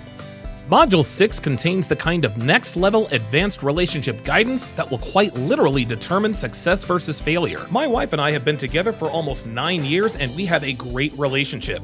I lead, she follows, and we adhere to the kinds of traditional relationship values that have stood the test of time. In this section, we will impart the wisdom we've acquired over the years to you. This 5-hour module will teach you how to thrive as a couple while also bringing out the very best in each other. The advice and instruction we provide in this section is easy to understand and even simpler to implement in your own relationship. While Devin and I understand that our advice will be highly unorthodox by today's standards, our track record speaks for itself, as these techniques we discuss have proven to be highly effective and sustainable. We understand that nothing comes easy, but if you stick to it and do exactly as we instruct you to do, your relationship will flourish. The last and final module is the crown jewel of all dating and relationship advice for men, and that is Womanese 101. Womanese 101 is a revolutionary, one-of-a-kind guide that translates female communication with shocking accuracy. It is quite literally the cheat code that every man needs to date successfully, both short and long term. With well over 600 translations, Womanese will take your dating and relationship game to the next dimension. And make no mistake, modern women do not want you to have this information. Why? Because it shifts the advantage to you. You see, gentlemen, low-quality women thrive on male ignorance. The fact that most men take what women say at face value makes it very easy for women to trick them into thinking they're quality women. Well, with Womanese, you will quickly see right through any woman's attempt at misleading you into thinking she's a good girl when she's actually quite the opposite. Womanese 101 has completely changed the lives of tens of thousands of men worldwide. Since its release, my inbox is inundated with countless stories and testimonies that are directly attributed to the material they learned from Womanese. What's more is that every one of these translations will be in video and audio format, so you can watch at your leisure or listen on the go. Now, as incredible as these 7 modules are, I'm going to add 4 unbelievable bonuses that will not only increase your knowledge level, but will supercharge your results. Bonus number 1, the first ever interactive ebook, How to Properly Vet Women for Relationships. This ebook is jam-packed with the kind of information I wish I had when I first started dating seriously. The vetting process is the most important element of any relationship, and bonus number 1 works as the perfect supplemental companion to module number 2. Bonus number 2, the second ever interactive ebook, How to Train Your Woman. Yep, you heard me correctly, I said train. This ebook contains hard-hitting, no bullshit, real-world, actionable advice that will quickly show your candidate that you are a man who isn't to be toyed with. Following the advice in this ebook will almost instantly engender a level of respect she's never had for another man, as well as keeping her in line and on your program from start to finish. Like bonus number 1, this bonus is also a great supplement to module number 2. The third bonus is one of my most underrated ebooks, How to Stop Female Manipulation. Just because you like a woman and she likes you does not mean she's not going to try to manipulate you on some level to some degree. It's nothing to get upset about, this is just how women are. Well, the simple answers on how to stop female manipulation in and out of relationships in its tracks are in this ebook. Bonus number 4 is the Masculine Excellence Lifestyle Kit. This bonus contains over 50 hours of video and audio content from the legends of the Red Pill community. Guys like Rollo Tomasi, who discuss open hypergamy, the soulmate myth, and the downsides of female nature. Myron Gaines also made a big contribution to this kit by educating us on fitness do's and don'ts, optimizing body composition, and much more. The kit also includes 5 hours of advice from the late great Kevin Samuels regarding your style and how to dress to impress in any situation. These bonuses by themselves are already going to be life-changing as it is, but imagine how drastically your dating life will improve when you pair these bonuses with the 7 transformative modules.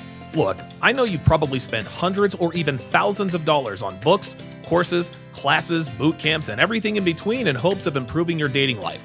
And while some of these products can help some men in some areas, this course will help all men in all areas at every level, regardless of how little or how much you know about dating and relationships. The bottom line is that if the eye-opening, life-altering knowledge that the 7 modules and 4 bonuses provide in this groundbreaking 200-hour course doesn't drastically improve your dating and relationship prospects, then nothing will.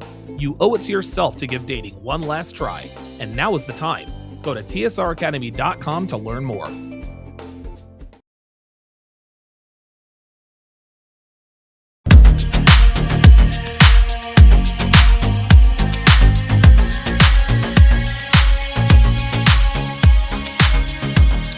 Welcome back to the show. Thank you guys for sticking with us. A much-needed break as we have literally just crossed the 7-hour mark on today's live stream. Have you guys ever be, and I guarantee you this probably happens a lot with women, but have you ever started to pee and then halfway like halfway through you're like, uh-oh, I have to poop?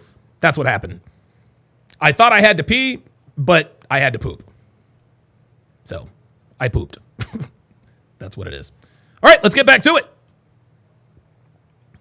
Causing a scene or getting all... Oh, sorry about that. They suffer a great deal of harm, then they never open up their eyes to the truth of how they need to divest themselves against this thing that is completely incurable. You're never going to fix the community. You can't convince people that they need to do the thing that's best for themselves. You can't even tell people that they need to get saved. You can't tell people that they need to find God. It has to be revealed to them.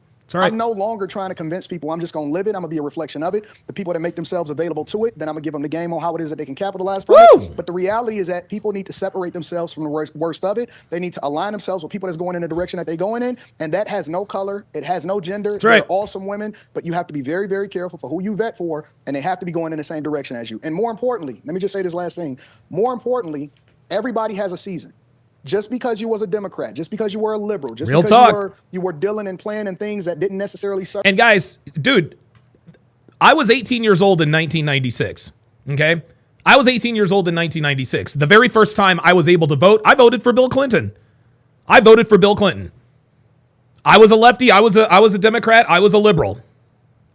I was a liberal, not anymore. Serve you going forward does not mean that you have to be loyal to the thing that was the worst for you in your past. Similar to coming from the hood. You don't owe the hood nothing. The hood has never done anything for you except for try to take your life, try to put you in jail, and try to put you in the worst position possible. Real fucking shit. Hell yeah. Why am I gonna ride for the black community that doesn't ride for me? Fuck that. We don't need to fix a culture. We need to throw it away. Woo! So there is no cure. There is never going to be a cure. Hell is going to continue to enlarge itself. More people is going to follow Satan right down the path into destruction. We get more promiscuous. We watching more porn. Yep. We making ourselves more available to the devil. We having more partners. We now labeling them as partners. Things are getting worse than it ever has before, and it's speeding up. The timeline by which people are going into destruction is speeding up. So I tell people, find your tribe. Divest yourself from the community, focus on continuing to be a reflection of the thing that you want to see, and stop trying to convince people to go the same path as you. Let them have themselves, let them eat themselves, let the women scissor kick with each other, let the men kiss on each other, let them have each other, it's all cool. Just let it die. The community just needs to die altogether. Dude, that is real shit. Anton just knocked that out of the park. Real shit. Virgil, your response to that?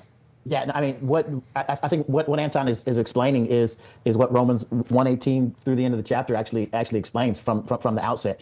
You know, we've suppressed the truth of God in unrighteousness, and as a result, God hands them over. I said this earlier in our time. There you go. Hands them over to their own lusts, hands themselves over to their own worship of self and of culture and of society. They're worshiping the creation rather than the creator. And as a result, they reap the destruction that he's speaking of. And that in and of itself is judgment. That's God's judgment on the culture. And there's no return from that.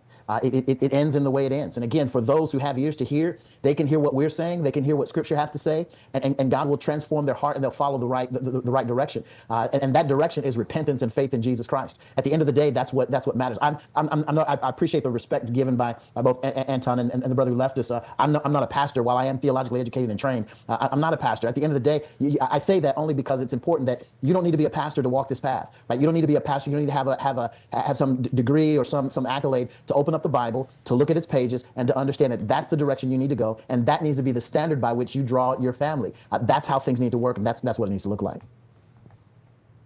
Shamika? If it takes 15 years to demoralize a generation, I don't think I'll see us getting back to where my grandmother and my great-grandmother were. Dana Gonzalez says, Donovan's been going so long, I've had to recharge my phone 3 times. where they were. I don't think I'll live long enough to see that. What I am grateful of is just my own self-awareness. I agree with Anton that you can't, save a person. They have to come to that own awareness, which is why I'm constantly speaking. And by the way, guys, after I get done reacting to this, I'm going to end the show on Rumble. Because I'm going to show you guys white people retaliating. This is why I know retaliation is coming. Out against the things that I see with the hopes that their hearts will be pricked and they will start to begin to do some self-assessment and see themselves as what they really are, opposed to these queens that we've made people, or even the kings. I've seen men call themselves kings that are just as degenerate. Yep. So I don't think I'll ever see what I picture in my head as black people being classy and carrying themselves with dignity and respect. I don't think I'll see that. But I am grateful that I'm self-aware, that I've raised 3 daughters who are self-aware. And Good for her, hopefully man. my grandchildren will be that way as well. People look at me crazy because a lot of my friends are already grandmothers, and someone said to me, when are you gonna become a grandmother? And my answer was, after I become a mother of the bride. Oops! Oh my God, yo! When are you gonna be a grandmother? After I become a mother of the bride. Wow, marry before you carry. You just have to constantly speak what you believe, say what you believe, and walk that, and not let these people walk you back. I'm going to continue to be loud and outspoken and say what I truly believe in, stand on the word, because that's all that I know, and hope that at least my bloodline will act like they have some sense, and they'll never be in the store in their pajamas and bonnets and fighting over French fries and acting unseemly as we see these young people act now. Bonnets as a whole, fighting, I don't think I'll ever see what we come from. I want to play this clip that I meant to play earlier, but we didn't get to it. The conversation was good. But I want to play the clip to ask the general question of, because people are watching, and some people will say, look, there's got to be some sort of problem with black people. Big T. And obviously, I reject that. There is a problem with black Americans and the rejection of a biblical worldview. Big T on the Rumble side, I've got my Rumble chat up. He says, why do you think white folk are going to retaliate? Because they've already started retaliating, my friend. They've already started retaliating, Big T. Like I said before, white people are not going to allow their children and their people to continue to be victimized in their own country. They're not going to do it. They are not going to allow their children and their people to just be assaulted for no fucking reason anymore. Dude, what is with this? We've been programmed and all these other things, but it's not a skin problem. It's a sin problem. And I know that's a popular saying, but anyway, I found this fascinating that I think it's a guy named Zanu, and it's a clip of... Oh, oh my God. Guys, what this dude is about to play is going to blow you away. This clip that he is about to play, guys, get ready. This is straight bars. Him talking with some young people from Africa about there's no concept of maintenance in African culture. And he's talking about Africa, but then I related it to America and American blacks, and just a lack of vision, a lack of foresight of, hey, if I do this now in my 20s, I'm going to enjoy all these benefits in my 50s, 60s, and 70s, blah, blah, blah. But anyway, let's play the clip, and then I want you all's reaction. Say that, from what I'm understanding, in third world countries, anything that is not under maintenance is because, we don't care. No, you care. It's not in the concept. Travel the 54 countries in Africa and ask each person in every country, what is wrong with your country? Leadership.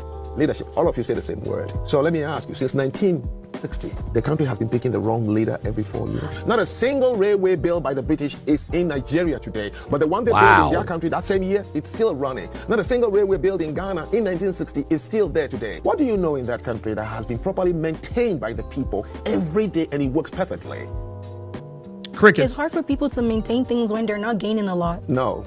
it's hard for people to maintain things when they don't have the concept of maintenance in their culture. What is the one word in Igbo for maintenance? Maintenance is there's no direct English word for that. It doesn't translate directly to That's maintenance. correct. How about you? It doesn't translate. That's correct. But it translates to like take care of. No, that's not maintenance. That's What not is the maintenance. one word for repair in Igbo? Imezi. Exactly. What is the one word for repairing? See? You see? I'm driving you to somewhere. What is the one word for democracy in Igbo language? You don't. How about you? You don't. You're trying to practice something that is not in the concept of the language. Incredible. There is no African country, and I've done it through Kenya, I've done it all, that has an equivalent of the word maintenance. Well, in order to Oakview says, why should the black man fix his house just so the white man can pay half of its worth and get a what? Oh, Jesus Christ. Dude, these niggas. I'm a repairman who works in Flint on the ground fixing these houses. What I said makes perfect sense. No, what you said didn't make any fucking sense. to maintain something, you have to have it. What I said made sense. No, it fucking didn't. Why should the black man fix his house so the white man can pay half of it? We didn't get a fully fixed. Whatever. First, correct. I don't know. Maybe we're bird brains. No, if I leave it for you, you can maintain it. The British left a lot of things in this country when they Yep. left. They established the hospitals, they established the fire stations, the post offices, the railway lines, the roads they built before they left. You were not able to maintain it because you don't have that concept. Because your environment, the tropical environment of Africa, the way you build your houses, the material you use, you don't require maintenance. Every country that is called industrialized countries, today, one of the things you know about them is maintenance of what they have. That's why we have buildings here that are about 250 years old, 300 years old in this country. There are buildings in other countries of Europe that are 700 years ago. The Notre Dame that burnt in France was a 13th century building. Do you know what kept it that long till today? Maintenance is a culture. There you go. So, Virgil, I watched that clip. Real shit, and man. I thought about the Bible.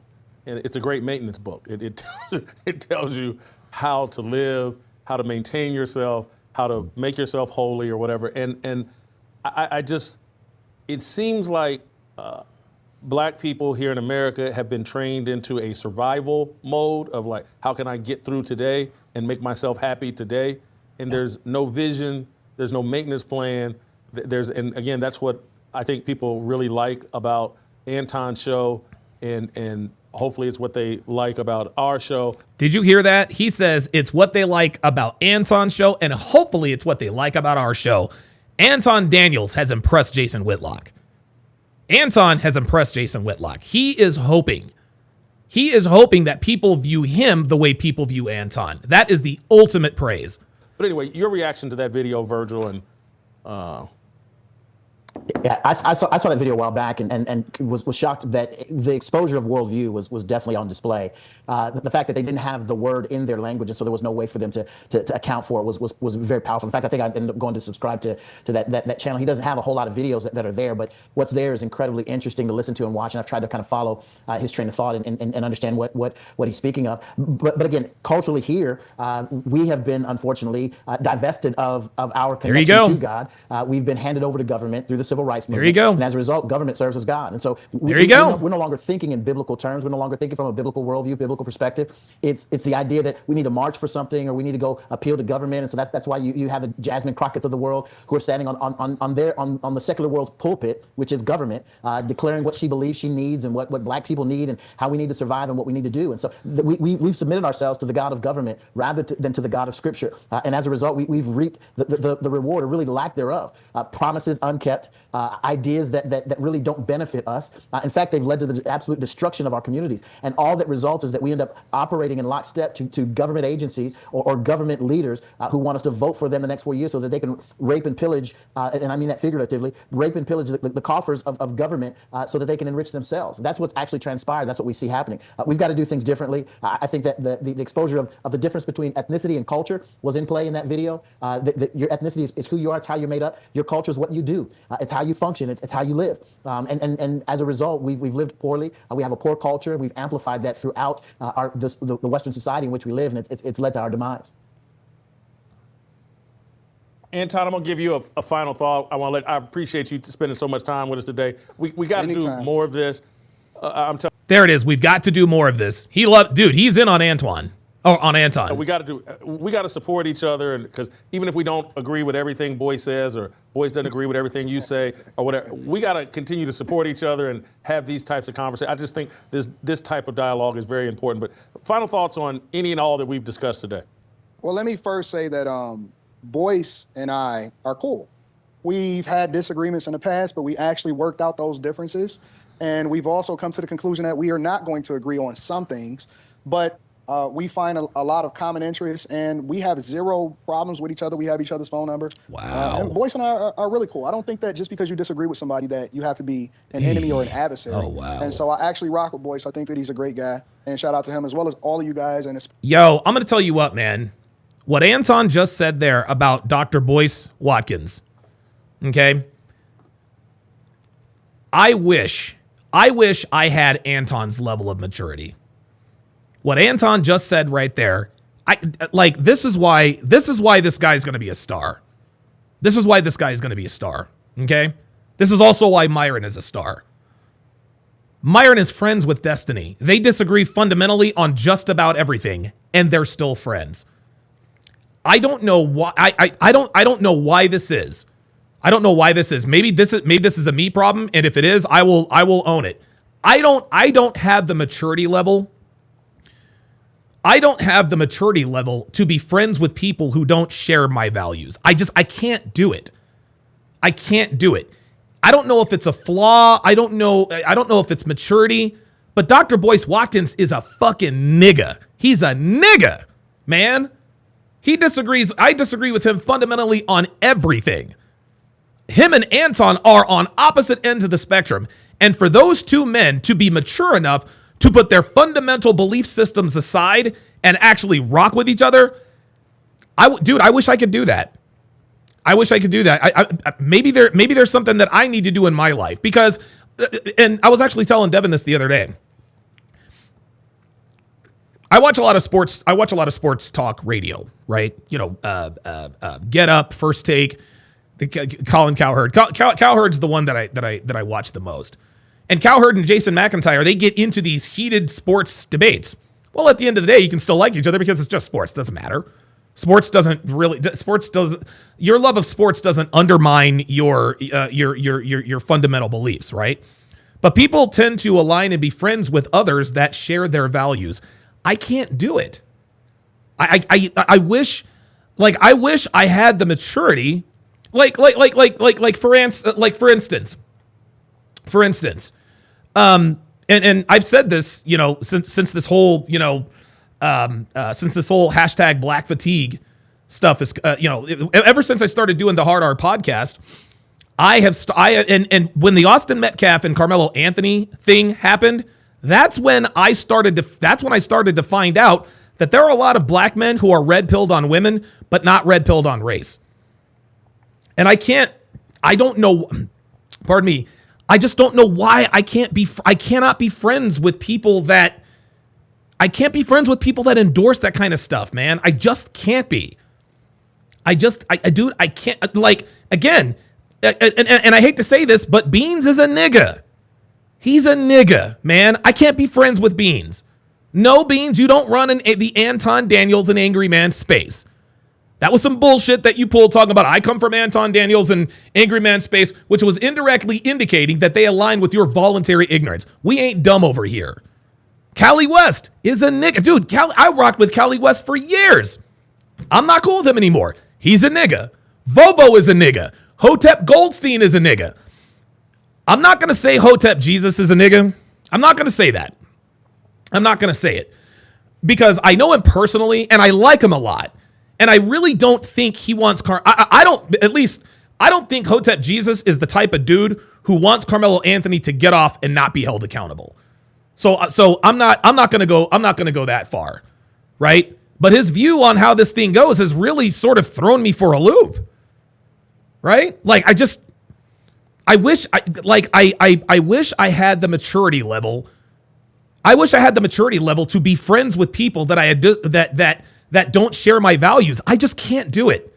Dr. Boyce Watkins does not share the same values as Anton Daniels. Destiny does not share the same fundamental values as Myron, yet they can be friends. Honestly, I wish I had that level of maturity, man. And honestly, it might be the reason why they're where they're at, and I'm still down here. That might be the reason. Let's just keep it a stack, man. That might be the reason. Especially you, Jason, for having me here. I'd love to be back. But I guess just to summarize my thoughts, especially with regard to what Virgil said and what was communicated in the video, I just don't think that people have any sense of purpose. I don't think that they know who they are. I don't think that people understand how precious life is. We waste our life. We waste our time. We don't understand that time is really valuable. We don't really have those same foundational principles that was put into us biblically, scripturally.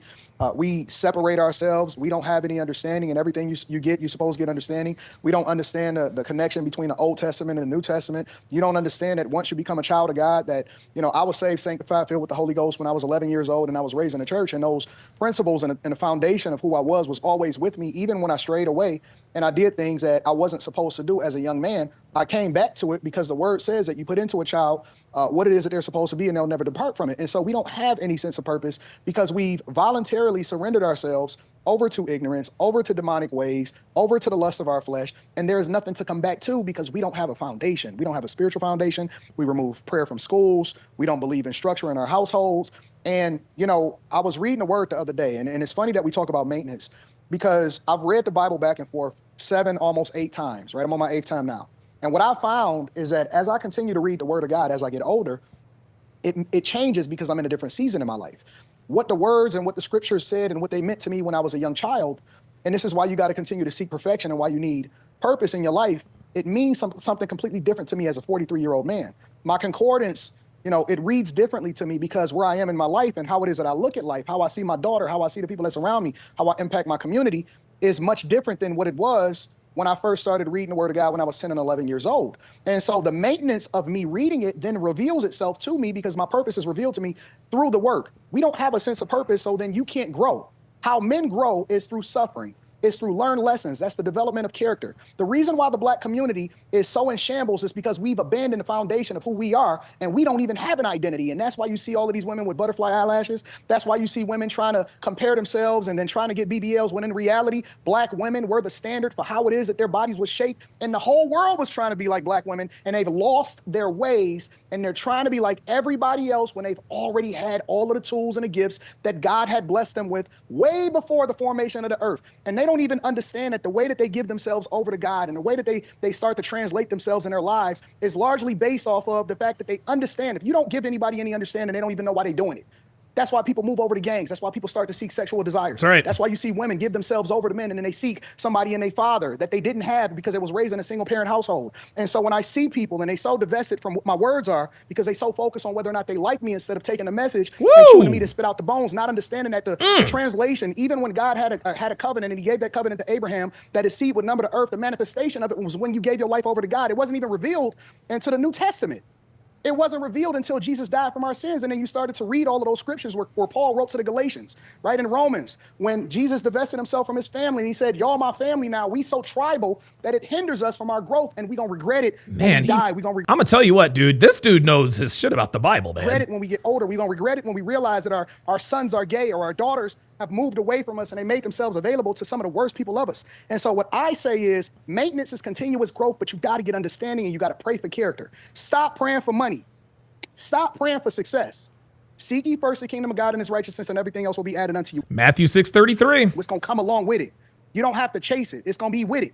You don't have to keep giving yourself over to people that don't value you. It's going to come with it. I'm not hard on black women because I hate them. I'm hard on them because I want you to do better and I want you to have strong families. Damn right. I'm tired of seeing people suffer. And this is not just to the black community. This is people in general. I'm tired of seeing people suffer and be voluntarily ignorant. They pray voluntarily ignorant. There you go. On your ignorance in order to profit from you. And you not even wise enough to say, I don't want to be used as a piñata from people that don't value me or see me anything other than a part of the prison industrial complex or a financial come up or a vote so that we can continue to maintain power, and they capitalizing off of my ignorance. All I'm saying is, if you really want to succeed in life, it's not money, it's not a rapper, it's not any kind of trading, it's not any stocks. Your talent is unique to you. Who you are is already in you. All you got to do is nurture it, understand the word of God, find a sense of purpose, get some understanding, and then continuing to maintain who you are by refreshing your mind and aligning yourself with people that's going in the direction that you're going in. You will find your way, you will be successful, you will be great, and you will find happiness, and it's not going to come based off of what the culture or the community is going to require from you. I'm telling you. That is the way that you go about being successful. Everything else is just going out. Everything else is going to be coming along with it. Jesus fucking Christ. Jesus fucking Christ, man. Anton absolutely, like, dude, he was by far and away the best panelist. These best panelist. Man, that was incredible, dude. Incredible, man. I have a new level of profound respect for Anton Daniels. I really do. All right. So I don't have much longer in the show. However, I am going to move the party over to Rumble. And I'm going to do it briefly. What I'm going to do, and the reason I'm doing this, the reason I'm moving the party over to Rumble, pardon me, is because we got people in the chat asking me, why do I think white folk are going to retaliate? I got people in my other chat talking about white folk ain't going to retaliate. We're bigger and stronger than them. White people won't retaliate. They're afraid. Nah, bruh. No. Nah, bruh. No. Nope. And I'm going to show you a few examples that are very graphic and definitely not safe for YouTube. Definitely not safe for YouTube. So I'm going to bid farewell to my YouTube audience. The link is pinned in the YouTube description.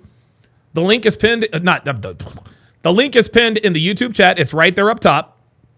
I'm going to spam it in the chat here. There we go. So that's what the